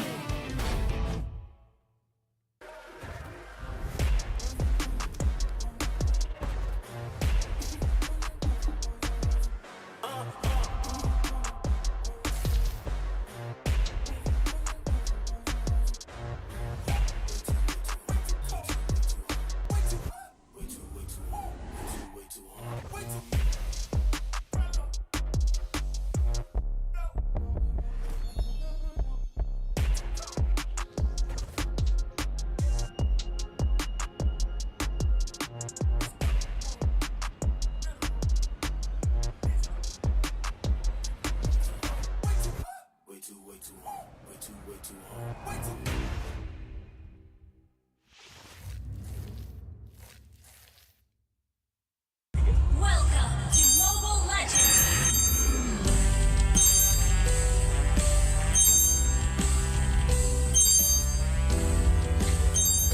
Ini Malaysia lah.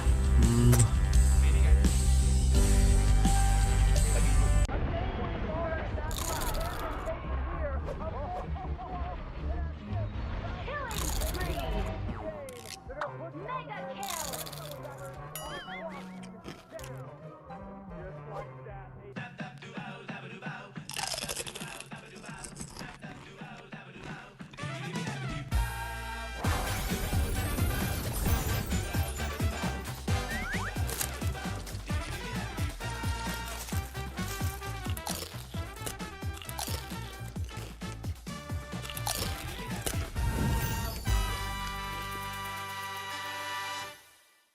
Welcome to Mobile Legends. Ay, ay. I'm a rock star. Yeah, Rock star? Ay, ay, ay. I'm a rock star, baby. I'm a rock star. I'm a rock star. I'm a rock star. I'm a rock star. Panggil aku rock star. Ini kejohanan kita semua orang rock star. Kita rockstar, kita buat saja gaya kita. Makin panas apinya sudah membara. Macam mana pun ku menempuh segala. Demi negara ku buat semua bangga. Step into my world, you know I'm always in my zone. You know I got my team, no I'm never alone. Bring out my best, buat yang terbaik. Jadi juara perlahan kita Get on my way, naik. aku nak push. Naik-naik jadi lebih bagus. Jadi hero, ku ada skill. Berapa banyak musuh aku dah kill. Ramai cuba mencabar, cause they envy me. Tiap game aku pasti jadi MVP. Easy. I'm a rockstar, baby, I'm a rockstar. I'm a rockstar, I'm a rockstar. I'm a rockstar, panggil aku rockstar. Ini kejohanan kita semua orang rockstar. I'm a rockstar, baby, I'm a rockstar. I'm a rockstar, I'm a rockstar. I'm a rockstar, panggil aku rockstar. Ini kejohanan kita semua orang rockstar. Tengok nanti siapa yang juara. Ni peluang kita bawa pulang piala. This is my game, this is my time. Menang semua, everything will be mine. Kalau jatuh kau pasti kembali. Bangun balik, ku tegak berdiri. Kuatkanlah tenaga. boleh. Ni kejohanan kita, Malaysia memang boleh. Rise up to the top, kita buat bersama. Semangat kita kuat di bawah satu bendera. I'ma go hard for the win. On the battlefield till the end. Trying to beat the greatest anyone has ever seen. Stand by, I'm coming in for the win. I'm a rock star, baby, I'm a rock star. I'm a rock star, I'm a rock star. I'm a rock star, panggil aku rock star. Ini kejohanan kita semua orang rock star. I'm a rock star, baby, I'm a rock star. I'm a rock star, I'm a rock star. I'm a rock star, panggil aku rock star. Ini kejohanan kita semua orang rock star. Rock star.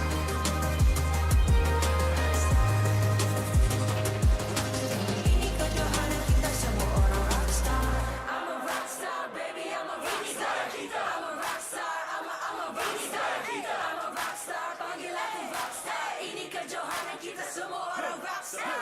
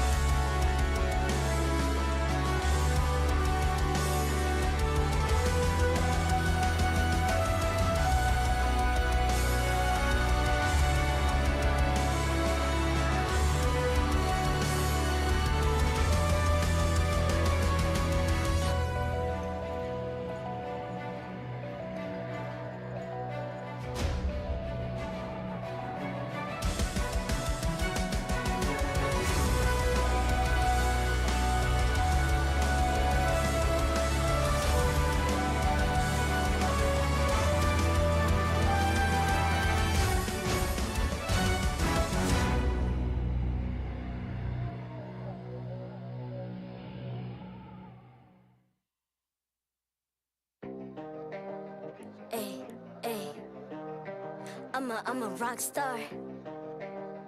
Yeah, Rock star. Ay. I'm a rock star, baby, I'm a rock star. I'm a rock star, I'm a rock star. I'm a rock star, panggil aku rock star. Ini kejohanan kita semua orang rock star. Kita rock star, kita buat saja gaya kita. Makin panas apinya sudah membara. Macam mana pun ku menempuh segala. Demi negara ku buat semua bangga. Step into my world, you know I'm always in my zone. You know I got my team, no I'm never alone. Bring out my best, buat yang terbaik. Jadi juara perlahan kita Get on my way, naik. aku nak push, naik jadi lebih bagus. Jadi hero, ku ada skill. Berapa banyak musuh aku dah kill. Ramai cuba mencabar, cause they envy me. Tiap game aku pasti jadi MVP. Easy. I'm a rock star, baby, I'm a rock star. I'm a rock star, I'm a rock star. I'm a rock star, panggil aku rock star. Ini kejohanan kita semua orang rock star. I'm a rock star, baby, I'm a rock star. I'm a rock star, I'm a rock star. I'm a rock star, panggil aku rock star. Ini kejohanan kita semua orang rock star. Tengok nanti siapa yang juara. Ni peluang kita bawa pulang piala. This is my game, this is my time. Menang semua, everything will be mine. Kalau jatuh kau pasti kembali. Bangun balik ku tegak berdiri. Kuatkanlah tenaga, ganjaran diperoleh. Ni kejohanan kita, Malaysia memang boleh. Rise up to the top, kita buat bersama. Semangat kita kuat di bawah satu bendera. I'ma go hard for the win. On the battlefield till the end. Trying to beat the greatest anyone has ever seen. Stand by, I'm coming in for the win. I'm a rock star, baby, I'm a rock star. I'm a rock star, I'm a rock star. I'm a rock star, panggil aku rock star. Ini kejohanan kita semua orang rock star. I'm a rock star, baby, I'm a rock star. I'm a rock star, I'm a rock star. I'm a rock star, panggil aku rock star. Ini kejohanan kita semua orang rock star.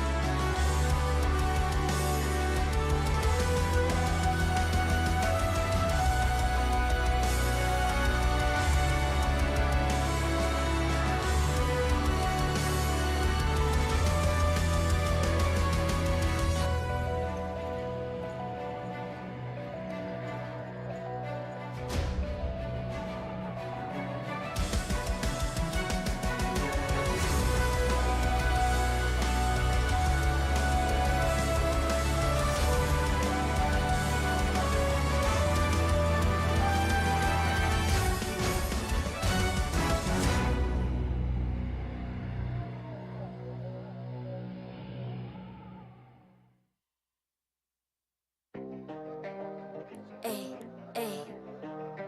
I'm a rock star. Yeah, yeah. Ay, ay, ay. I'm a rock star, baby. I'm a rock star. I'm a rock star. I'm a rock star. I'm a rock star. Panggil aku rock star. Ini kejohanan kita semua orang rock star. Kita rockstar, kita buat saja gaya kita. Makin panas apinya sudah membara. Macam mana pun ku menempuh segala.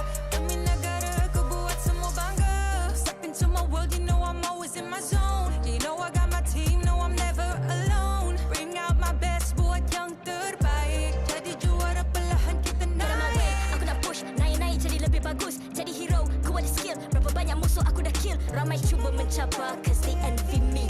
Tiap game aku pasti jadi MVP. Easy. I'm a rockstar, baby, I'm a rockstar. I'm a rockstar, I'm a rockstar. I'm a rockstar, panggil aku rockstar. Ini kejohanan kita semua orang rockstar. I'm a rock star, baby, I'm a rock star. I'm a rock star, I'm a rock star. I'm a rock star, panggil aku rock star. Ini kejohanan kita semua orang rock star. Tengok nanti.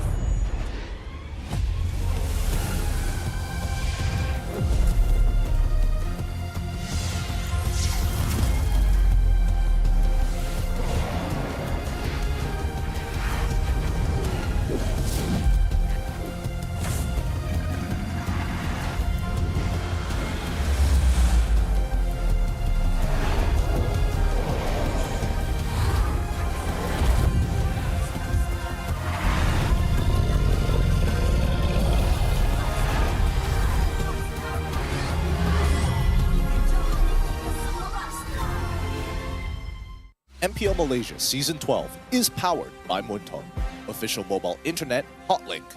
Score an epic MLBB skin for only RM1 with Hotlink. Summon your legends, unleash your style. Lightning-fast gaming experience with Hotlink all new prepaid. Now with 5G. Visit the Hotlink booth today. Play like a pro with ROG Phone 7. The Republic of Gamers is the #1 gaming brand in Malaysia. Thank you to all our sponsors for your support in MPL Malaysia Season 12. Selamat kembali ke MPL Malaysia musim ke-12 minggu ke-5 hari pertama. Anda bersama dengan saya Rose, host anda sepanjang musim ini dan sekarang kita sudah berada di match terakhir untuk hari ini. Manakala kita akan saksikan perlawanan Team HAQ yang akan menentang Team SMG. Now, this is going to be an interesting matchup to be honest sebab Team HAQ tengah kejar di upper, technically top 4 untuk regular season kita. Manakala untuk Team SMG, diorang just nak secure upper bracket at this rate. Sebab, you know, it's going to be lagi senang bila kita masuk playoffs. Now, I'm pretty sure selepas minggu lepas where kita nampak SMG tamatkan win streak dorang, I'm pretty sure sekarang dorang nak balas dendam dekat pasukan mana-mana pun. Tak kisahlah RSG ke, Team HAQ ke, I'm pretty sure dorang nak balas dendam. Tapi Team HAQ juga bukan satu pasukan yang kita boleh, you know, tengok rendah because they're good.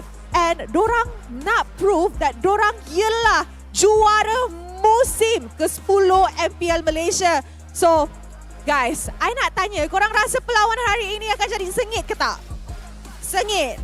Right? Sengit. Since korang rasa dia akan jadi sengit, marilah kita jemput Team HAQ ke atas pentas MPL Malaysia. Membuktikan mereka juara sebenar setelah menumpaskan Todak, Team HAQ membawa misi untuk mengekalkan kekalahan Team SMG. Mengejar upper bracket menjadi fokus utama. Adakah Team HAQ sekali lagi akan mengekarkan pasukan gergasi?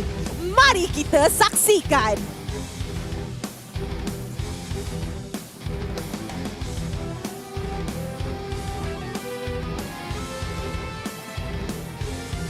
Give it up for Team SMG!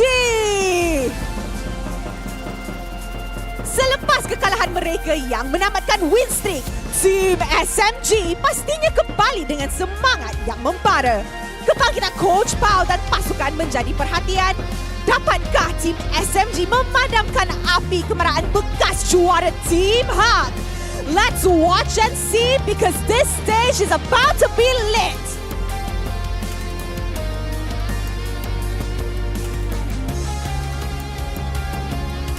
Sekarang, marilah kita menjemput barisan marshal kita yang akan mengalas tugas untuk memastikan perlawanan sentiasa berjalan dengan adil dan lancar.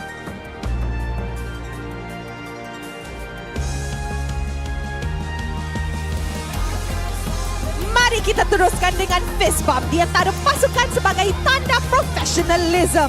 Inilah gaya kita. Inilah semangat kesukanan kita. Kawan di luar gelanggang, lawan di Land of Dawn. Alright. So guys, perlawanan ini akan jadi satu perlawanan yang sengit. Sebab SMG ada smooth, Team HAQ ada Iris. Korang kena ingat tu. SMG ada Stormy, diorang ada Yura. So this matchup akan jadi interesting, sengit dan mestinya panas. Tapi I'm more excited pasal interview nanti. Alright, so I think semua orang dah ready. And with that, teams, this is your moment. Game on.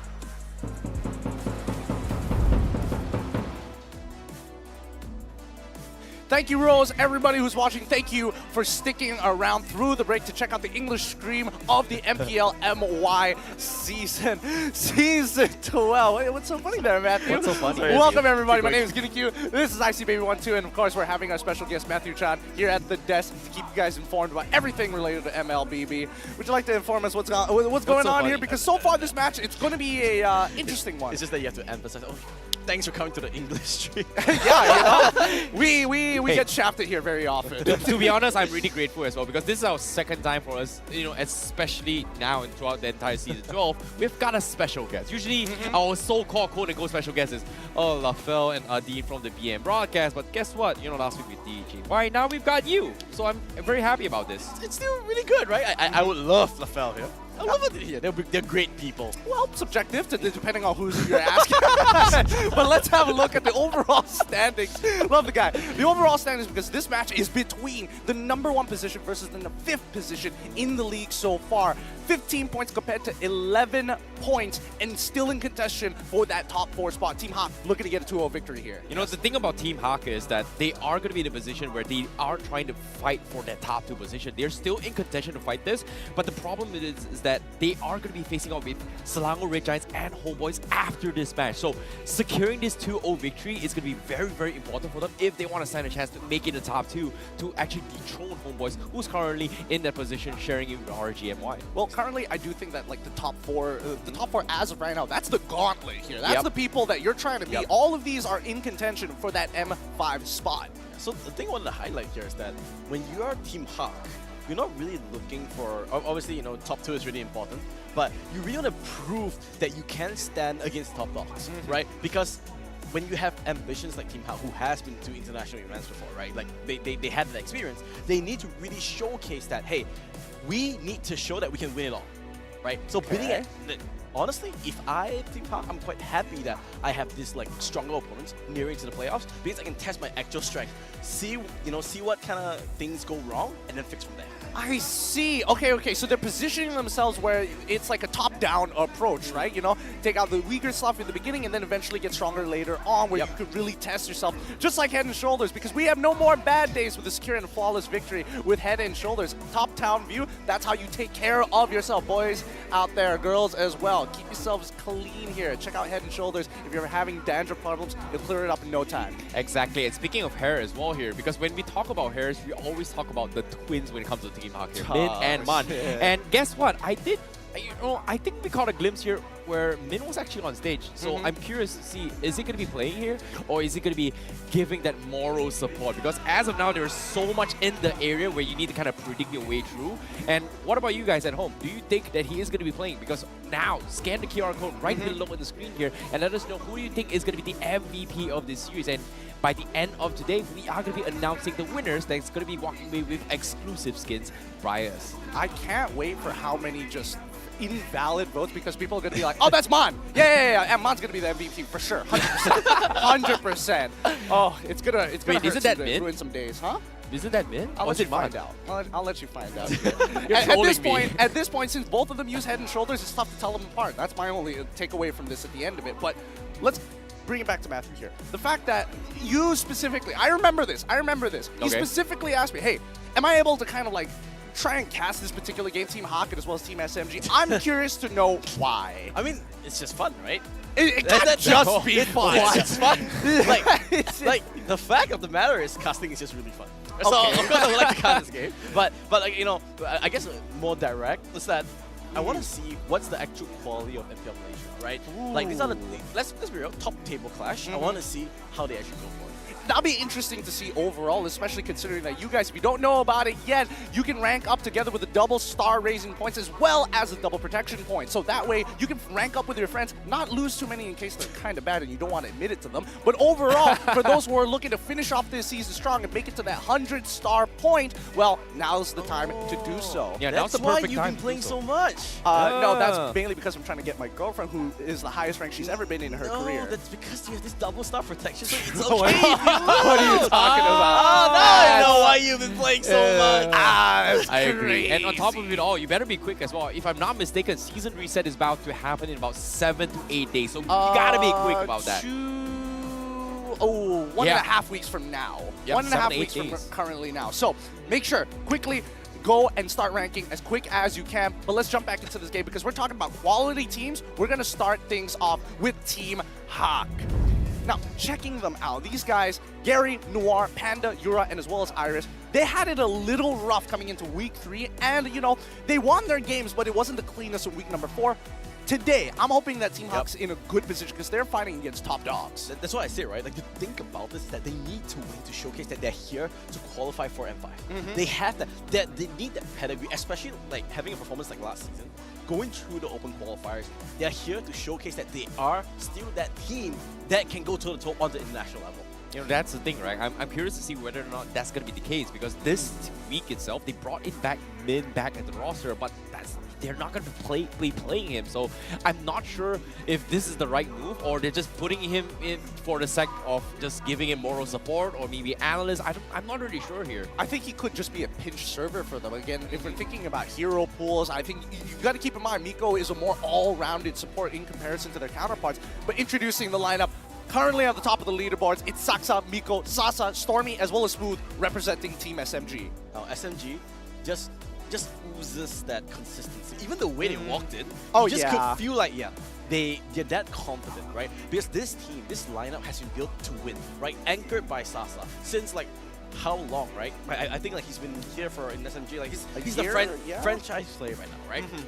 He's finally performing, right? This team is as finally. Wait a second. Okay. Let me rephrase that. He's finally in a press where he's becoming that star player that he needs to be, right? So both teams have two very different perspectives, right? Team HAQ needs to showcase that they are that top team, right? Whereas SMG needs to show that they are a class above everyone else. Well, that's a tough one to actually accomplish, considering how tight the level of gameplay between all the teams have been. It's Min, guys. Yeah, okay, it is. It is Min going to be an analyst here, but there is going to be changes coming from Team HAQ's coach potential here. We are not going to see Amox anymore, but this time they are going to have June as the coach. Previously from Pajajaran Esports in MDL ID. And also, EGM has pretty much joined Team HAQ, but they're not going to be bringing in here. However, for Team SMG, well, we've seen Pao and Long. They're doing very, very well in that regards. And I want to see whether or not this brilliant hits between these two teams here are going to be duking out in the draft, if you think about it. Oh, that's so cute.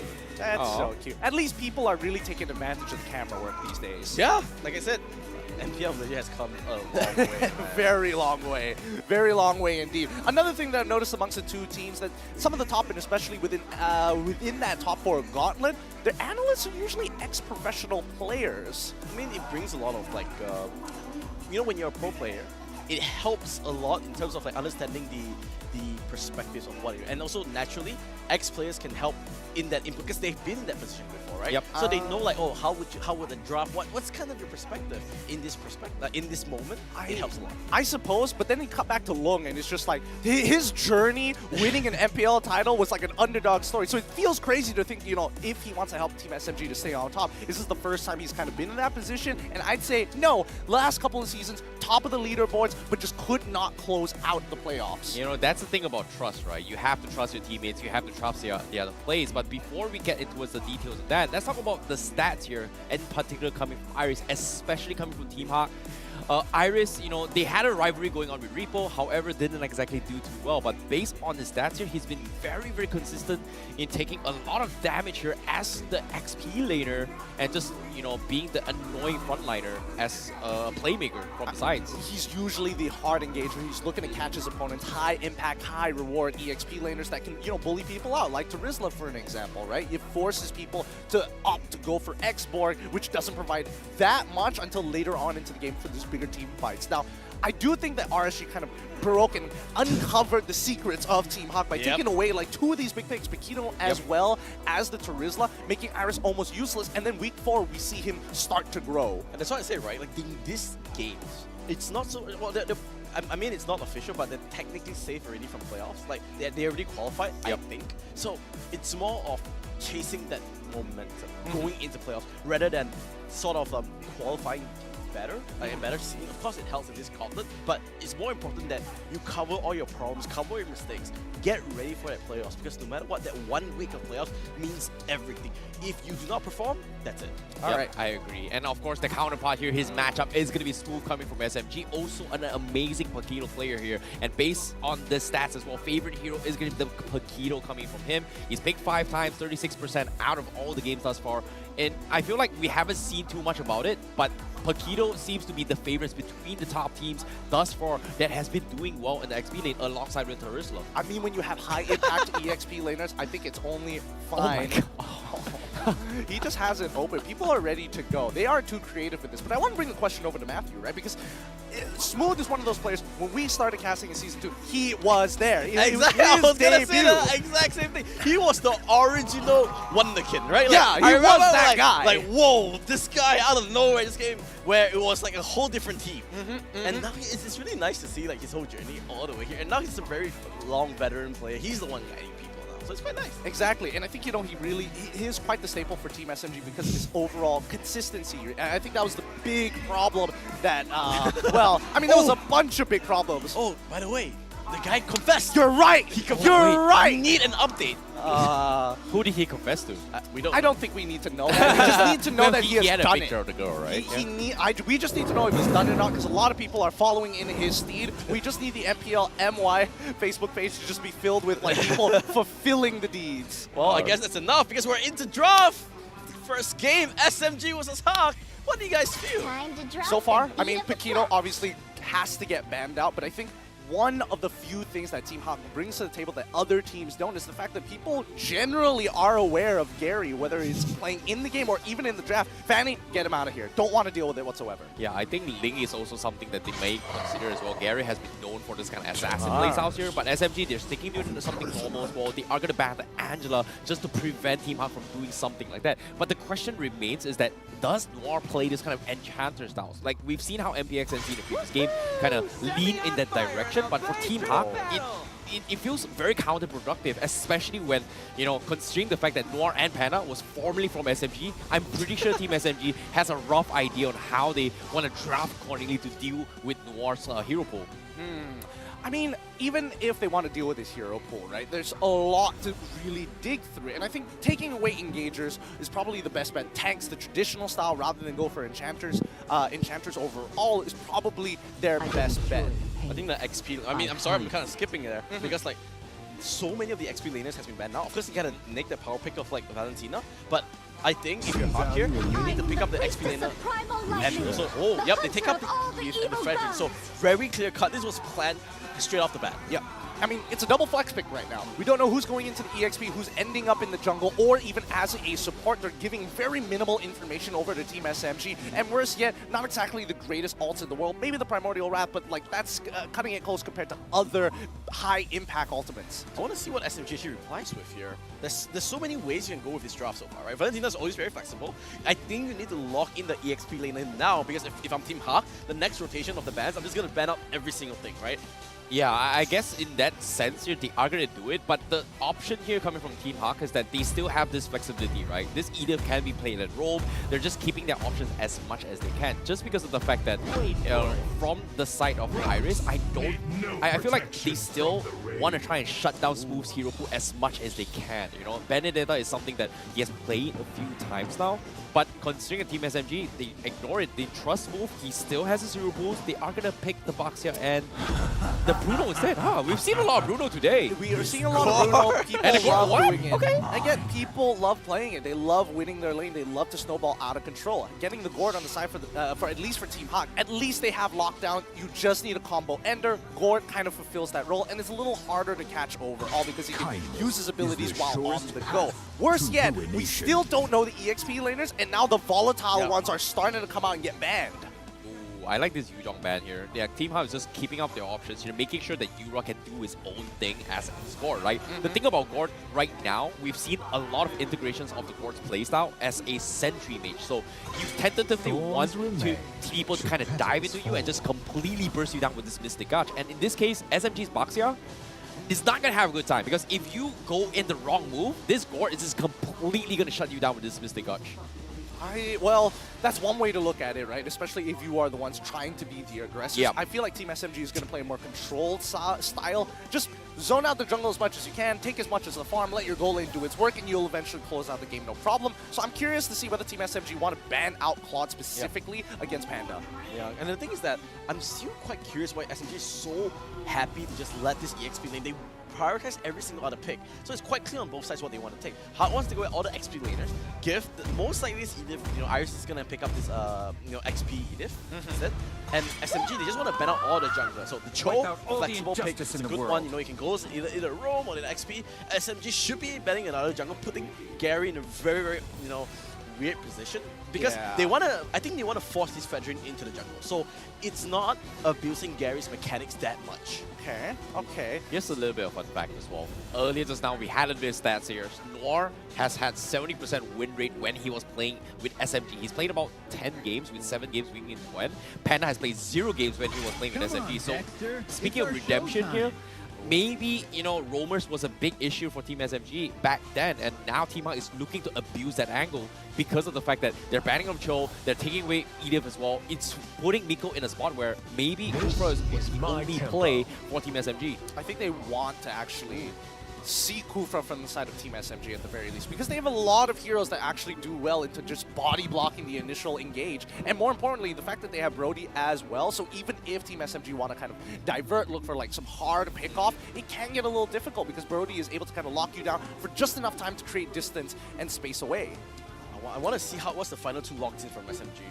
It looks like they have everything under control. The thing about HAQ's lineup is that everything's still quite up in the air, right? So it's really hard to predict. They will only make See the my Kufra, blade and they sharp. pair it up with the Benedetta. Okay, So signature picks coming out from the side of Team SMG to close out their side of the draft. But now, let's see how Team HAQ is going to confirm all of our suspicions. Who's in the EXP lane? You know, personally, I like the comfort. Like Team SMG, they like to follow this SOP where this is like, hey, step 1's here, step 2 here, SOP, and if everything kind of goes down here, okay, we're just falling back to comfort heroes. So I like that this is happening because it gives Team HAQ a little bit of a sense where, hey, we've got our analysis kind of on point, and this time we're bringing in the Franco to shut you down, because if you come in, you're not getting out. This is great synergy coming from HAQ to make sure that Yura dishes out necessary damage. But the question here is Team SMG gonna do exactly what Team HAQ expects them to do? Look, I'll be honest with you, I think that both compositions, the lanes are very volatile. Like a single kill could end up into a dive opportunity for either one of these teams. So I think a lot of it just comes down to how do you play your lane, how do you minimize the damage, or how do you utilize vision to abuse your opponents. Oh, both teams are set in. Which lineups do you prefer? Personally for me, I'm liking the Team SMG lineup ever so slightly more. I like the Gord. I like the Gord because Gord is just so annoying here. If you play it well, it's so good. And Yura, definitely a player that we have been eyeing for as well, especially when it comes to rookie percentage, because he has debuted and he has proven himself to be a great player coming with Team HAQ. Well, let's see as we load into the second game of the day. Team SMG versus HAQ. the battle of the top. Who's gonna bring up and who is gonna prove that they can stand onto the hill? SMG gonna be on the blue side and HAQ gonna be on the red side. Ah, man, still got it. Knows how to take us into the land and done. I love it. I love it. Saxo going to be starting off on the purple buff with Gary on the orange. They're on the same side of the map, which means that they do want to end up towards that gold lane. Yeah, so you could see what happened here was that Smooth tried to get some information. They know that, hey, at least Gary is on this top side. He's going to start on to that, that orange buff into the purple one. So that's going to be the main thing. Interesting enough, both teams actually going to ignore the Litho Wanderer, yeah. But the problem is, I play so many casual games, I say something differently. You call it, yeah. You're right. Bit of a leaf blower there. But I think, at the end of the day, both teams have the right ideas. Like, both Assassin Emblems, they want, the hook hits, but I don't think there's going to be capitalization just yet. But at least for Saksa, he will be able to steal farm away from Gary. Yep, at the same time as well, we catch a little bit of glimpse of the emblems here, seeing that Smooth does want to try and clear the waves as much as he can, but as of now, he's going to get caught out here. Oh, Smooth needs to be careful, he goes down immediately. Remember, he didn't have the repulse. He just burned every single spell. He walked into Team HAQ. That was a free kill. Yep, he didn't have the eye for an eye, but I think, there's so much lockdown, energy eruption. You're getting hit by the Earth Shadow coming in from Iris and even the Onward immediately after. It's just a ridiculous amount. And that means that at least for the EXP lane, there's a very clear advantage for Iris, and he's going to hit level 4 first, making it a lot worse for Smooth. Yeah, that's the thing about the rotations right now, is that they need to hit those level 4s before this first turtle. In this case, Yura, considering that they've got this first blood, they are going to have this Mystic Gutch online a little bit better to actually deal with it. And this forces Team SSG to be put in awkward positions where they are going to try and die Yura, but Saksa making the wraparound here. He's looking for the core, but now he's going. Iris gets the stun. Noir into the backline. Ultimate completely whiffing. There goes the turtle into Team HAQ. Now the ultimate on the core. Here comes the slam. Saksa goes down. The hook will whip, but bottom lane, Panda doesn't get the train. Saksa says, yo, I'm the OG here. You sit down. Ooh, nice 1v1 coming in from Sasa. Literally one auto attack worth of difference there. If he was able to, Panda was able to weave in one more, he would have been able to trade at least 1-for-1, or at the very least come out on top.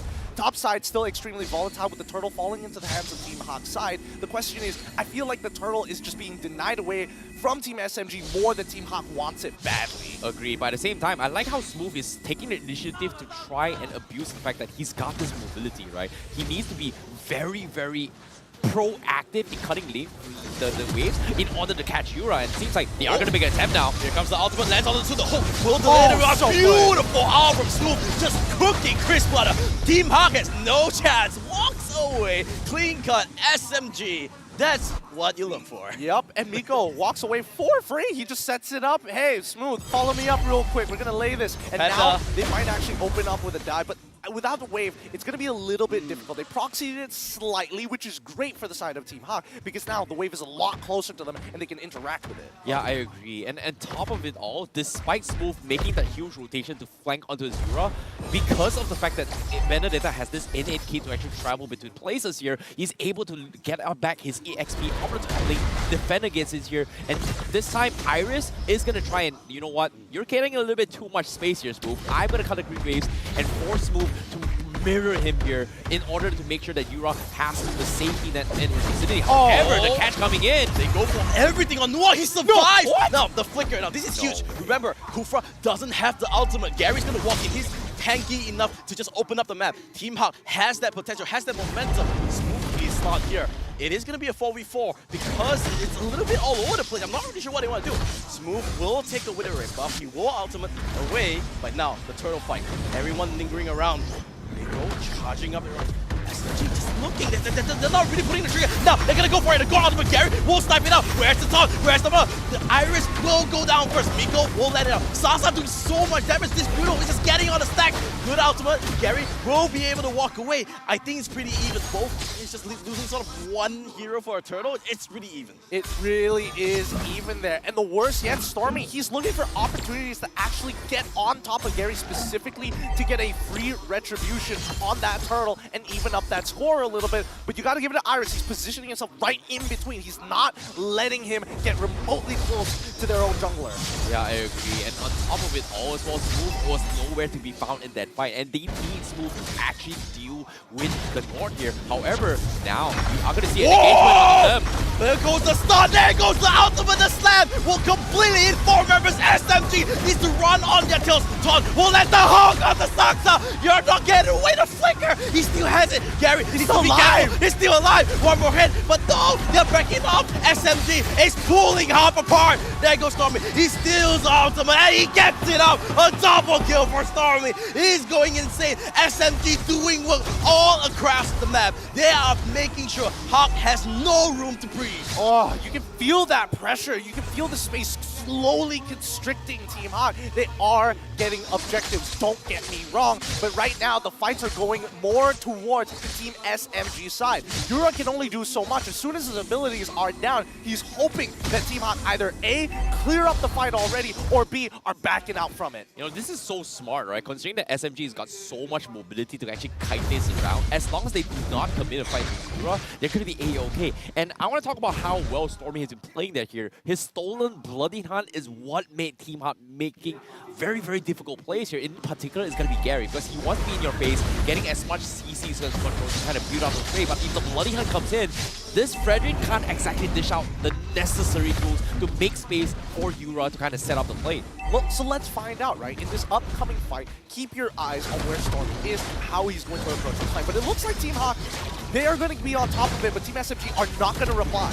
Yeah, I think they just want to let this go. It's pretty hard. They do have the sort of priority here. They do get the turtle.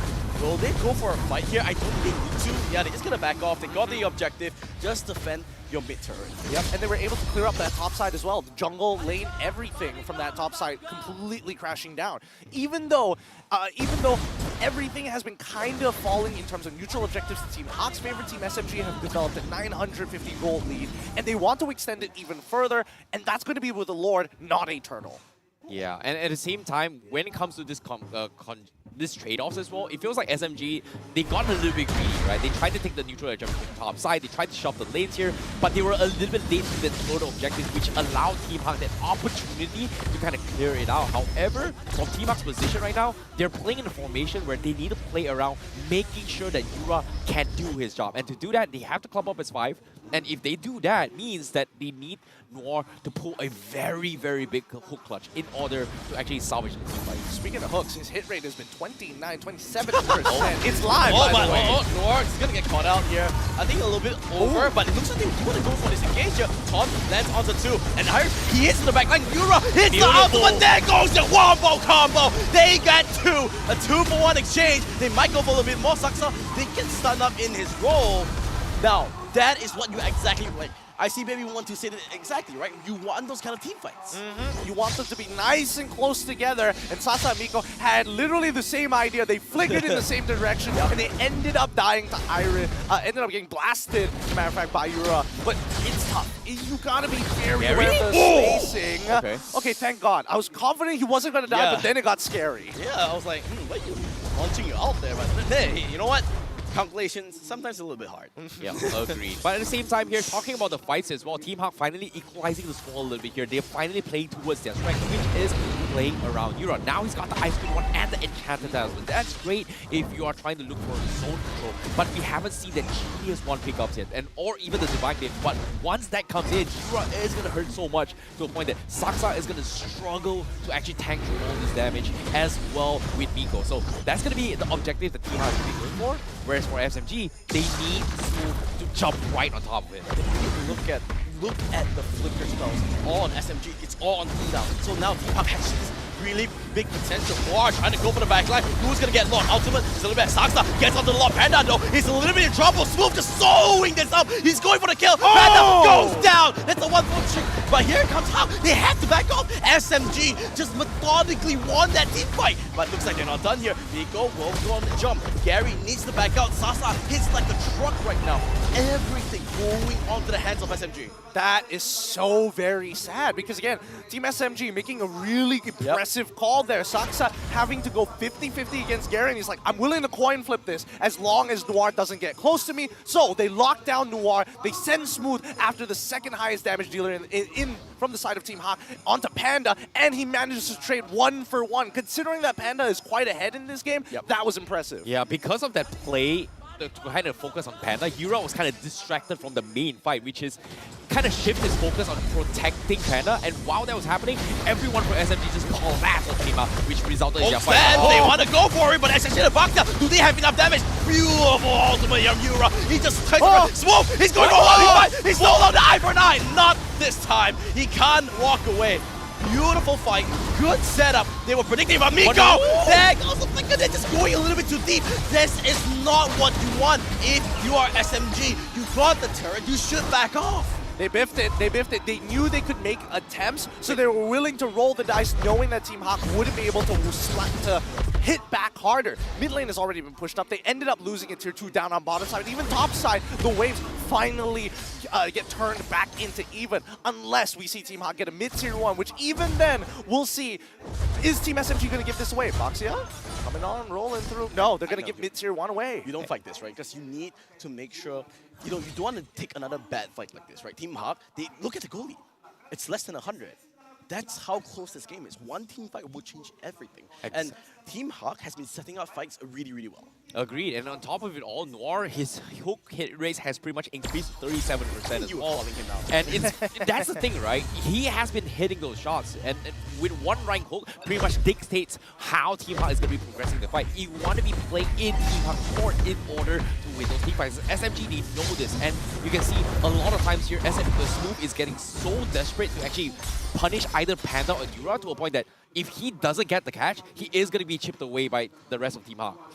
Oh, yes, he will get chipped down from the side of Team HAQ, but I think inevitably it's really going to boil down to who gets this Lord. And so far, Saksa has just been, again, he's trying his best. He's got 1 Lord in the bag, but compared to the 3 Retributions the last time, they are still going back and forth as to how to actually approach the situation. We look at the items right now, and finally, we see 3 items secured from the side of Sasa. He's got a good amount of crit, but he's also got the raw damage to actually punch a hole in Team HAQ's comp.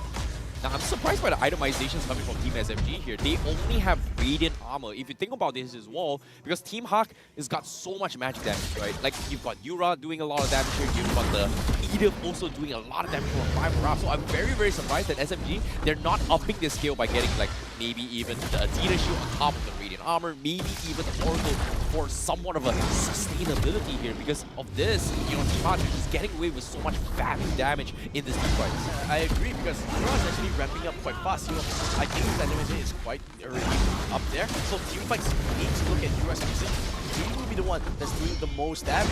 Oh, SMG a little bit up there. Good hook on Saksa. There goes the money hunt. I think that's a dead box here. Now, if no, but Smooth trying to target on Yura. He missed the ultimate all completely. Miko lands on the 2 by Storm. Look at the backline Panda. 1 flickers away. He will be safe, but not by Storm. Says no. Goes to the backline. Fetches it up. SMG says no trouble, no problem. They clean up the fight. Smooth and Miko doubles up and gets everything away. Boys, What? did Smooth really miss his ultimate in that case? Was Yura his primary target? Or was it an ult to zone people to kite towards the left side of the mid lane so that they can find the turnaround there? You need to be careful here, right? Because remember, there's no box here. Will Gary go for this? Oh, is she walking away? Oh, the 3 Lord going over the SMG. Oh, it's some dangerous stuff.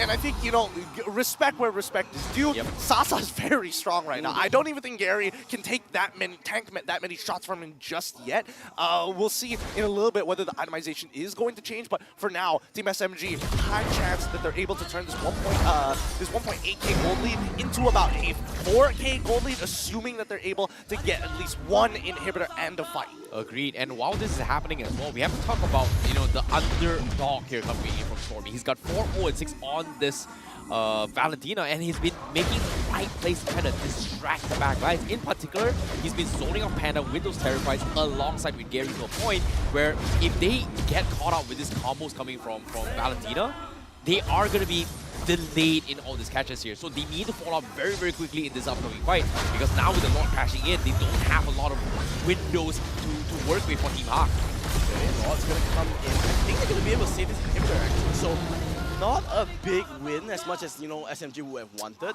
And it looks like they're just gonna cycle and wait for the next Lord. Yeah, I think that's a good idea. Minimizing the amount of gold that Team SMG is actually taking, but they've gone past the 42k mark. And Team HAQ, they don't mind. They know that by the time the Lord comes up, their cores will be maxed out on their items. They'll have their situationals as well. So Winds of Natures are going to be huge. Immortality's already starting to roll in for the members of Team HAQ. Ooh, that is going to be a big issue as well. Can they bait this out? Because as of now, they are going to find Gary.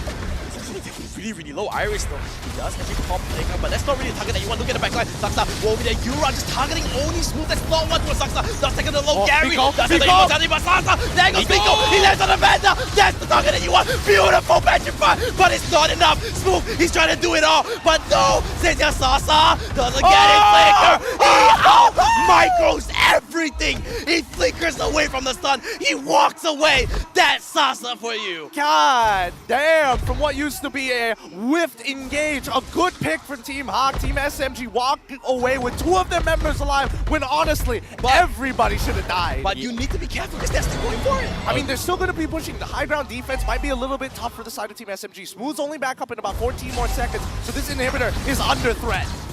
Stormy, I think they need to back out here. Like, Sasa. Iris! Oh, that's a big one. They need to back out. Iris, Iris 1 HP. Oh! No. That's big. That's huge. They do not have Iris for the Lord fight. Run him down. HAQ needs to back out here. Gary has to walk away. He does get on the top. Do they have enough damage? Do they have enough mobility? I think they'll be able to walk away just fine, but the next team fight is going to be 4v5. Sorry, actually, maybe I cut you off there. Don't worry. It's all you, man. You're making the actions work, but at the same time, I want to talk about how, you know, Team HAQ was able to survive the team fight on this purple jungle right here at Team HAQ, right? If you think about it here, if Noir did not flicker forward to bloody hunt Sasa and stop him from dishing out damage, I'm pretty sure Team HAQ would have lost Panda in that team fight. And because of him sacrificing the play, they were able to pull this off. But as of now, with the Lord down to 20%, it is going to be go time for them. Oh, Gary, he actually walks away. Oh, beautiful, great. Smooth goes down. Now it's a 4v4, but Gary's taken super low. The Lord is down to 1 more hit. Getting covered out. No! Too late here. Stormy should be able to pick up Noah as well. It's back and forth. No one is taking a clear lead, but now SMG wants to break the balance. They want to show it off. They want the hill for all themselves. They got the Lord. They got the man advantage as well. Notice the trend coming out from the side of Team HAQ. Pico, he's going to make the attempt here, but Team HAQ, every single time you see somebody wanting to do heroics, they get punished. Yep. Iris at the very beginning after the inhibitor broke, and now Garian as well as Noir. Whoa, Pico! But the stop from Iris, this can be the turnaround. There's the counter engage. There goes Story, he takes down as well. Sasa, he needs to do it all. The Wind of Nature, can he stay alive? He does have immortality. Sasa, he's 1v4. He takes down 1, he takes down 2. He needs to back off now. He should be able to walk away. The stun will not land, but Sasa time and time again, he shows up. He just comes. He comes in clutch. I remember one of your famous quotes at MSC 2019. Who's your favorite player? It could have been Tuturu. It could have been anybody, but no, you were like, nah, Sasa, this was the guy, and he continues to prove even after all these years. My goodness, Sasa an absolute cat here. Like, you know, this Bruno right now is so far ahead. And look at his items. Well, he's got the GDS and the Haskell. He doesn't even need shoes.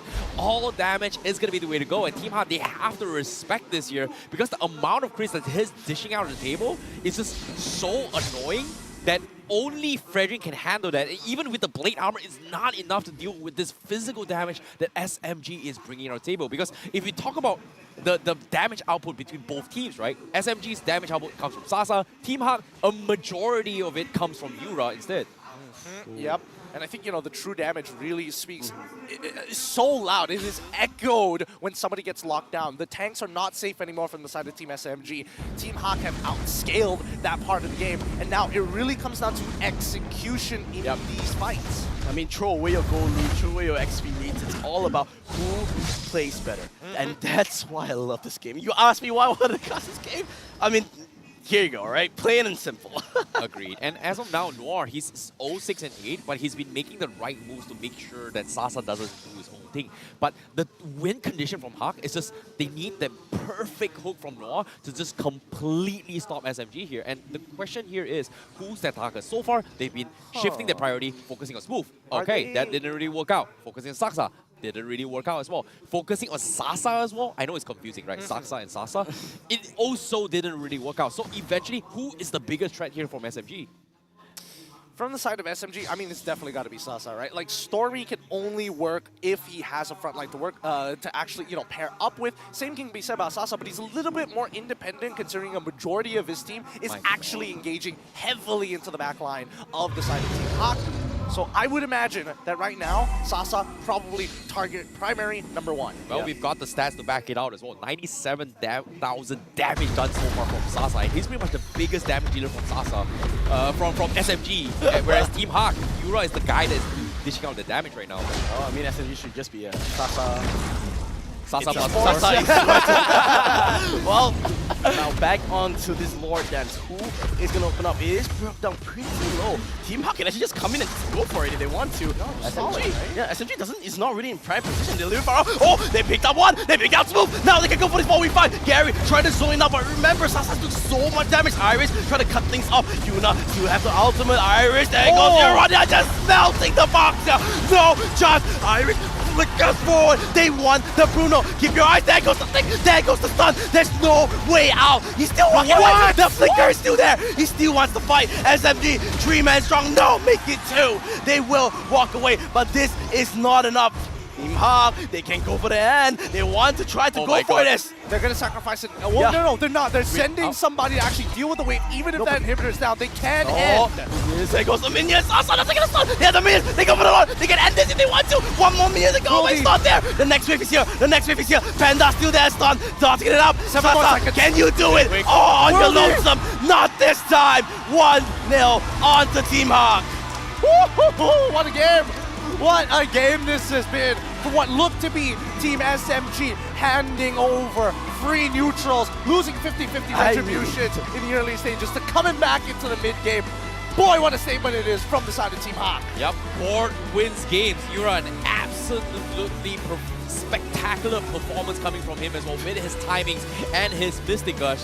But so far, Team HAQ, they played like a full solid team, and I really like how things went with their favor. I mean, it looks like it's Throwback Friday. Yeah, Throwback Friday indeed. Everything's working. Like, I have to say, right? Both teams played phenomenally well. I was really thinking that you were gonna like add on to that point. I'm not gonna. Like, I need some time to catch my breath. I agree. I'm not an old man, right? I need some time. His face is red right now. He's like, he can't contain his excitement, and the amount of energy we're feeling on the English broadcast here is just phenomenal. It's great to have Matthew here to give us a little bit of a fresh air, you know, on how exciting MPL MY games can look like. And so far, 2 series has been really, really dense thus far. It's something about his timing. The one time it goes against all the teams are doing well, like, come on. Okay, fair enough, right? But you want to talk about the game, I think the key issue here was that both teams always try to take a little bit more. A little bit more, a little bit more. You know, like when SMG has the Lord, okay, just wait for it. Take and then go for the push. But that's the thing. But look at it. I mean, Yura, you said, right? Gord wins games. I mean, his Gord was...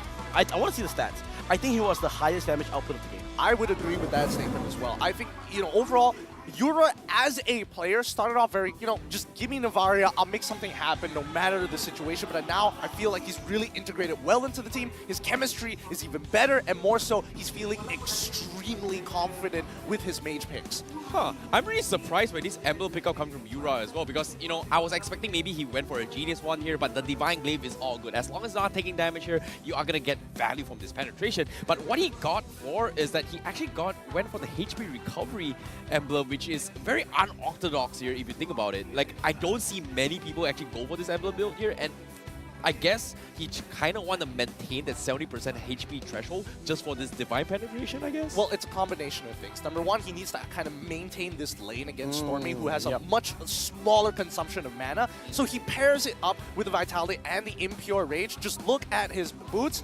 It's all about cooldown. But with that being said, I'm curious to know, what were HAQ sounding like in their upcoming mic check? So let's have a quick listen. Dapat. Mati. No dash, Valen. Buat apa, Bandit? Takutan. Ni aku stun lagi. Nice. Okey, belakang. Pasal. Kita makan Miko, kita menang. Flicker. Tahu. Ambil tahu. Pasal. Sasa flicker. Bruno tak ada flicker. Let's go, guys! Sasa tak mati, bro. Yes. They were excited about this throughout the game. It's good to see that Team HAQ's energy is still there, but 21 minutes of a grueling battle, 18-21 as the final kill score. We don't see the numbers just yet, but let's break down the item builds. You know, when it comes to item builds here, I feel like Team HAQ is, SMG, they don't really have a solution for Yura's damage output, right? Like, pay attention to this here. They've only got a Radiant Armor up on Saksa. Aside from that, where's the magical defense? Like, I don't see any of it at all. And every single time they make this attempt, Yura just gets free value delete. Just one button. If there's 3 heroes in my face, I get a perfect stun. Boom! Mr. Gush is going to take 70% of the health. I mean, the biggest problem half the time was the fact that it does true damage. It's like, even if you build MR, that's the least of your problems. And half the time, you would see that people that Saksa decide to go for Radiant Armor, which is a little bit more of an efficient buy because Edith can constantly proc it and stack it up as he is taking that damage. It's a little bit unfortunate here, but let's take a look at the items coming in from Team HAQ that actually deal with it, right? Like, I agree that the true damage is still a big problem, but it still negates a majority of his base magic power that converts into true damage. So I feel like even without that, it's still going to be a very, very difficult one here, and especially when it comes to true damage meta as well. Like, the counter items are a little bit different now compared to back in the days. Last time, you pretty much have one item to deal with it. This time, for true damage, you need Sky Guardian Helmet and also maybe Twilight Armor to actually deal with the burst. So it's still very difficult to itemize with that. But for the side of Team HAQ here, I feel like them having this Sky Guardian Helmet from Edith and Fredrin kind of allow them to sustain the fights even longer against Team SMG. I mean, it's worthwhile. It's an item combination of Sky Guardian's helmet plus having the Blade Armor as well, because again, the other damage dealer on the opposite side was Sasa. So if you can reduce the amount of hits that you take and walk in and back out of the fight, you can top up some HP. Yeah, that's going to be very, very important here. But in his case, SMG here, obviously, we got to take a look at what Sasa's building here. He's got full 6 items here. He's got the penetration. He didn't even have the DHS, which is kind of surprising considering that, normally back in the days, right, you got to have DHS to deal with tanky heroes. But because of how the innate kit of Bruno is designed with playing around crit damage, I don't need DHS. I'm just going to go for crit because of the Heart's Claw and the Malefic Roar to kind of compensate with that with the Berserk Spirit. I don't know. I think people will be trolling if they're building DHS on Bruno of all things. But I'm just okay, saying. I want to take it back a little bit, right? This game as a whole, it wasn't a team playing bad. It's both teams edging out each other. Yeah, Like, I would agree with that. That's some top class Mobile Legends, right? Top class? And I can't wait. He's excited. Yes, it's a fun game. But coming into game 2, I think SMG needs to rethink a little bit on their pick priority. So Yes. they left the Smooth's pick into like the last pick. I think if Smooth was given a better little pick where they can set up the sort of like set up team fights, it would be much easier for them. Exactly. And knowing Smooth, he's a very compliant person. If you tell him to do something, even if it's yeah, bad, sure. he was like, all right, I'll do it, and I'll do it well, as good as I can. But now we get to see what we were waiting for.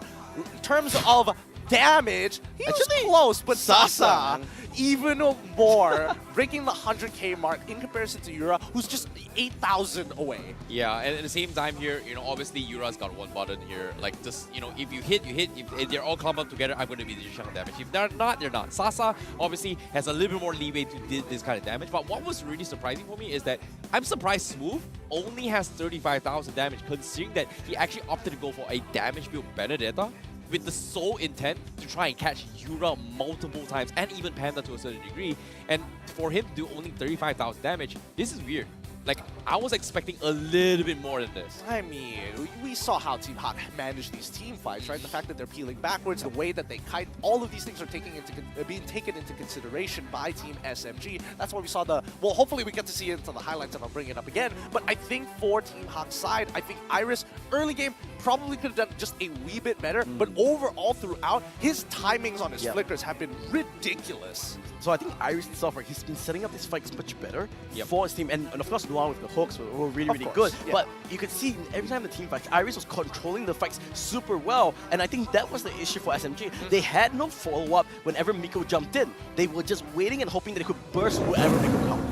Agreed. And while this is the highlights here as well, we did see a lot of instances where Team HAQ was able to match Smooth's rotation, right? They perfectly understand they are playing around Yura, and every single time this happens here, look what happens. SMG gets completely deleted by this Mystic Gush.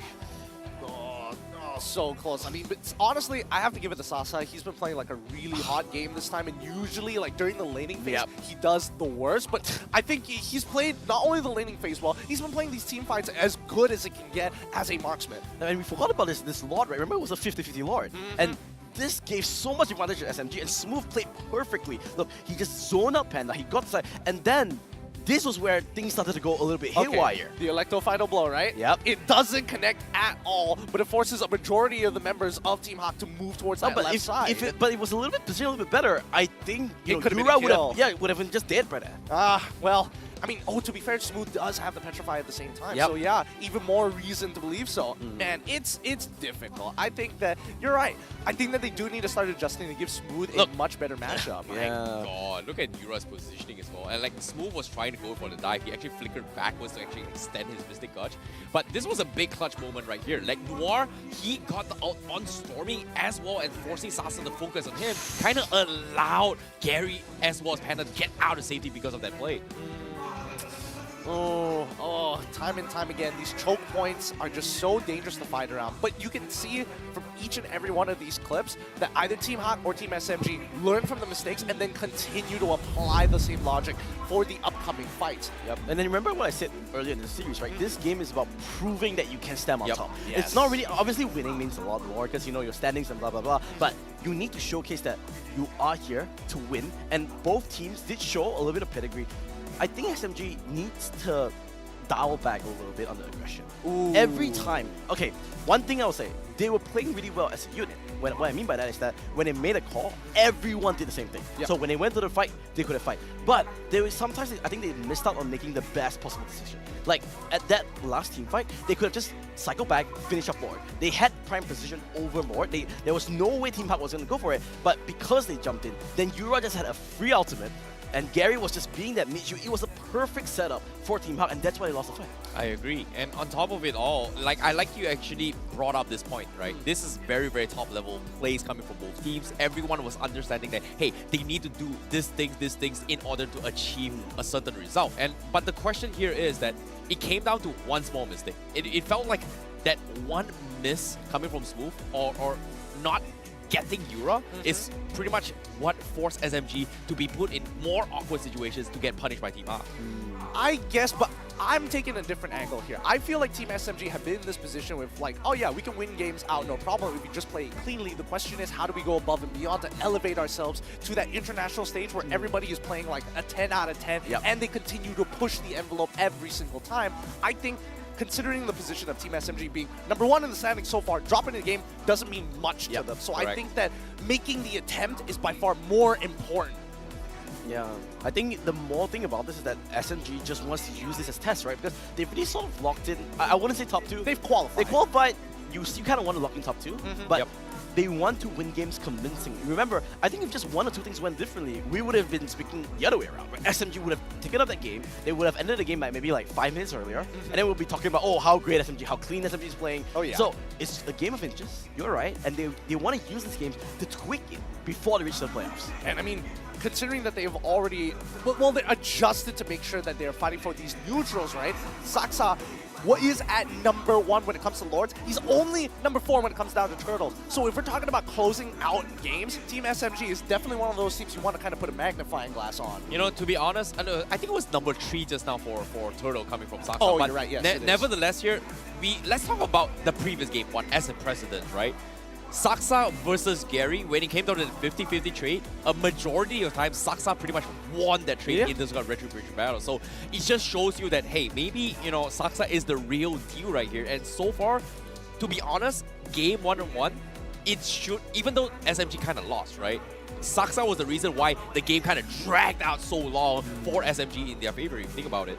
Well, I mean, if Team HAQ are able to pull off one more win against Team SMG, that might put them at the possibility of trying to 2-0 SRG and as well as the homeboys to take that top spot. Yep, I think on the top side of the whole standings, it's pretty close. Everyone is So just like a close. couple of points off, and that's what I really love about this season.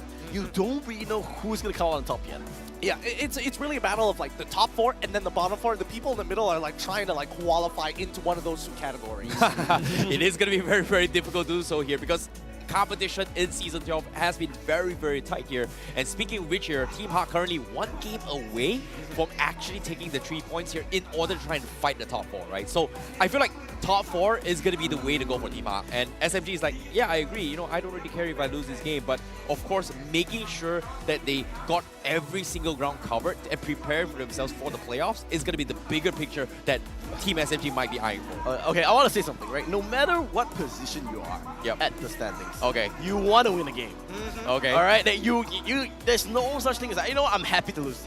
It's the player's ego, it's the player's professionalism. Okay. They want to win, but they can afford to lose, right? It's a different sort of mindset. Okay. So right now, SMG needs to think. In order to show that they are truly ready for this MPL playoffs and they want to qualify, they need to come back these next 2 games to showcase that they are the real deal. Easy. Okay, game was a mistake. It's fine. Our playstyle is still a little bit better. Our game mechanics is a little bit better. You know what? HAQ got a simple. It was a simple mistake. We screwed up. So SMG really needs to show up this game. You know, I like that you're bringing that tone here, Matthew. It feels like you have like a hidden dark story you would like to share when back in the days when what happened with Evos, man. I mean, no, it's just that every single game, no matter where you are, you want to win. When you're a competitive player, you just want to win. Okay. That's the philosophy that a lot of people would like to live by, right? It can be hard at times. No, I'm not going to lie. It can be hard at times because depending on the position you're in, it's not every day you're going to be on the top of the standings. There are days where it's just somebody opens the trash can, you're inside like a raccoon trap, an animal cage in, you have no way but out. So it's one of those mentality things, right? How badly do you want this? And especially with the leeway that Team SMG have, there's very good reason for them to just be like, we can let this through, but let's see if they are competitors here in game number 2. Okay, now straight away, they've had the same thing so far, right? The Paquito, the Joy, on the other side, it's Fanny and Angela. No surprises. Now, if you're SMG, you want to swap out the third ban because I think you need to start prioritizing the EXP laner. But you know what? They have their own plans. I'm just curious to see what they want to go for. Actually, I'm on a different opinion. I think they should actually get rid of the Boxia, and only because Boxia kind of interacts in the lane as well. It is a good early anchor, but more importantly, it kind of diverts you from playing things like Uranus or even Esmeralda, things that can sandbag later on into the game, or even a Grok flex pick might not be that bad. Yeah, and speaking of the drafts here, I feel like this is a good game for SMG to kind of experiment right now because if you think about it here, for this past few weeks, Gords had started to kind of show up in games and starting to win a lot of games. And so far, Team HAQ, hey, they showed themselves, they can play a Gord, but we haven't seen Stormy kind of do that role yet. So I want to see whether or not if Stormy is going to try and replicate and try to see whether or not, hey, is Gord really a meta pick right now? Or it's, honestly, I think Gord is a meta pick considering the amount of tanks in the game, but more importantly, I feel like Team SMG and Team HAQ are kind of switching comps here. We'll see whether Gord gets locked in for the side of Team SMG, and then we'll find out. I mean, Valentina is just a stable pick. Yep. You know, you always can do it. It's very flexible, so the first pick when it's available, pretty understandable. SMG, it's their turn to really see what's their focus. Do they still go for the box? Yeah? I'm the priestess of primal lightning. They might go for it here, but no, they're going for a little bit safe pick here. Edith and Martis, obviously very, very safe ones here. Saksa going to be playing that, and I feel like my next conquest? Edith, they can still flex it here because we've seen Miko kind of play it here in case Team HAQ decides to pick up the Cho very, very early on. Because here in this bans as well, we did see the Cho being banned in the previous game. So I want to see whether or not this is going to happen for Team SMG because they still have this flexibility to play around Miko. Having a very, very big hero pool when it comes to roaming positions. Well, let's also not forget some of the adjustments that we do see. The export doesn't get banned out this time around, so that kind of opens up what the EXP matchup could possibly be in. And that's why I think Team SMG took the right approach by locking in the Edith. But we see the Bruno, and as well as the Frederick coming out from the side of Team HAQ all over again. Looks kind of similar. It feels like I've seen this somewhere to a certain degree. maybe it had a Boxia in it the last time, I don't know. Yep, here's a little bit of fun fact as well. Mid lane Maestro, Stormy has played a total of 21. Oh, let's go! I called it. He's played a total of 21 unique heroes in the mid lane, including Helker, Chang'e, Aemon, and Kimi. And this time, he's bringing the guard as well. No problem. Honestly, I do miss Julian coming in from Stormy. It's been a very long time. Yeah. Yeah, he was destroying the games that he had the opportunity. But now we go into the second phase, and this is where it gets a lot more interesting, right? Goal lane has not been predetermined by the side of Team SMG. They know that it's a losing lane no matter what they go through from this point onwards, unless they go for something along the lines of Harith, but even then, it's still pretty volatile. So right now, if you're SMG, you want to ban out things that can reach onto the guard, obviously. Like Cho, really good ban. Maybe taking away anything like even a Benedetta or anything like that, because Team HAQ sees the XP lane as well. So I want to see how SMG drafts the final 2 heroes, because it's all about setting up your win conditions, right? You have a good, you have a good laner in terms of like smooth on this EXP Edith, but how do you complete this? Especially Sasa. How do you want to go against this Bruno in lane? Because you cannot lose lane that badly against the Bruno, because he will just snowball out of control. Yeah, a number of things that he could do. He could play a super safe matchup with just something along the lines of quad. I think Team SMG banning out the Grok is always going to be good in this particular case. But from the side of Team HAQ, right, I would imagine like getting rid of the Irithel is one thing. Bruno does especially well against the Irithel overall, but I do think that getting rid of the Claude is probably going to be the second best way of managing Sasa. You know, I like how the BM broadcast is just singing happy birthday to this very, very amazing girl who's supporting his favorite team here on her birthday, making her wish come true. But at the same time, I want to talk a little bit more on the draft bans coming in here. Let's talk a little bit more on how Game 1 kind of looked like with the court for Team HAQ, and now how it's going to be looking like for Team SMG, right? Let's talk a little bit more on why this court is SMG is banning off Grok and Cho. These are 2 heroes that can actually dive the court and just punish Stormy in awkward positions. And for Team HAQ, what kind of dive combo heroes are they going to be going for?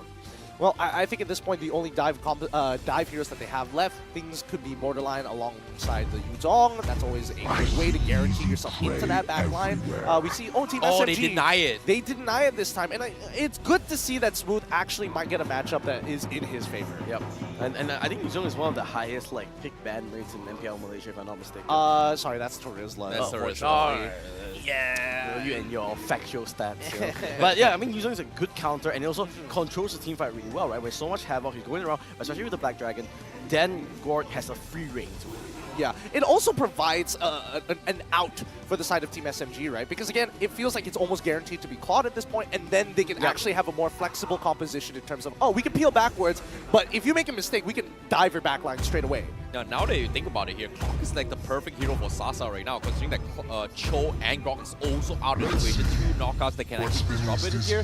Forcing Team HAQ to go for a Kaja isn't too bad, but no, they opted to go for the Kufra and the Export instead. Now actually, I'm really liking Team HAQ's lineup because they have a lot of control with the Kufra, and the AoE is there, and they have a lot of single target damage as well with the Bruno. Yeah. So I like that round thing, but if SMG can pull off this team fight really well, which Yuzong can always bring, right? They still have that potential, but no, they bring out the Beatrix instead. Okay. So they have the Beatrix. They have decent amount of peel. I thought that they wanted to dive a little bit deeper, but considering that it's Kufra, you can't always orchestrate a very optimal situation for yourself when Kufra is very, very far in front and not just using the bouncing ball to peel away for that backline. So I think Team SMG, they kind of pivoted off the idea that they had initially, and at the end of the day, well, we'll see how Smooth is going to handle this export that has been annoying for a majority of EXP laners in the league so far. You know, seeing how this draft is as well, coming from both sides, it feels like both have very, very similar, I would say, ideas when it comes to how they want to approach a team fight here. You know, SMG wants to play into their court. Likewise can be said for Team HAQ as well, especially when they've got heroes like Export and Fredrin that has so much kiting potential here. So from SMG side, one wrong move, they are going to get chipped away by Iris completely bombarding the helps. 2 different ideas, 2 different identities. Still moving under gunfire is their name. Well, they are under gunfire. They need to move on. SMG versus HAQ. Game 2 in the Land of Dawn. Will SMG pull us back to the game 3, or will HAQ finally stomp their dominance in this game? HAQ currently 1 point up against Team SMG. Everything's on the line here to try and secure 3 points in this match. It's going to be Gary on the orange buff. Sa going to be on the opposite side on his orange buff. They will end up on opposite sides of the map. Looks like they're actually going to just buff to buff before they go for their engages. Yeah, it is going to be very difficult to do so, but it feels like they're trying to prioritize mid lane control here. I was expecting maybe SMG is going to send up maybe Stormy towards the XP lane to try to get an early 4, but we are going to see an early dive here. That's a good dive, and Euro actually just goes down. Miko might be for him. He will. It is a mid laner for Rome, but Team HAQ gets the priority here. Oh, okay. Down. Hey, the truth is, was that a good play or was that part of the tech? Tough to call. But in the meantime, the Marshals will make sure that everything's going to be okay here. We don't know what type of problem it is just yet. We didn't see the hand signal, so I can't tell. Currently, at least nothing major has happened. In the meantime, kill score 1-1, but you gotta give credit where credit is due, right? Yep. Smooth rotating after having a fast 2 with Miko down on the bot side of the map. Oh, it's not a Type 1, it's a Type 2 issue, so it's not on him.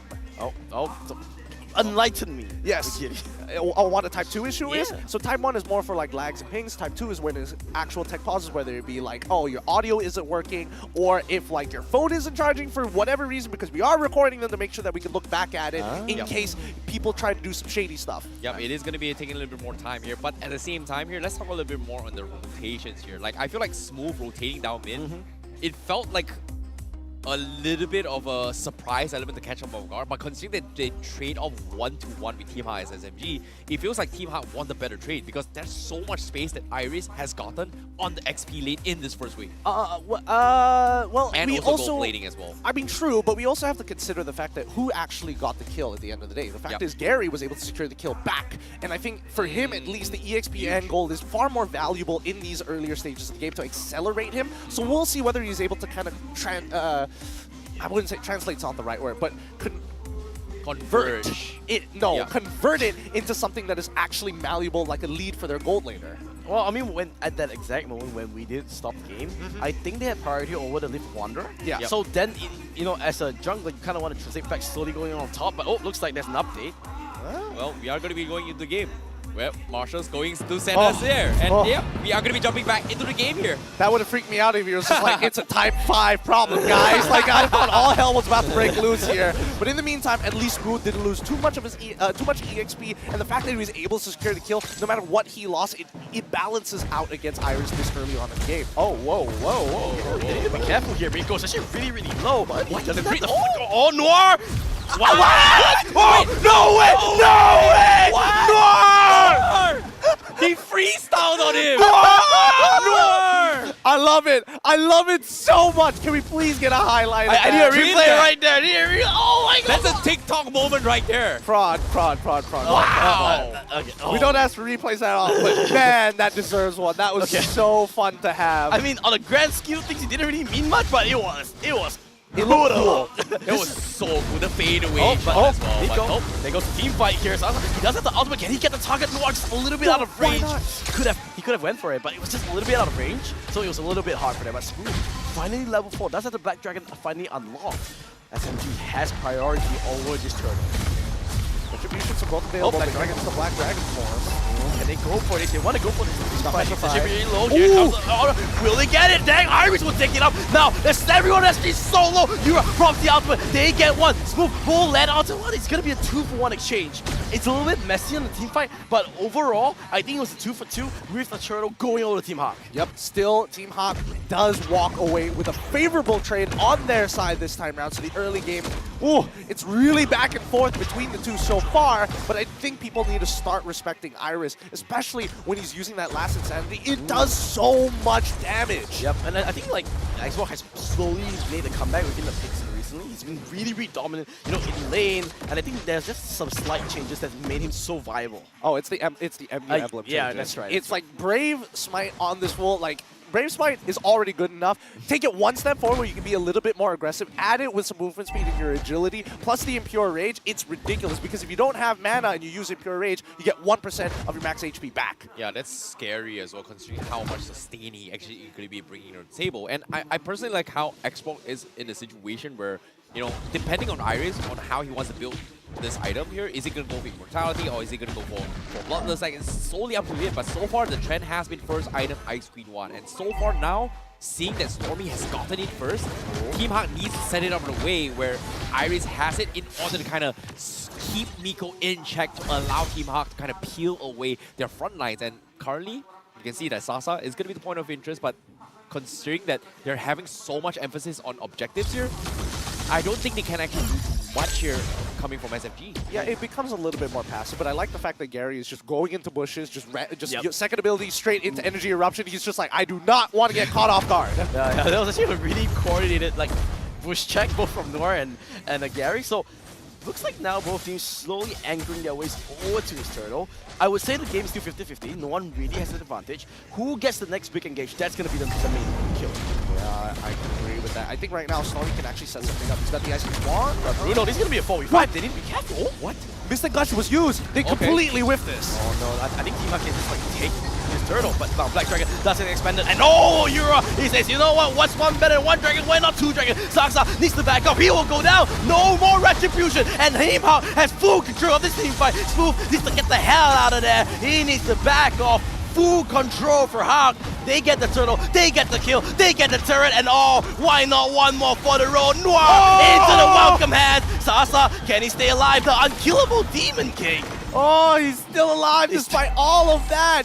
No, He's not. He's gonna do it again. Does he have flicker? Okay. He doesn't. Sasa, he's gonna try. Okay, he's gonna kill him. Oh! You know what? It's the price to pay. They get the kill. The advantage is just insane. Stormy didn't really get a good engagement. Here comes Yura. Can he steal the ultimate over from Gord? Looks like no. It is all over the place. Now Panda's in trouble, but he's just manning it up. One more auto attack. No, there you go. The crit. He didn't get the ball. He didn't get the crit ball. No. That's so sad. He just needed the empowered auto attack, but he ends up hitting a minion in the middle of that chaos. He already used the slide tackle. He used everything. He had nothing left to offer. Okay, now let's talk about the economy swing here for the side of Team HAQ, right? They've got the turtle. Surprisingly, it was a 4v5, considering that Panda showed himself all the way to the bottom, which forced SMG to commit into the fight with the Black Dragon. But when that happened here, Yura was able to single-handedly chain CC himself with the Black Dragon and also terrify 4 members from the side of SMG to kind of prolong enough time to get both the turtle as well as the tier 1 down bottom to kind of translate this 3k net worth lead. I mean, now that they have this 3k net worth lead, what do they do with it, right? They get a free tower up on top side. Pretty good start, but they're instigated. They're waiting for the next fight. Oh, I don't think they go for this. They should back out. Just sacrifice Gary. It's fine. Don't really lose a lot more objectives. You need to back out from this because SMG has so many manpower. But Panda is just hitting like a truck. He finally backs off to a stun. Will not land. Noir. Oh, he gets the reset. Sasa gets the reset. He gets 2. And oh my god. Team HAQ, they need to back out. Last Zaddy not doing enough. This is going from bad to worse. Team HAQ just had to cut their losses there. Oh, it's not even done yet. They get Yura as well. It's gonna be a complete wipe. An unofficial wipeout there, but dude, that's so unlucky.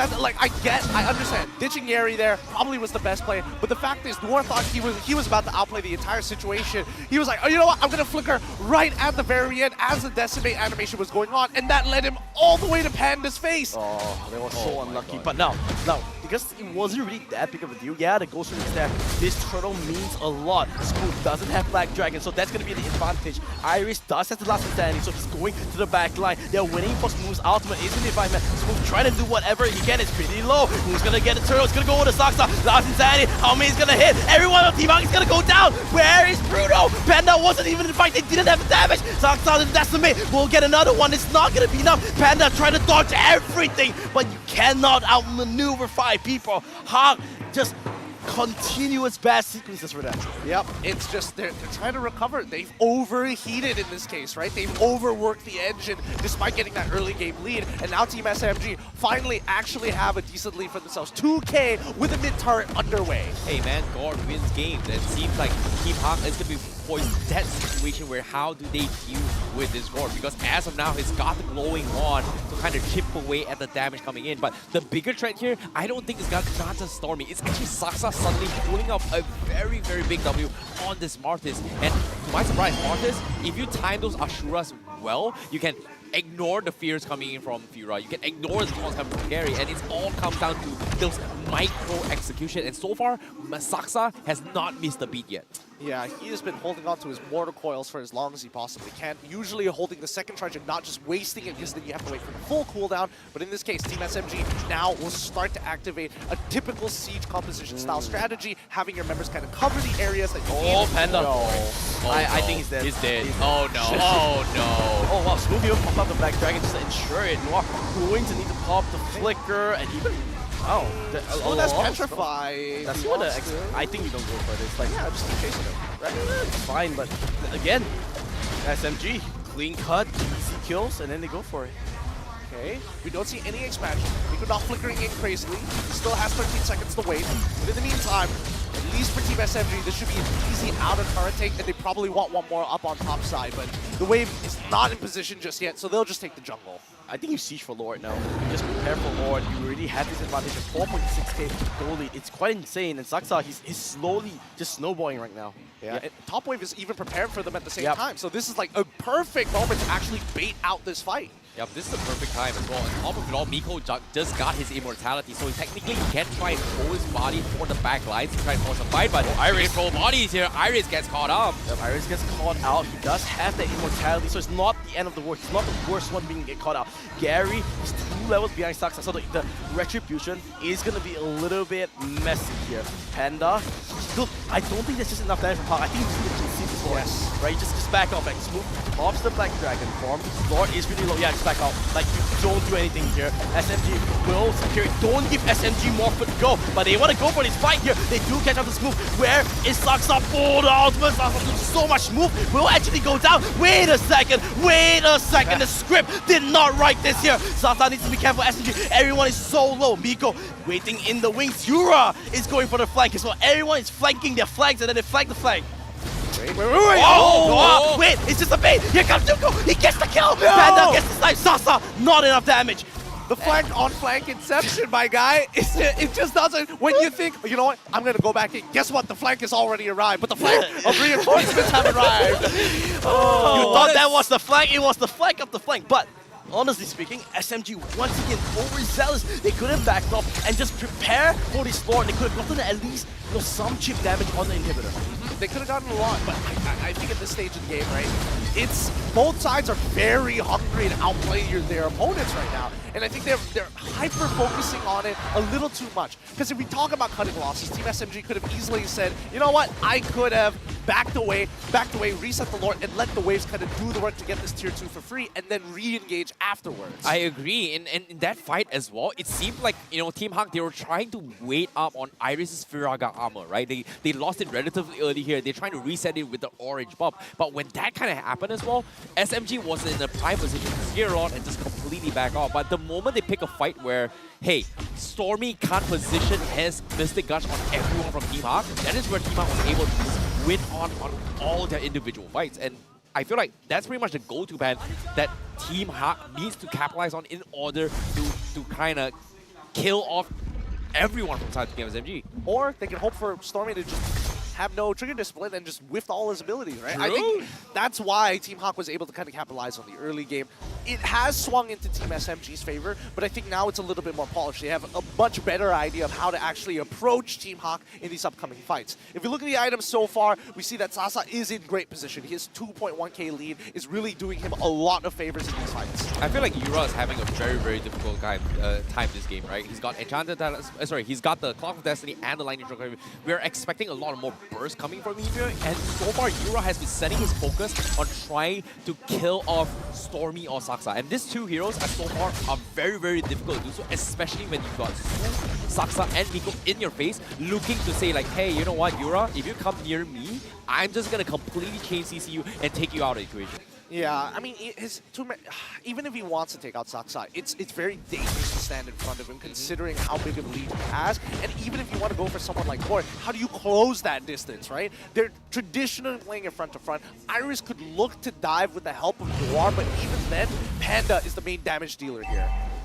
Well, it's going to be very difficult here, especially when Panda now, he just got his MLBB roar. And with this Lord up coming in from the fight here, SMG still again have the prime position to actually contest this here. And we're talking about flanking here. Team HAQ, they definitely need to do the biggest flank to catch both Sasa as well as Stormy in order to win this fight.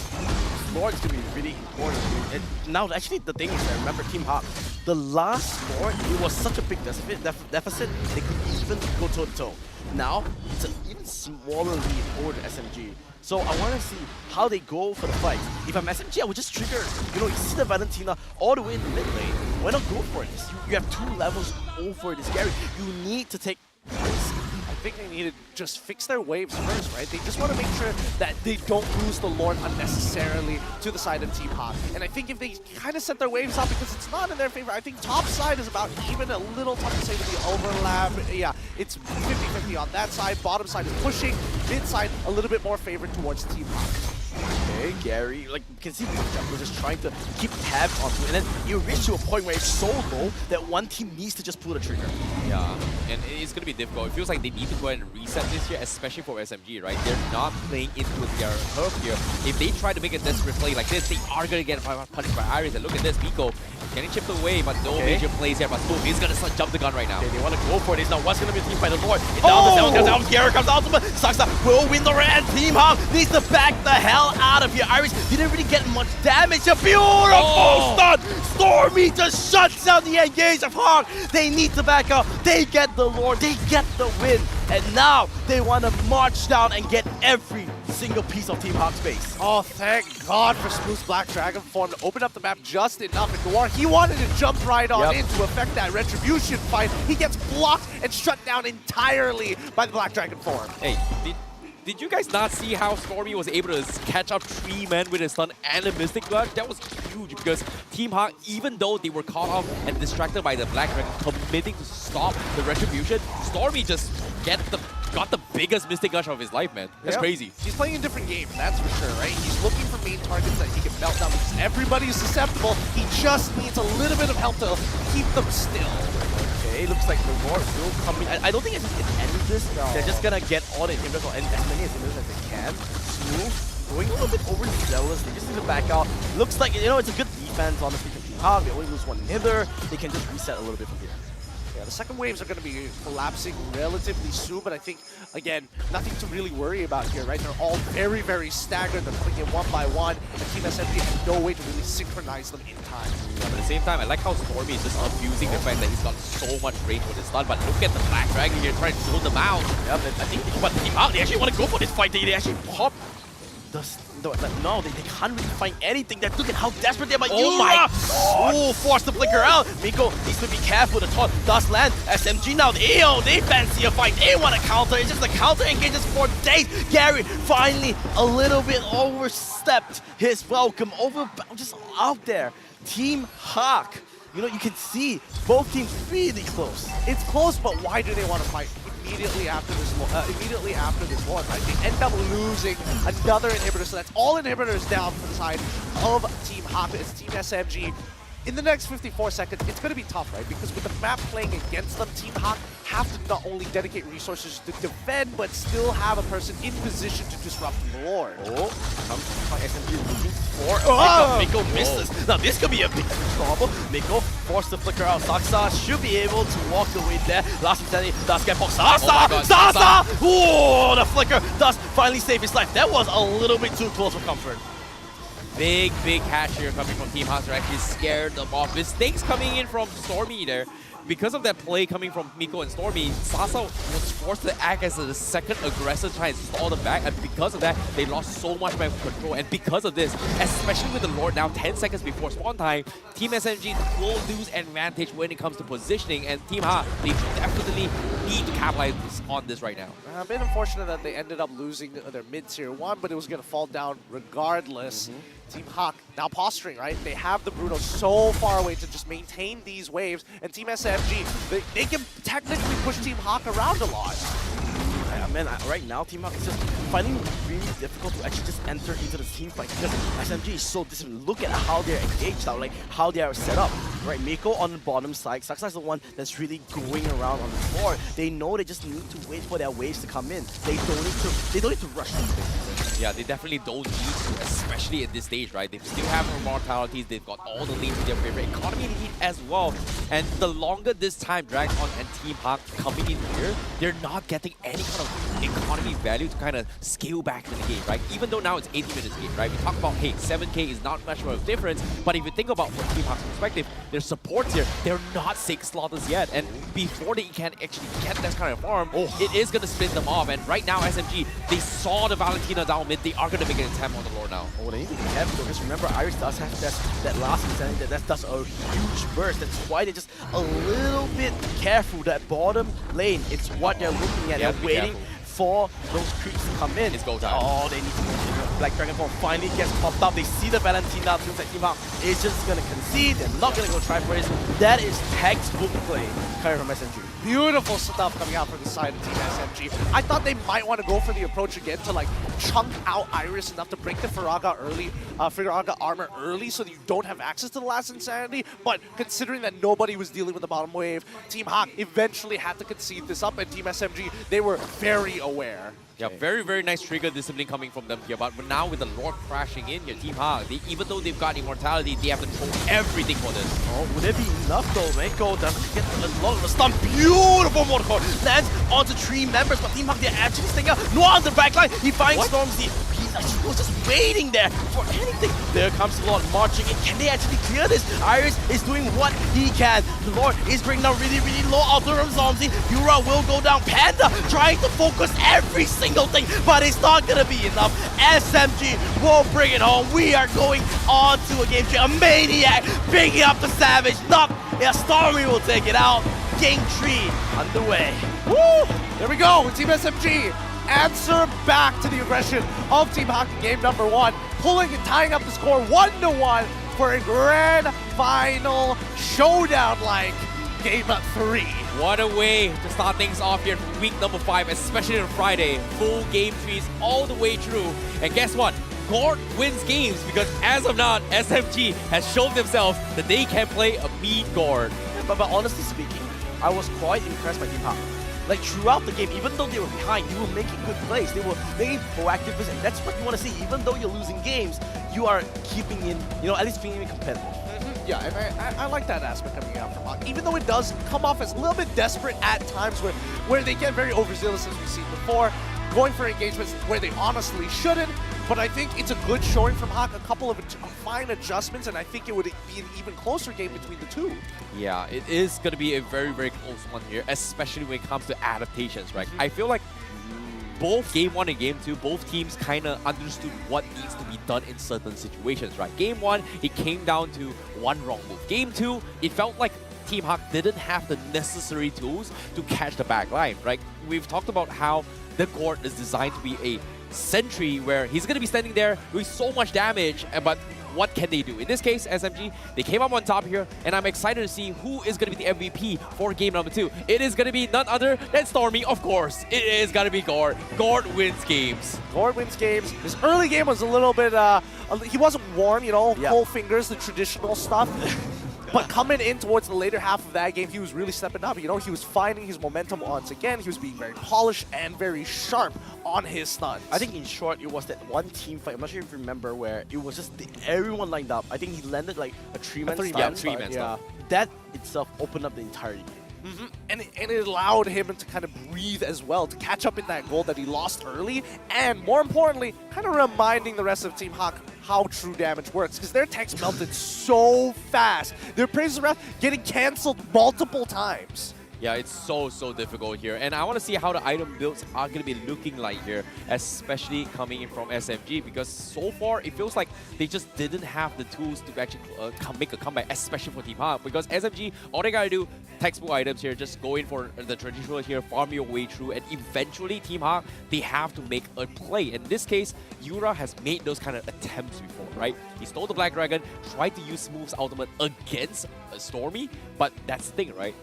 If you don't have the damage as a physical hero, what can you do if you are a mage with a rip-off Black Dragon? I mean, he does have the extra abilities. He does get all of the passives as well. But as soon as he gets on out of it, he's just waiting on cooldowns. Exactly. And I think there's no ideal ultimate to really steal from the side of Team SMG. Yeah, I think that was the main problem there. Yeah, because even if you take Gord, you need somebody else to set it up for you. So I think it was the Valentina normally is a really good pick, but this time I think SG drafted really well. That there was no big ticket like ultimates that you could really take to just change the game. I mean, the closest you could get was the Decimate, but even so, it's only relevant for like the first half. But you gotta be like so in front and you're so squishy, right? It's really hard. It's difficult, right? Spacing, no matter where you want to space, somebody is able to kind of clip you in these situations. And it's interesting to see, at least for someone like Sasa, I would have imagined he wanted to go for a marksman emblem. He decides to go assassin. Yeah, that's the thing, right? Assassin gives you those kind of penetration builds here. Sasa has got 81 and 9. He's been chipping away value kills every single time. But I agree with what you said as well. Valentina, if you're talking about situations from Game 1 and Game 2, obviously when Stormblade played the Valentina, he had so much more innate build kits to actually take advantage of, such as the Bloody Hunt from Franco, yada yada. But this game, I agree, what else can he steal? Mystic Gush means that you are going to be playing back lines. If you do that, means that nobody's going to be able to go to the back lines and flank Stormy. And that's the biggest problem when you are faced off with Gord. Game 1, Smooth, SMG played with Smooth as a Benedetta. This game, if you think about it here, the only other logical player was Iris going to back lines to zone him off. But if he does that, who else can follow up with Iris? Yeah, and that's the thing, right? You're hoping that Panda deals enough damage so that the pacing of these sequences becomes a little bit smoother. But Panda not finding the lead at all, right? He was really struggling in this particular game to get in on those fights because he's constantly zoned down by the side of Yuzong. And if he gets too far forward, either he gets stunned up by Gord or Edith is already in a primal form ready to trade against him. So there was no real way for him to come out of these situations on top unless, as Matthew mentioned before, the engage was initially good. Yeah, it is going to be very, very difficult, especially when it comes to setting up those engages, right? And I feel like Noir, he tried his best. There's only so much a Kufra can do. Kufra is the type of hero, when you hit, you hit. If you don't hit, you are going to be in an awkward situation. And I like that they have Iris as a safety net, but it felt like it wasn't enough. And speaking of damage output as well, let's take a look at this. Iris obviously going to be 58,000. But Yura doing 37,000 as compared to Stormy, who hit 104,000 damage. That's a lot of damage. He was finding multiple targets to really shred through, especially on this core. And I think even coming in towards game number 3, it might be considered bannable at this point. I don't think the Gord was really the main problem, at least from my perspective. I think the issue for Team HAQ was that they couldn't really find an opening because SMG was very, very disciplined in this game, right? Yep. They knew when to enter, they knew when to sort of engage, and Noir just didn't have an opening. Where in game 1, it was just the Franco hooking everyone through. I think that in these situations, we need Iris to kind of be that person to open up the map because, again, you have the immortality, you technically have 2 lives with the Faraga armor, and you're the least important member on the team in these situations, right? So when we look at the highlights, when we have a look at the gold graph here, you can see the entire storyline go down. 6 minutes, Team HAQ's yes, you made enough mistakes, we're coming back to it, and then the turnaround happens. The three-man stun happening around, this is happening around the 9th minute mark. I think it's the 19th minute mark, right? The 19th minute mark? The big gap push. But then he was doing something in the meantime. He was fighting for a neutral objective, so there's 3 to choose from there. I would imagine if that was the case, it would be 15, I suppose. Okay, either or. Either or. Regardless, they still are able to kind of find the right amount of gold, stay ahead of their opponents and start juggling their items. But I think even if item juggle or not, it still came down to what the decision was from Team HAQ at that time. That's the thing about Team HAQ's composition, right? Even though that they are trading objectives across the map here with this economy here, I feel like they have 2 very, very different variations on how they want to play the game. SMG, obviously, they want to play towards this squad strength. Come to us, it's okay. Even if we come to you, we have somewhat of a poke damage. In this case, Mortis is just extremely annoying to threaten you, even though we are poking.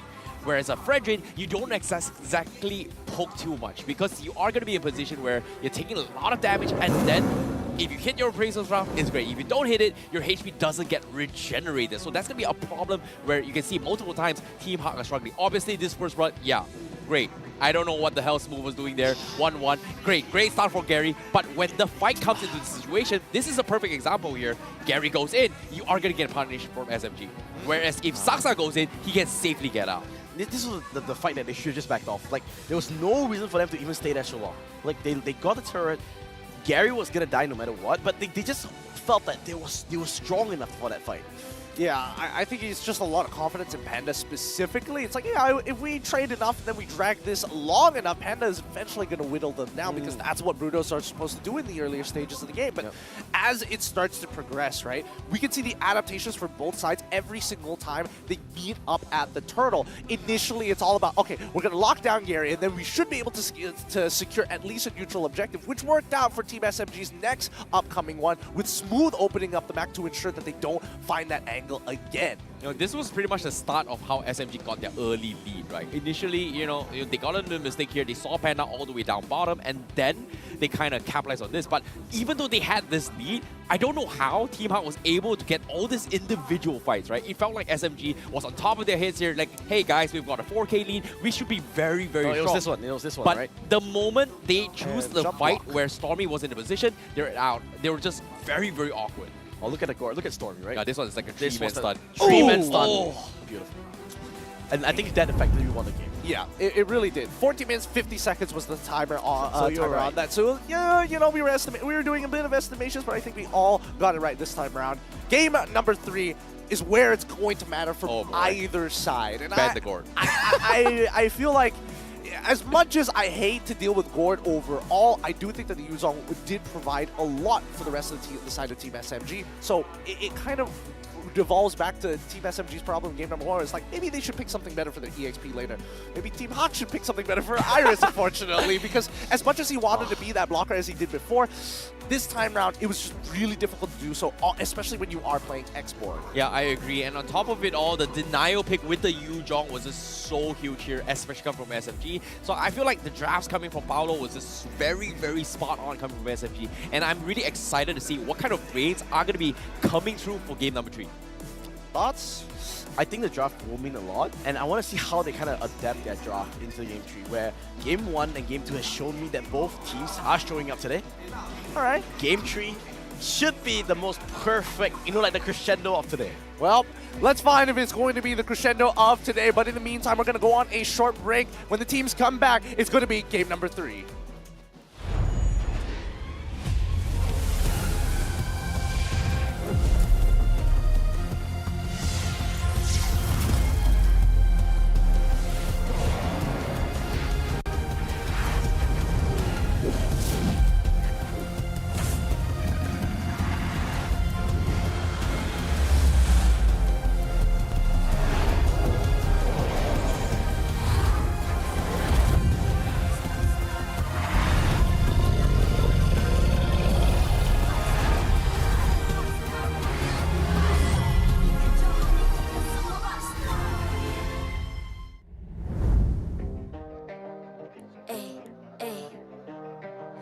I'm a rock star.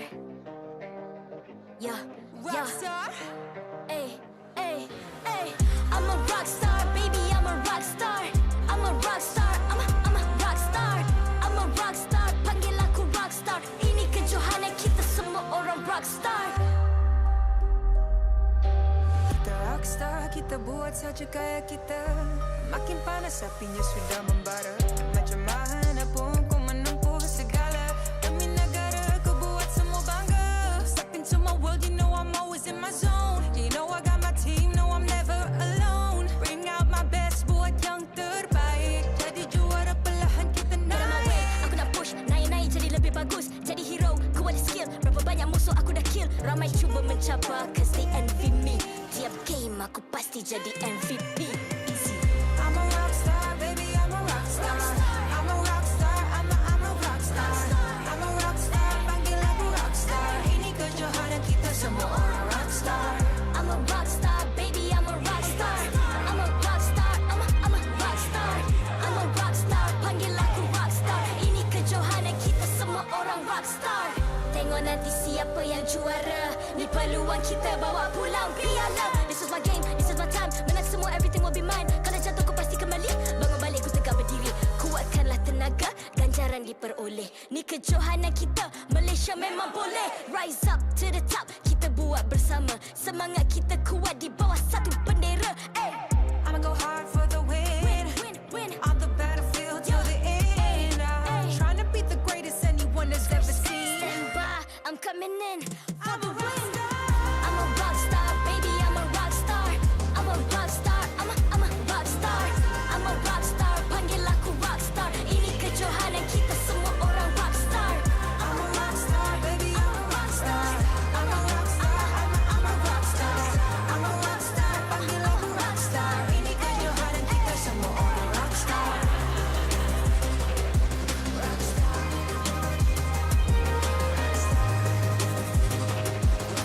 Ini kejohanan kita semua orang rock star. I'm a rock star, baby, I'm a rock star. I'm a rock star, I'm a rock star. I'm a rock star, panggil aku rock star. Ini kejohanan kita semua orang rock star.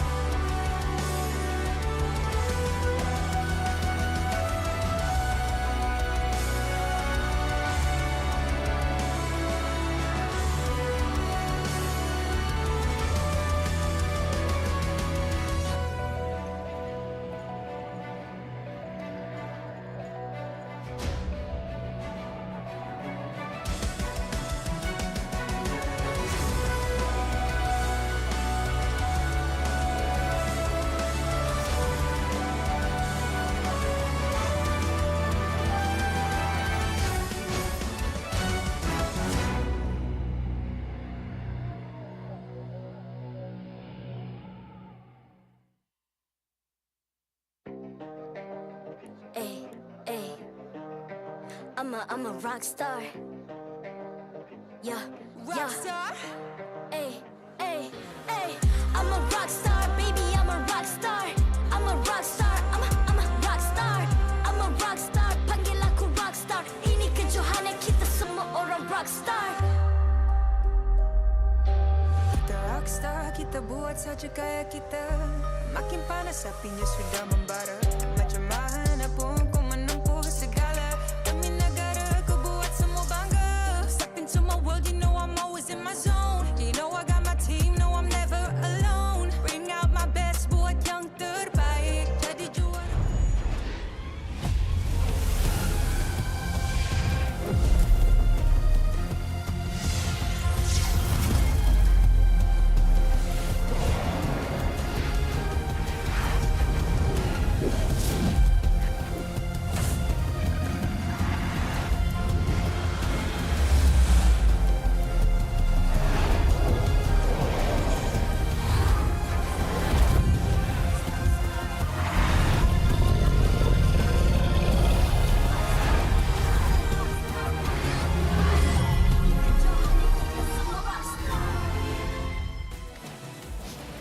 Welcome back, everybody. It's the MPL MY Season 12 English broadcast here with me, Getting Q, as well as Terrence Icy Baby 12, and our special guest, Matthew Chan, as we are on our final game of the day. No more after this. Team SMG currently at 1 point, tied up against Team HAQ at 1.2. I'm really glad that they purposely play all three games so that I can maximize my cost.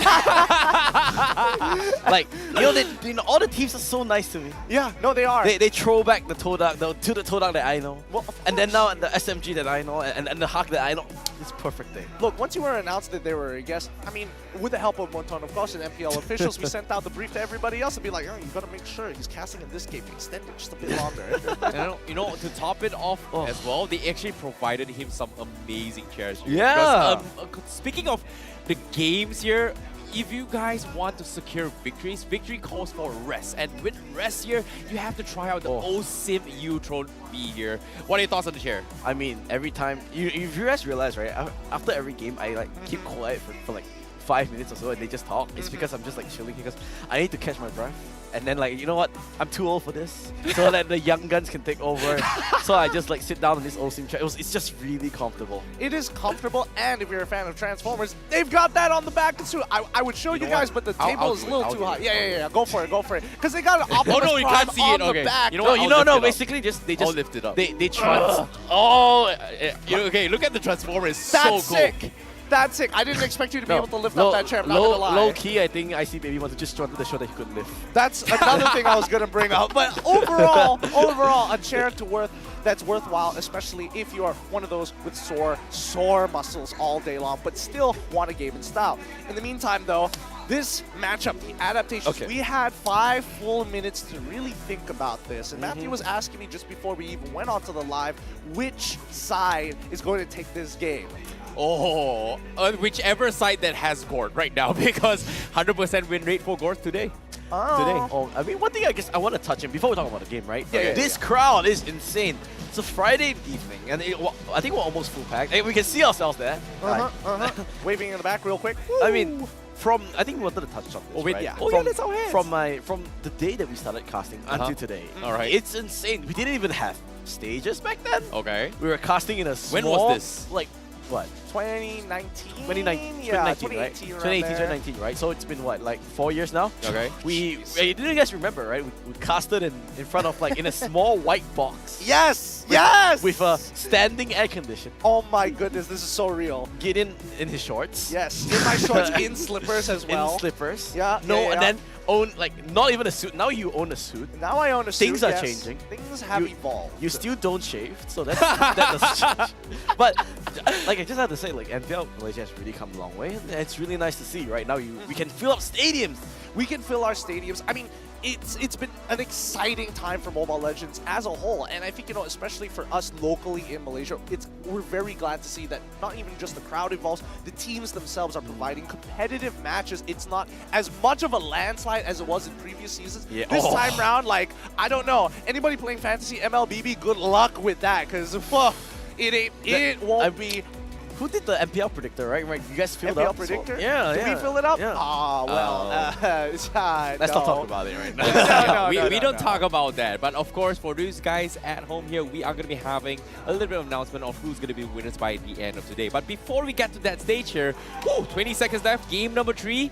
I feel like, Coach Paolo did a very, very good solid game number 2 in the drafts compared to Team HAQ. Team HAQ definitely, tried to play the Gore. Obviously, SMG, they were caught up by surprise, but even then, it came down to executional errors for game 1. But game 2, it was just straight up, Paolo said, you know what, my draft is just so much better. We know how to deal with Team HAQ. And hopefully, game 3 is going to be that for SMG. So SMG blue side, red side. SMG, it doesn't matter. It's Coach Paolo, man. All right, blue side, red side. I think they kind of won the red side. They kind of want the red side. And why is this, though? Because you get 2 power picks over 1 power pick. So there's this kind of misconception where so there was a very general rule of thumb that I was talking to, like, this is like way back when, right? I asked Zace this question, right? Okay. Like, I asked him, like, how do you... Please. Zace, okay, Zace. So, like, do you want, like, first pick, second pick? Because I used to be the manager, I'm the one that always tells people, hey, I want first pick. So I asked him how to decide. So a rule of thumb is very simple. In this current meta, is there more S tier picks to take? If they are, you want red side, because you guarantee the fact that, let's just say in this meta there's 5 S tier picks. Right? Alright, you ban out maybe 2. There's 3 S tier picks, you're guaranteed to take 2. No matter what. But in the meta where you kind of only have like 1 or 2 S tier picks, then you kind of want the first pick, because you're guaranteed at least 1. So it depends how many meta picks are there and how many priority picks, right? We just call it priority picks, not really like extra or anything. So if you have more priority picks, you know what? You don't really care what the opponent first pick, because then you can get 2 strong priority picks over your opponents. And that's been the ideas for a lot of these teams, unless they want to take it a step further into like double flex picks or situations where they want to only just secure at least one of these power picks that really work well for your comp. So Edith is the one change. Exactly. Of the bat. I was about to mention it as well here because when we talk about double flex picks here, Edith was one of the flex picks that Team SMG as well as HAQ was able to capitalize on here as well because, hey, is this Edith going to be roam? Is this going to be XP lane? And in this case, now denying this here, I'm really surprised by this first pick Fredrin coming from Team HAQ because the Fredrin into both games didn't exactly do too well. Oh no, they should have picked Gord. They would have won. No, this game. not They Gord just as a had first it. pick, right? Oh, man. Maybe not Gord as a More first so, they let go the Valentina. Yeah. Now, if again, it's asking the question to them. We have a tank jungle already revealed. Or EXP later, we don't know. If you take Gord, sure, fine. But Valentina might provide a little bit more value unless Team HAQ decide we're not going to give you any value ults. Yeah, like last game, right? But Exactly. it's a very situational thing, right? It's more often than not, your team is going to have at least one ultimate that's really easy to utilize. Yes. But I want to see how where Team HAQ is going with this, right? Okay. They pick their poison. They pick this Federin. How are they going to build around it?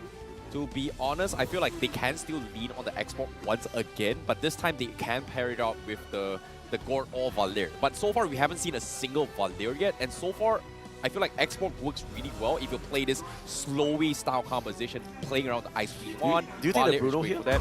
But Bruno, I feel like no, honestly, not Bruno. Panda didn't play that bad. Yeah, but it's more like they picked the Bruno to deny it away from Sasa, considering that game one, that was the priority for them. Sasa did really well on the Bruno, but yep, they are gonna stick with the Gord. We can pack up now. Right, like let's right? Let's the IC baby 1-2 theory. Yeah, it's over. We're done. You know, we don't have to watch through this. We know what's gonna happen. I think as a response, I think Team SMG is gonna take the Bruno. Right? It's a good matchup. The fact is, it's pretty difficult. Why did Team SMG go to Comfort? No, I don't think it was Comfort here because if you think about how game one went, Cho. Game 1 and Game 2, Cho was pretty much banned. These are two heroes that can actually mess up the Gord really, really bad. And there's nothing really much that can actually stop a Cho running to his Gord's face and forcing you to flicker out or this reposition. And because of this kind of chaos moments, Cho is going to strive that knowing that Gord is not getting so much value in those team fights. And I feel like with a little bit more experience for Game 1, SMG adapted by saying like, you know what, they are going to ban these heroes. I'm going to pick the Cho. Yeah, because I think last two games, Cho were banned in the second rotation. Yep. And it is a perfect pick at that point because I don't think you kind of want to pick that Bruno so early on because Sasa, right? I mean, he can play anything. Yeah, he can play anything. And at that point, you know, when a marksman is in the winning game, there's not much pick of the deal. Of course, there's like minor changes, but this Cho it basically counters both players where both Irito and the Gord needs to be so careful here, where they need to make sure their positioning is there and they need to be worried because if anybody gets, Way of the Dragon into the team, you have this Martis that just decimates anyone, and you get the reset, and you know when a Martis gets a reset. Exactly. It just continues to chain and becomes really devastating to deal with, but I like the way that Team SMG is thinking one step ahead, right? Because, okay, we have this great spearhead to pick you off, so what stops it? Number one, Franco. Being able to use a suppressed category ability doesn't matter what you have. Oh, dodge CC, don't care. I'm still going to lock you down. I would expect Kaja as well, but Team SMG, they don't double down on both picks. Yeah, I don't think they should here. Considering that if Team HAQ goes for the Kaja, it's great and all, but it pretty much guarantees that, hey, the Divine Judgment, when it's used, you are going to force the Gord to use the Mystic Gush just for one hero. So it's not exactly maximum value, and SMG, the shift here, they are going to ban the Uranus. However, Team HAQ, obviously, they are going to be banning off heroes that can dive to backlines. Yuzhong, extremely annoying. Gord is not going to have a good time. I feel like seeing how Game 1 went, they should respect Smooth's Benedetta. They should. And I think it's like... I don't think it's worth a ban, but I was going to say something. What? What do you guys think of Dexter? Diggy It's our showtime. for Team HAQ? Diggy for the side of Team HAQ. Let me think about this for a couple of seconds. Okay, Actually, Diggy isn't too bad. Early game, you're going to get auto long bombs, you're going to have more than enough information. I would say You counter the exports. yeah, I mean, there's more reason to now than there was just earlier.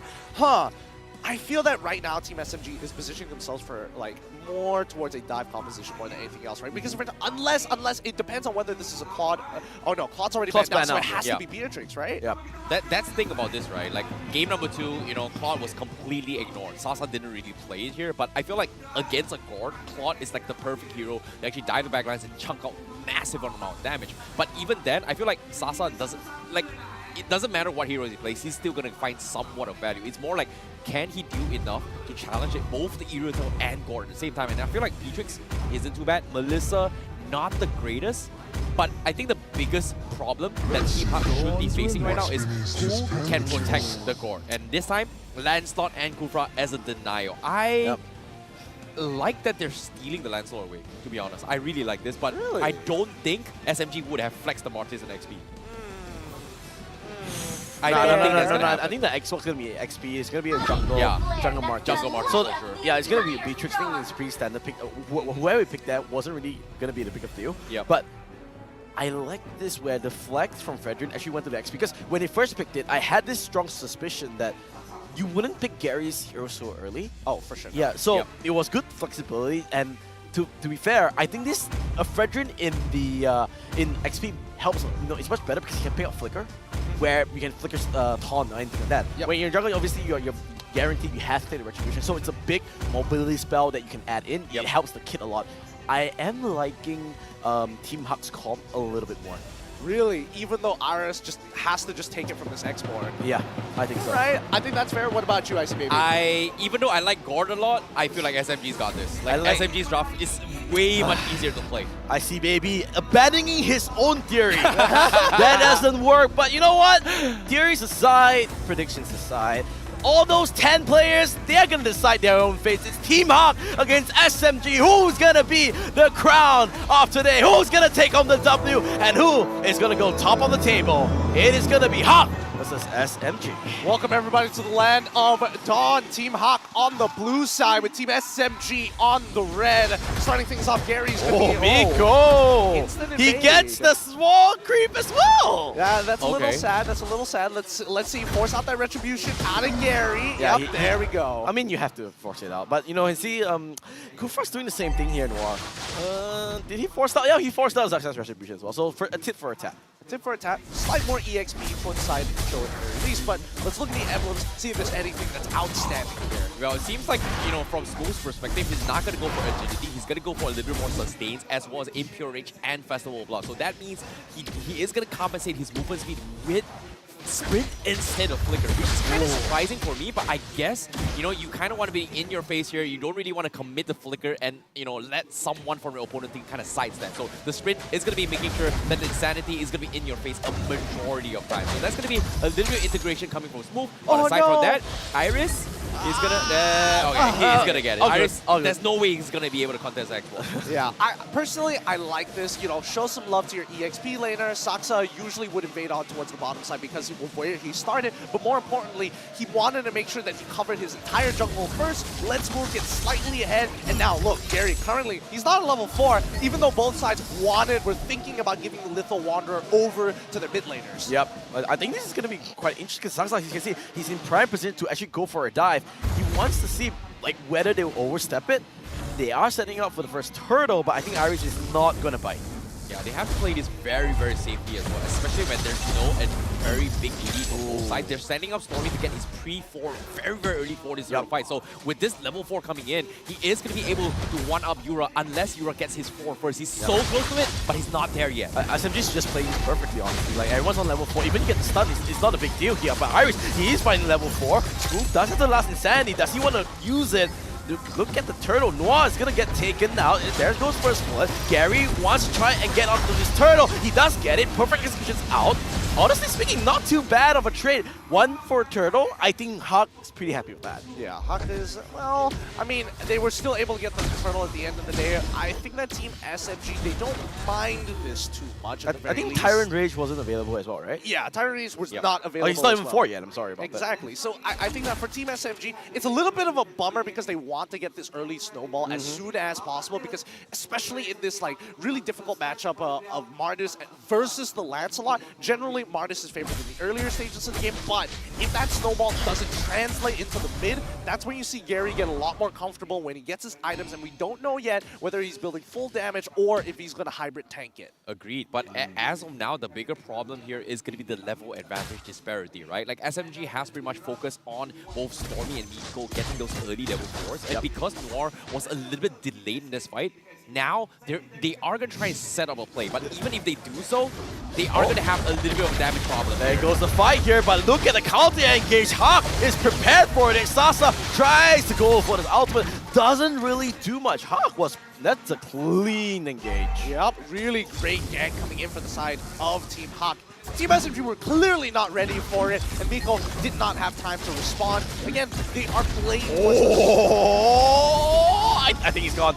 He doesn't have the flicker. He doesn't even have the sprint. 5. Oh, it's 5. Can he get the stun? The taunt is there. The knockout. The stun. No, from downtown, the guard with the flash. The spirit of awning lives by him, and he gets the kill as well. Disgusting. Disgusting stuff. 2 successful ganks on both side laners is great for the side of Team HAQ. At least we know for a fact that if Saksa decides to invade, Gary has plenty of opportunities to find farm for himself. Honestly speaking, Miko has been doing a really good job just suppressing Gary. You know, always tagging. That's what we call like just tagging him out, making sure that, you know, they know it. But Yura has stepped up really well, and I have to say Noir as well. So now, this turtle is going to be extremely important, but HAQ will be in a better position to actually fight for it. Miko goes for the ultimate. He does land onto Iris. Can he survive onto this? Remember, this is not a jungler anymore. He has the flicker. Gary, beautiful hit! He gets the turtle. He gets the kill as well. Phantom Execute gets stolen over by Stormy. Good damage, 1 for 1. It is a jungle for a jungle, but honestly speaking, HAQ's going to take that any day of the week. Yeah, every single day of the week. What an engage coming in from Noir as well. 2 screens away, no way you can see it coming from that far. And on top of it all, right at the edge with the Mystic Gut from Yura as well. The trust between each other is just phenomenal. But again, SMG being put in the spot as well. How do they catch Yura? Because as of now, getting this show to go to the backlines is great and all, but so far, he hasn't been able to find those kind of opportunities yet. And with these items coming up as well, now with the ice cream once of Yura, he is going to put a lot of slows onto his SMG to be in awkward positions where if they don't commit, they are going to get punished for this. This is the difference between putting a Fredrin in the XP lane versus a jungle, right? Because if that's a jungle Fredrin, he's dead, right? No flicker, but that's the flexibility. So even I was a little bit, oh, he's dead because you're so used to just seeing the Fredrin just being kicked in. They need to remember Smooth actually getting CC there. We'll be able to walk away because of a 3-Agar armor's brick up. Looks like it's going to be okay. The ultimate was used by Yura. I think it showcases that Team HAQ, you know, they have this momentum, they have tempo. Now they want to really control this game.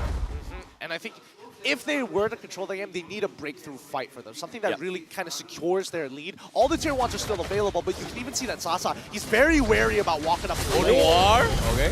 He's good. Needs to be careful. Iris doesn't have the flicker this time now. That's a big one. They can kick Noir if they want to. 20 seconds onto this turtle. I think they're just gonna disengage. They want a juicier target. Miko wants to pick those priority picks instead of a Kufra. Yeah, and if they gotta make sure they keep control. Oh, Sasa! Whoa. Hey, I didn't expect Panda to deal that much damage. I was thinking that Team SMG actually wanted to activate and say, hey, we could look for a tower dive, but more importantly, I think we just want to secure the tier 1. Didn't even get that. Panda, no heavy crossbow. Okay, now, even though Iris did die, it didn't really matter that much. It's just a little bit of priority. Here comes Noir, going one big round across the map. Team HAQ actually has a little bit better position in Smooth. Can he get the Fragger armor out? Yes. So no last insanity for this team fight. Team HAQ can just full-fledged just send it onto this turtle, but they're just taking their time. Iris will be able to take out onto the Miko. They want to protect Panza. The team SMG is a little bit too close here. They do get a turtle. They're gonna fight the Fragger ultimate lands, and there goes Sasa. That's the damage dealer. Can they go for the fight? Destiny doesn't tag out to anyone. Panda with a double kill. There goes another one. It's a 4-for-0 exchange. SMG tails between their legs. Miko, the last member, survives to tell the tale, but that's not what you want. Team HAQ, clean as a whistle. Ooh, so rough.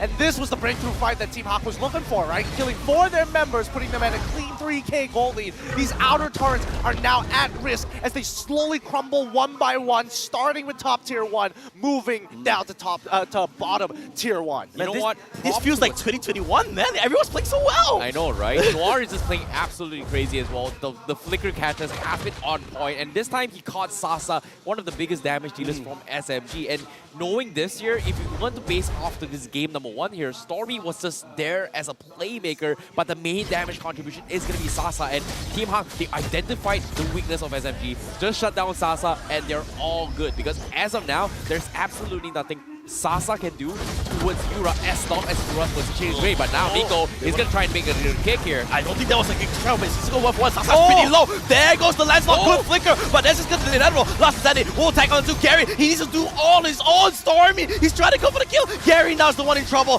The Anthem execution, does he have it? He's waiting. Puncture off cooldown. He gets it. No, Stormy going to survive the man-on-man fight. A little bit messy, but HAQ comes out a little bit worse for wear. SMG looking live.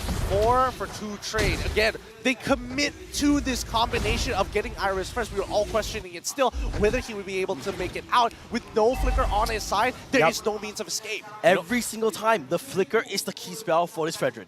Yeah, that's the thing about catching the right targets, right? Like so far, Miko, he's tried Yura multiple times and it's just not working out. And it feels like SMG, they're losing a lot on this pick-up potential because of the fact that Miko is saving up his Way of the Dragon for Yura multiple times. But why bother when I can just burst the rest, considering that Yura is playing so far away? Oh, Miko already expended the Way of the Dragon. That's a big one. SMG, a little bit awkward of a team fight.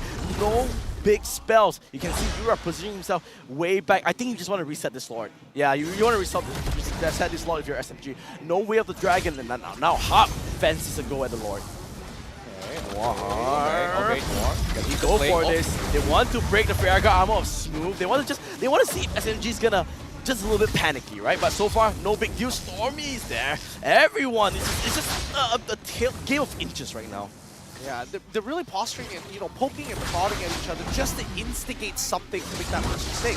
Bottom side, again, it's pretty neutral, and all the ultimates are coming out, right? You know, I like how SMG is making the call, especially from Smooth, to actually recall back here. He's been struggling to try and regenerate his health multiple times now because of the fact that his itemization was not in towards the Bloodless Axe or for Spell Vamp and such, right? Because he's looking to play a little bit more tanky. And so far, if he chips onto his Lord to try and farm his armor shots, it is going to be very, very difficult to do so. And HAQ, they are going to try and bait out his Braga a little bit more. But Miko, they get the cool front, don't know what, but just decimates it straight away. Smooth, the last insanity into the face. What's gonna miss? Gary, he needs to back the hell out of there. Panther gets sniped out as well. Now Team HAQ's the one that's looking a little bit worse for wear. Gary does get the Q out to Stormy, so they do at least have their retribution user. No, he used it in that last fight. Do they want to go for this? Miko a little bit low. He might be able to get this snipe here. Phantom execution together with the Thorn Rose. One more hit. Looks like the Lord will go over the snipe.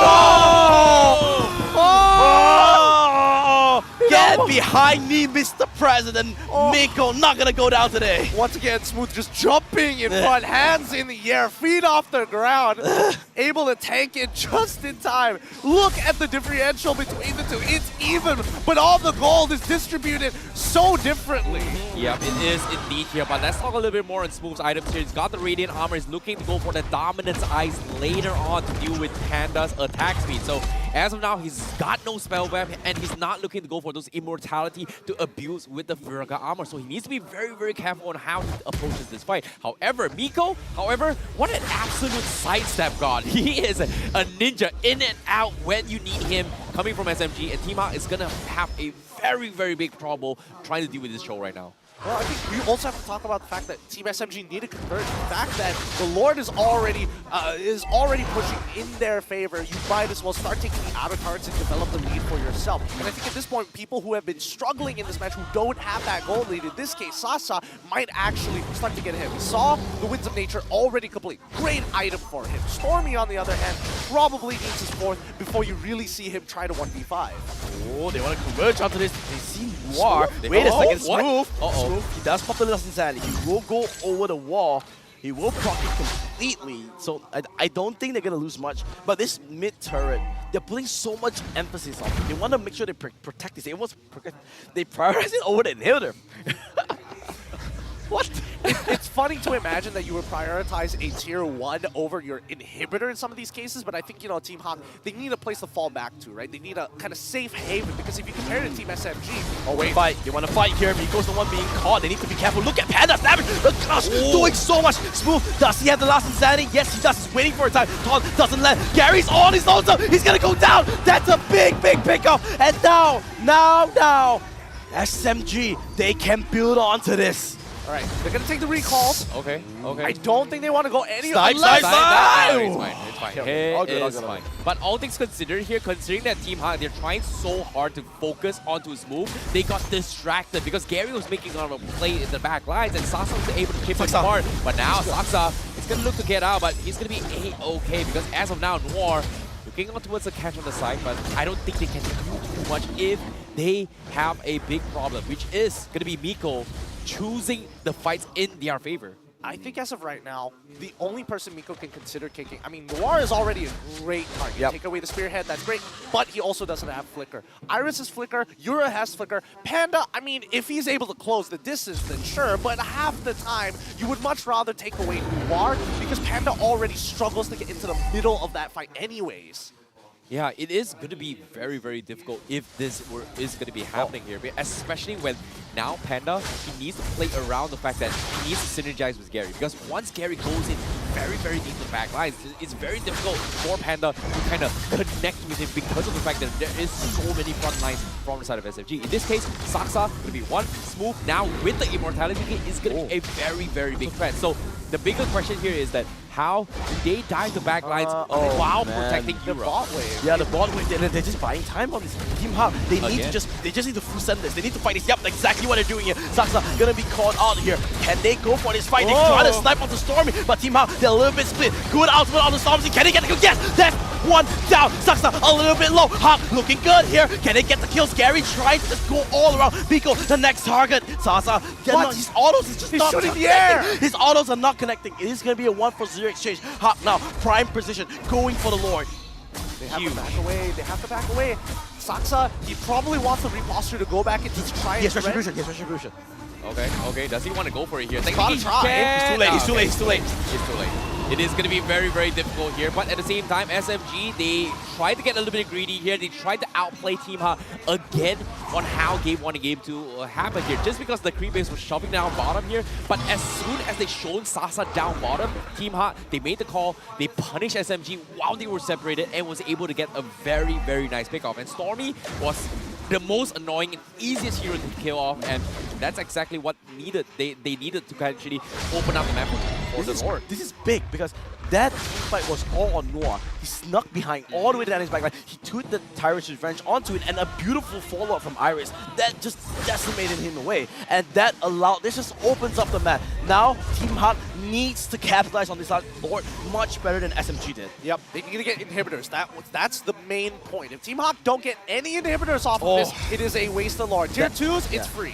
That was a little bit waste. I would have wanted the proc to be on an inhibitor instead, but I guess Team HAQ just wanted to play safe. Yeah, and I think considering how back and forth this game has gone, I think it's fair to say playing safe might just be the better idea here. Here we go, next charge. Oh, there he goes the charge. Noir charging up himself. He finds Saksa, but Naksa with that one core will be able to walk away. That's one inhibitor down. Right, with one inhibitor down, do they want to get bottom inhibitor? Are they even thinking about it? The creeps are not there. The creeps are not there. They have to play this very, very safely as well, considering that they even force out the conceal here, but look at the damage here. They are taking almost everything out of Smooth to actually clear it out, because eventually the main damage dealer is coming out from Sasa. They need more coming from Smooth. They find the Cho! They find the Cho! He poisons Immortality. Look at Iris. Yura just free hitting everyone with his laser beam, hitting on everything. Oh, Stormy steals onto Irito's ultimate. He procs every crossbow. Will it be enough damage? No, doesn't catch on it. Stormy trying to do everything on himself. Saksa was walking out. SMG losing by the skin of their teeth. It's just minor advantages, but these small inches, they are becoming bigger and bigger. Oh, okay. Sasa seems like that's going to be the gold strike coming from SMG, but they get the reset off on Smooth for now. But again, a second beam here. They want to go for this. They just need the inhibitor, but they don't have that wave. Good discipline from SMG, knowing that clearing the wave equals profit. Yep. And with Sasa, they've got some decent, really good high ground defense, right? These waves don't stand a chance to either Nibiru's passion or even Ben's rage. Smooth, brute force breastplate to have a little bit more kiteability in these upcoming battles, but oh man, if you're looking at the damage dealt difference right now, you can see it's very stark for Smooth. He is supposed to be healing and dishing damage. Iris locked them down. I'm not trying to finish people off. This flicker on the veteran has been that game changer so far. While he didn't do a lot of damage, he's been doing the important damage. It was his flicker ultimate onto Stormy that managed to burst him down in that team fight. Yep, it was a little bit of mistakes that SMG kind of made as well here, but Smooth now, without this immortality, he needs to be very careful because Team HAQ, they have built out their immortality and they are already prepared to force out the fight. But as of now, Smooth, he's going to get his outdoor spells as well. They want to go for this fight here. Smooth doesn't have the free gun armor. Stormy, he does have the Irrital ultimate. He's on the back. And Yura needs to be careful. He gets terrified, but it's not enough. He goes down and down. Beautiful flicker into it. They need to run their tails behind their backs. They cannot sustain this SMG. They lost their win streak last week. They're about to start a lose streak, my man. Oh my goodness. They got all the battle spells out of them. I mean, this defense is going to be tough. Oh, there goes Iris. It's the stun. No more fragger armor. Means no more last insanity. Noir just going all the way to the end. Sasa gets stunned. Sasa gets killed. Yura as well. Team HAQ with a message to everyone in the league. Don't look at my losses. Judge me on my wins, because this is a statement victory. SMG goes down, HAQ clinches the victory, 5-man strong. They will break the crystal and they will bring it home. Team HAQ secure the victory 2-1 against Team SMG in spectacular fashion. GG, well played. You have no idea how much it means to them. Like behind us, I'm just looking at the room. They're just jumping up and down. This win is more than a win. It's a message to themselves that they can do this. They are back. That is amazing games coming from Team HAQ as well as SMG. One wrong mistake coming from SMG. They immediately capitalized on this wall. HAQ definitely pulled a big one as well. In this case, Gord definitely wins games in this series. You didn't believe in your own theory. I should That's have. what I you should get. have believed on it. I should have. Ben did not double down. Should have done it, but congratulations here. Both teams played their hearts out. Oh, you can see the reaction. It means everything to them. Like this. No. I mean, this is what MPL is supposed to be. It is what it is. It is what it is currently, and it's the best that it has ever been. Oh, this is great. We're throwing it over to our Rose. Host Rose, please take it away. Sekali lagi Team HAQ, tunjukkan semua orang, dorang ialah juara untuk MPL musim ke-10. They are really back. Alright, so I think untuk soalan pertama, I nak tanya, kejap, Panda. Panda. Alright. So Panda, sekarang you baru je habis kalahkan SMG. Nombor 1 untuk Liga. Apa perasaan anda? Apa yang you nak cakap dekat dorang? Rasa happy lah. Tapi saya menang, kita orang menang sebab team je. Saya noob dah hari ni. Alright, Noah pula. Noah. SMG X team awak. Sekarang kalahkan dorang. Nak cakap apa? Apa soalan tadi? Sebagai ex-player untuk team SMG. Tengok, Iris cakap spicy sikit. Happy lah dapat buktikan yang saya ni bukanlah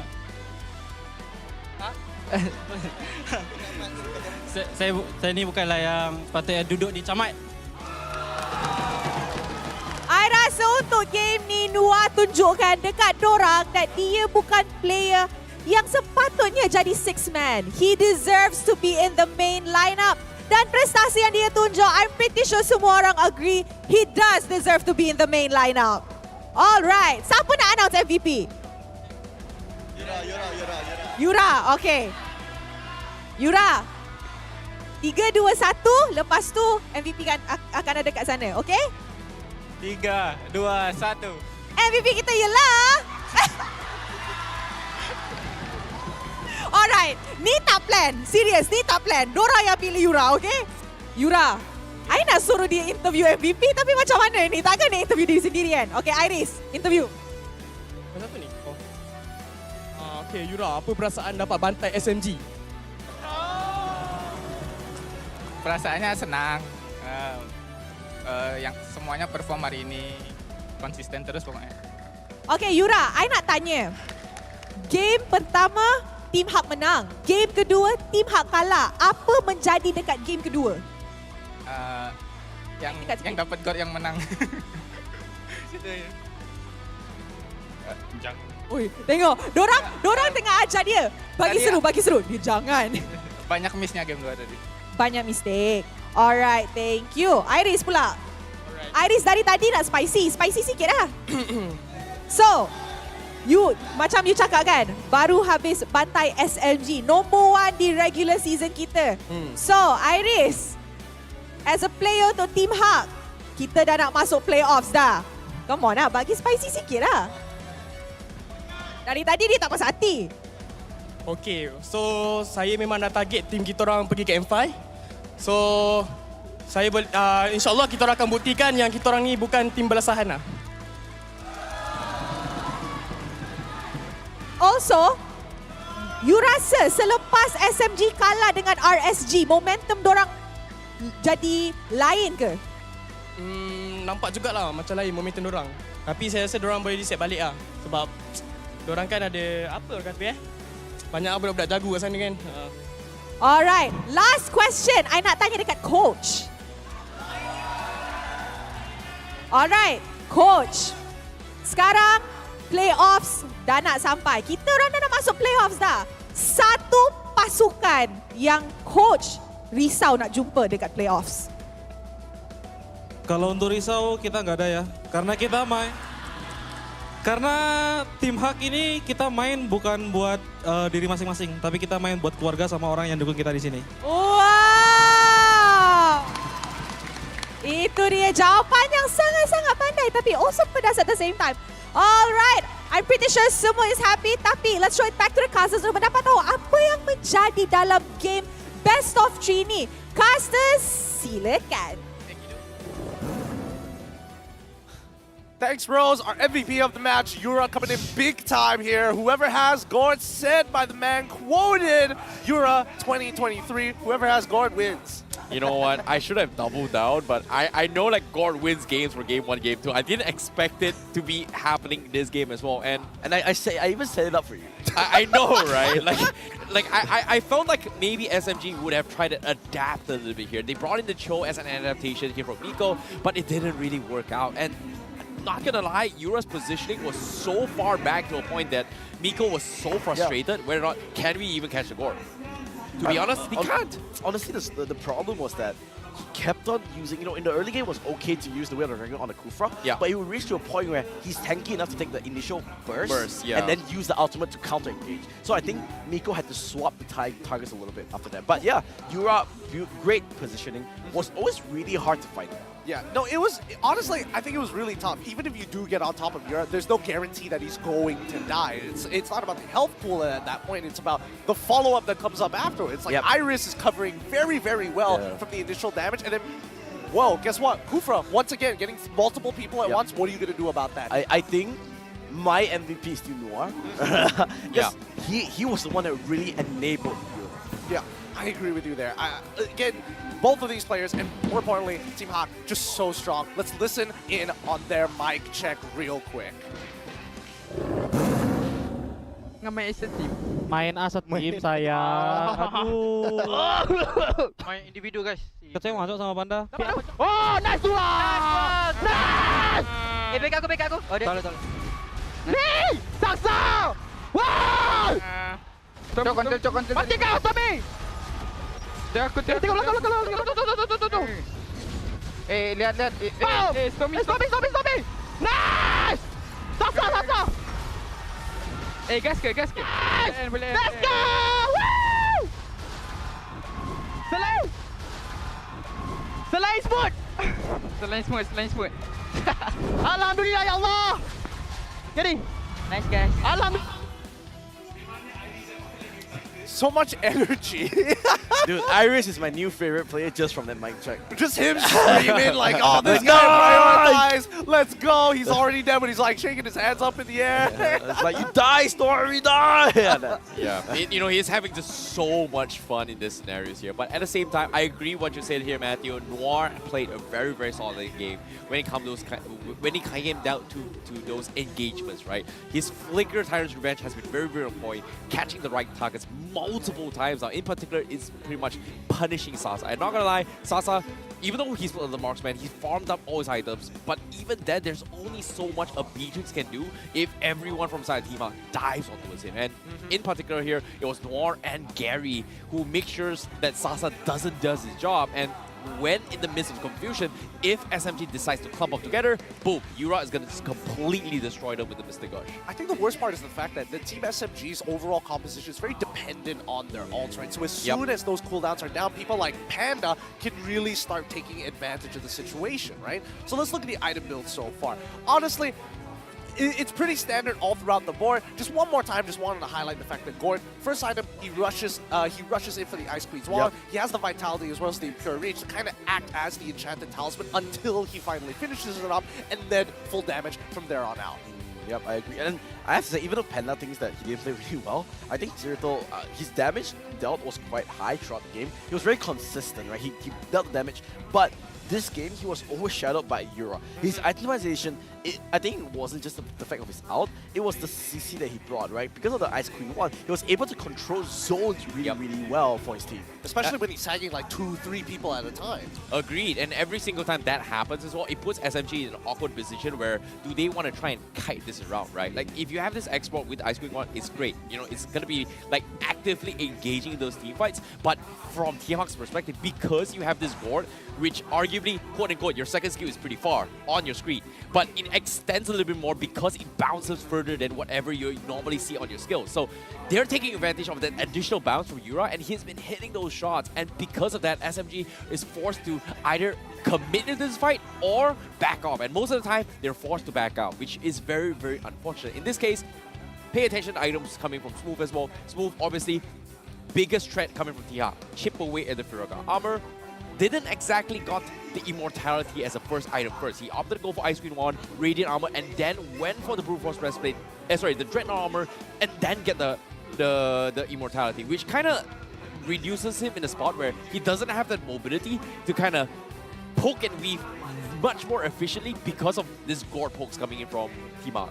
Well, to be fair, I think half the time when he gets engaged on, he wants to be engaged on, because if they're using spells on him for his Firaga armor, they're not using it for the rest of his team. And I think in Smooth's mind, this is a worthy trade-off at the end of the day, because he can still play around with his sprint, still max out his range, especially without the Firaga armor. But I think in this particular case, it really comes down to the fact that Team SMG, the only real synergy that they have in terms of like who can actually set up a clean combo is Cho and as well as Beatrix, right? Yeah, I was just talking about that, right? Then throughout the game, I don't know if you guys can remember, I don't really remember like a big Cho ultimate. No. And that was the key issue. And it's not Miko playing bad. I think it's more of, you know, Team HAQ didn't give that opportunity, right? The only hero that he could really pick up was that Kufra, and when it comes to the late game, you don't want to pick Kufra anymore. And that's not even all. It's like it's difficult enough with the iframes coming in from Lancelot. Iris is like, there's a good chance he might just turn around and kill us all in one shot. So it's like, do we really want to keep risking fate? Remember that first team fight, right? Like, he just flickered it out, and then suddenly everything just got turned on its head. They just disappeared. But you're right. Panda, major damage dealt overall, higher than at very least against Sasa. But then once again, Gord just taking that top spot.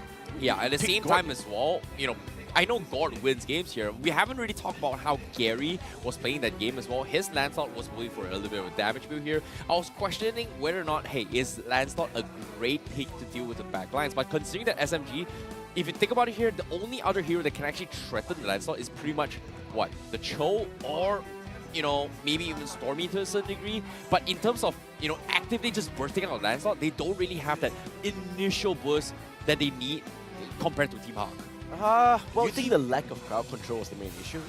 The lack of crowd control is one thing. I also think that the way that Team SMG were approaching these fights were a little interesting. It's not like they were directly going front to front. They kind of want to come in from a flank or a side angle, but most of the time Team HAQ, they pretty much split up their forces in a sense that they're looking for at least Noir and Yura to kind of be in one team, Iris to kind of be a little bit further ahead, or interchange that with Gary, with Panda only coming out at the very end of that fight. Well, it is going to be very, very interesting here for that play. But all things considered here, let's take a look at the highlights here to kind of break it down on how the fights kind of looked like, right? Because in this fights as well, especially in the early stage of the game, Team HAQ, they were struggling because of the fact that Yura was the biggest threat. But Smooth, as an export, he has been making a lot of early rotations, and they are going to be, they were able to capitalize a lot on this economy lead for Team SMG, especially in the early game. This was the one, right? Like he gets engaged, immediately flicker, beautiful counter engage, and dude, Gary's Lancelot, like that retry is just a sure thing. It's a sure. I don't think he lost a single retry fight the whole game. Yeah, he was just playing it so very clean. He was ahead of Saksa in a lot of these interactions, and worse yet, there we go, the initial appraisers round. But that's the problem, right? Gary is able to instigate fights with or without his team regardless. So as long as he doesn't die, and that's why he's going for the Thunderbell full Guardian Helm build, it becomes difficult to manage. Sasa by himself was struggling to 1v1 Gary. Yeah, and look at that. The only targets that Nico could have really hit, and this was one of the better fights for SMG, right? Was only either Iris or Noir, and you never had those priority targets that, those premium targets that you really wanted. Yeah, Gary goes down here, but SMG couldn't really find that opportunity to counter engage here. Gary was just so impactful. Agreed, and at the same time as well, he's always making sure that they're over-committing every single team. But this was a pretty close call coming from Yura. But at the same time here, I want to talk about how I think SMG, they kind of forgotten the fact that Noir can actually threaten them, right? Like, because every single time, they're so focusing on Yura, and because of this situation, it allowed Team HAQ to capitalize on this distractions and get a little bit more economy and also translate into a later stage game, which is exactly what Team HAQ wanted. But that being said here, with Team HAQ taking a 2-1, they are still going to be on 5th place, but SMG is still number 1 with 16 points there. After a momentous win in their games, after a hard-fought victory, Team HAQ has moved from a 5th place title to another 5th place title. Woo! They did it! My God! They're tying it up with SRG, 1 point down, but a 63% game win. That's what I call progression. That is progression. I mean, they're catching up to the gauntlet of that top 4, right? And I think that if Team HAQ want to continue this miracle run to take that top spot, they got to win their next 2 games, and one of them happens to be against SRG. Exactly, and on top of it all, top 1 all the way to top 5, almost everyone has played a total of 7 games. And the disparity between points here is obviously SMG going to be the stronger ones, but obviously Homeboys, RGMY, Slangory Giants, and Team HAQ is going to be fighting for that spot. However, RGMY, if they are able to win their games tomorrow here, they might be in a very, very good position to contest top 2. Yeah. I mean, again, points super tight, but let's have a look at tomorrow's schedule in case you were wondering how this really affects the overall standings. With the very first game of Teen Secret versus Homeboys, Todak versus RSGMY, and to end things off for Saru Saturdays, it's Red Esports versus Team Lunatics. To be honest, I'm really excited to see how Todak and RSGMY is going to be doing out in that match, if you think about it here. Especially now, especially today, Todak feels like they've gained back their original form. Like Matthew said as well, hey, this is the Todak I know. And RSGMY is looking to be I would say, the win streak slayers in this regards as well. I like to call them windbreakers because windbreakers? Sounds cool, all right. It sounds, I'm not trying to make this into a pun. I can see your face on this, Matthew. But yes, I think that RSGMY has been in a much better position, and I think it'll be a fun matchup to watch overall, considering that Todak is kind of gaining the momentum for themselves after today. Well, it's been a fun day.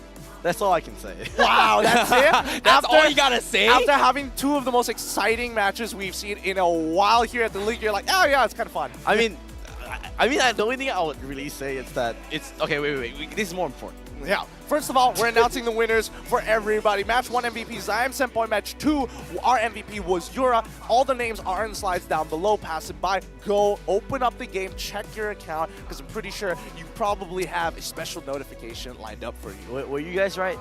No, absolutely not. Absolutely not. Not Yeah. even remotely Not even close. It's very, very difficult. But at the same time as well here, I'm glad we were able to get you to poke your brains a little bit here, a little bit more insights on how the managers and the coaches and the players kind of think during the drafts, during the players, etc. here. You brought a lot of value here. Now, I've got a little bit of question here. How do you feel after everything? I know it's just... Oh, okay.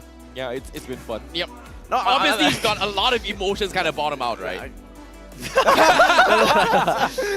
That's you know, he just gets okay. Anyway, jokes aside, I mean, it's just really nice to see how MPL MY has adapted from the way he started when he first casted, like I said, in that small little white room into stadiums, and we had so many question marks when we first started, right? And now Mobile Legends has become a truly, I would say, global game, right?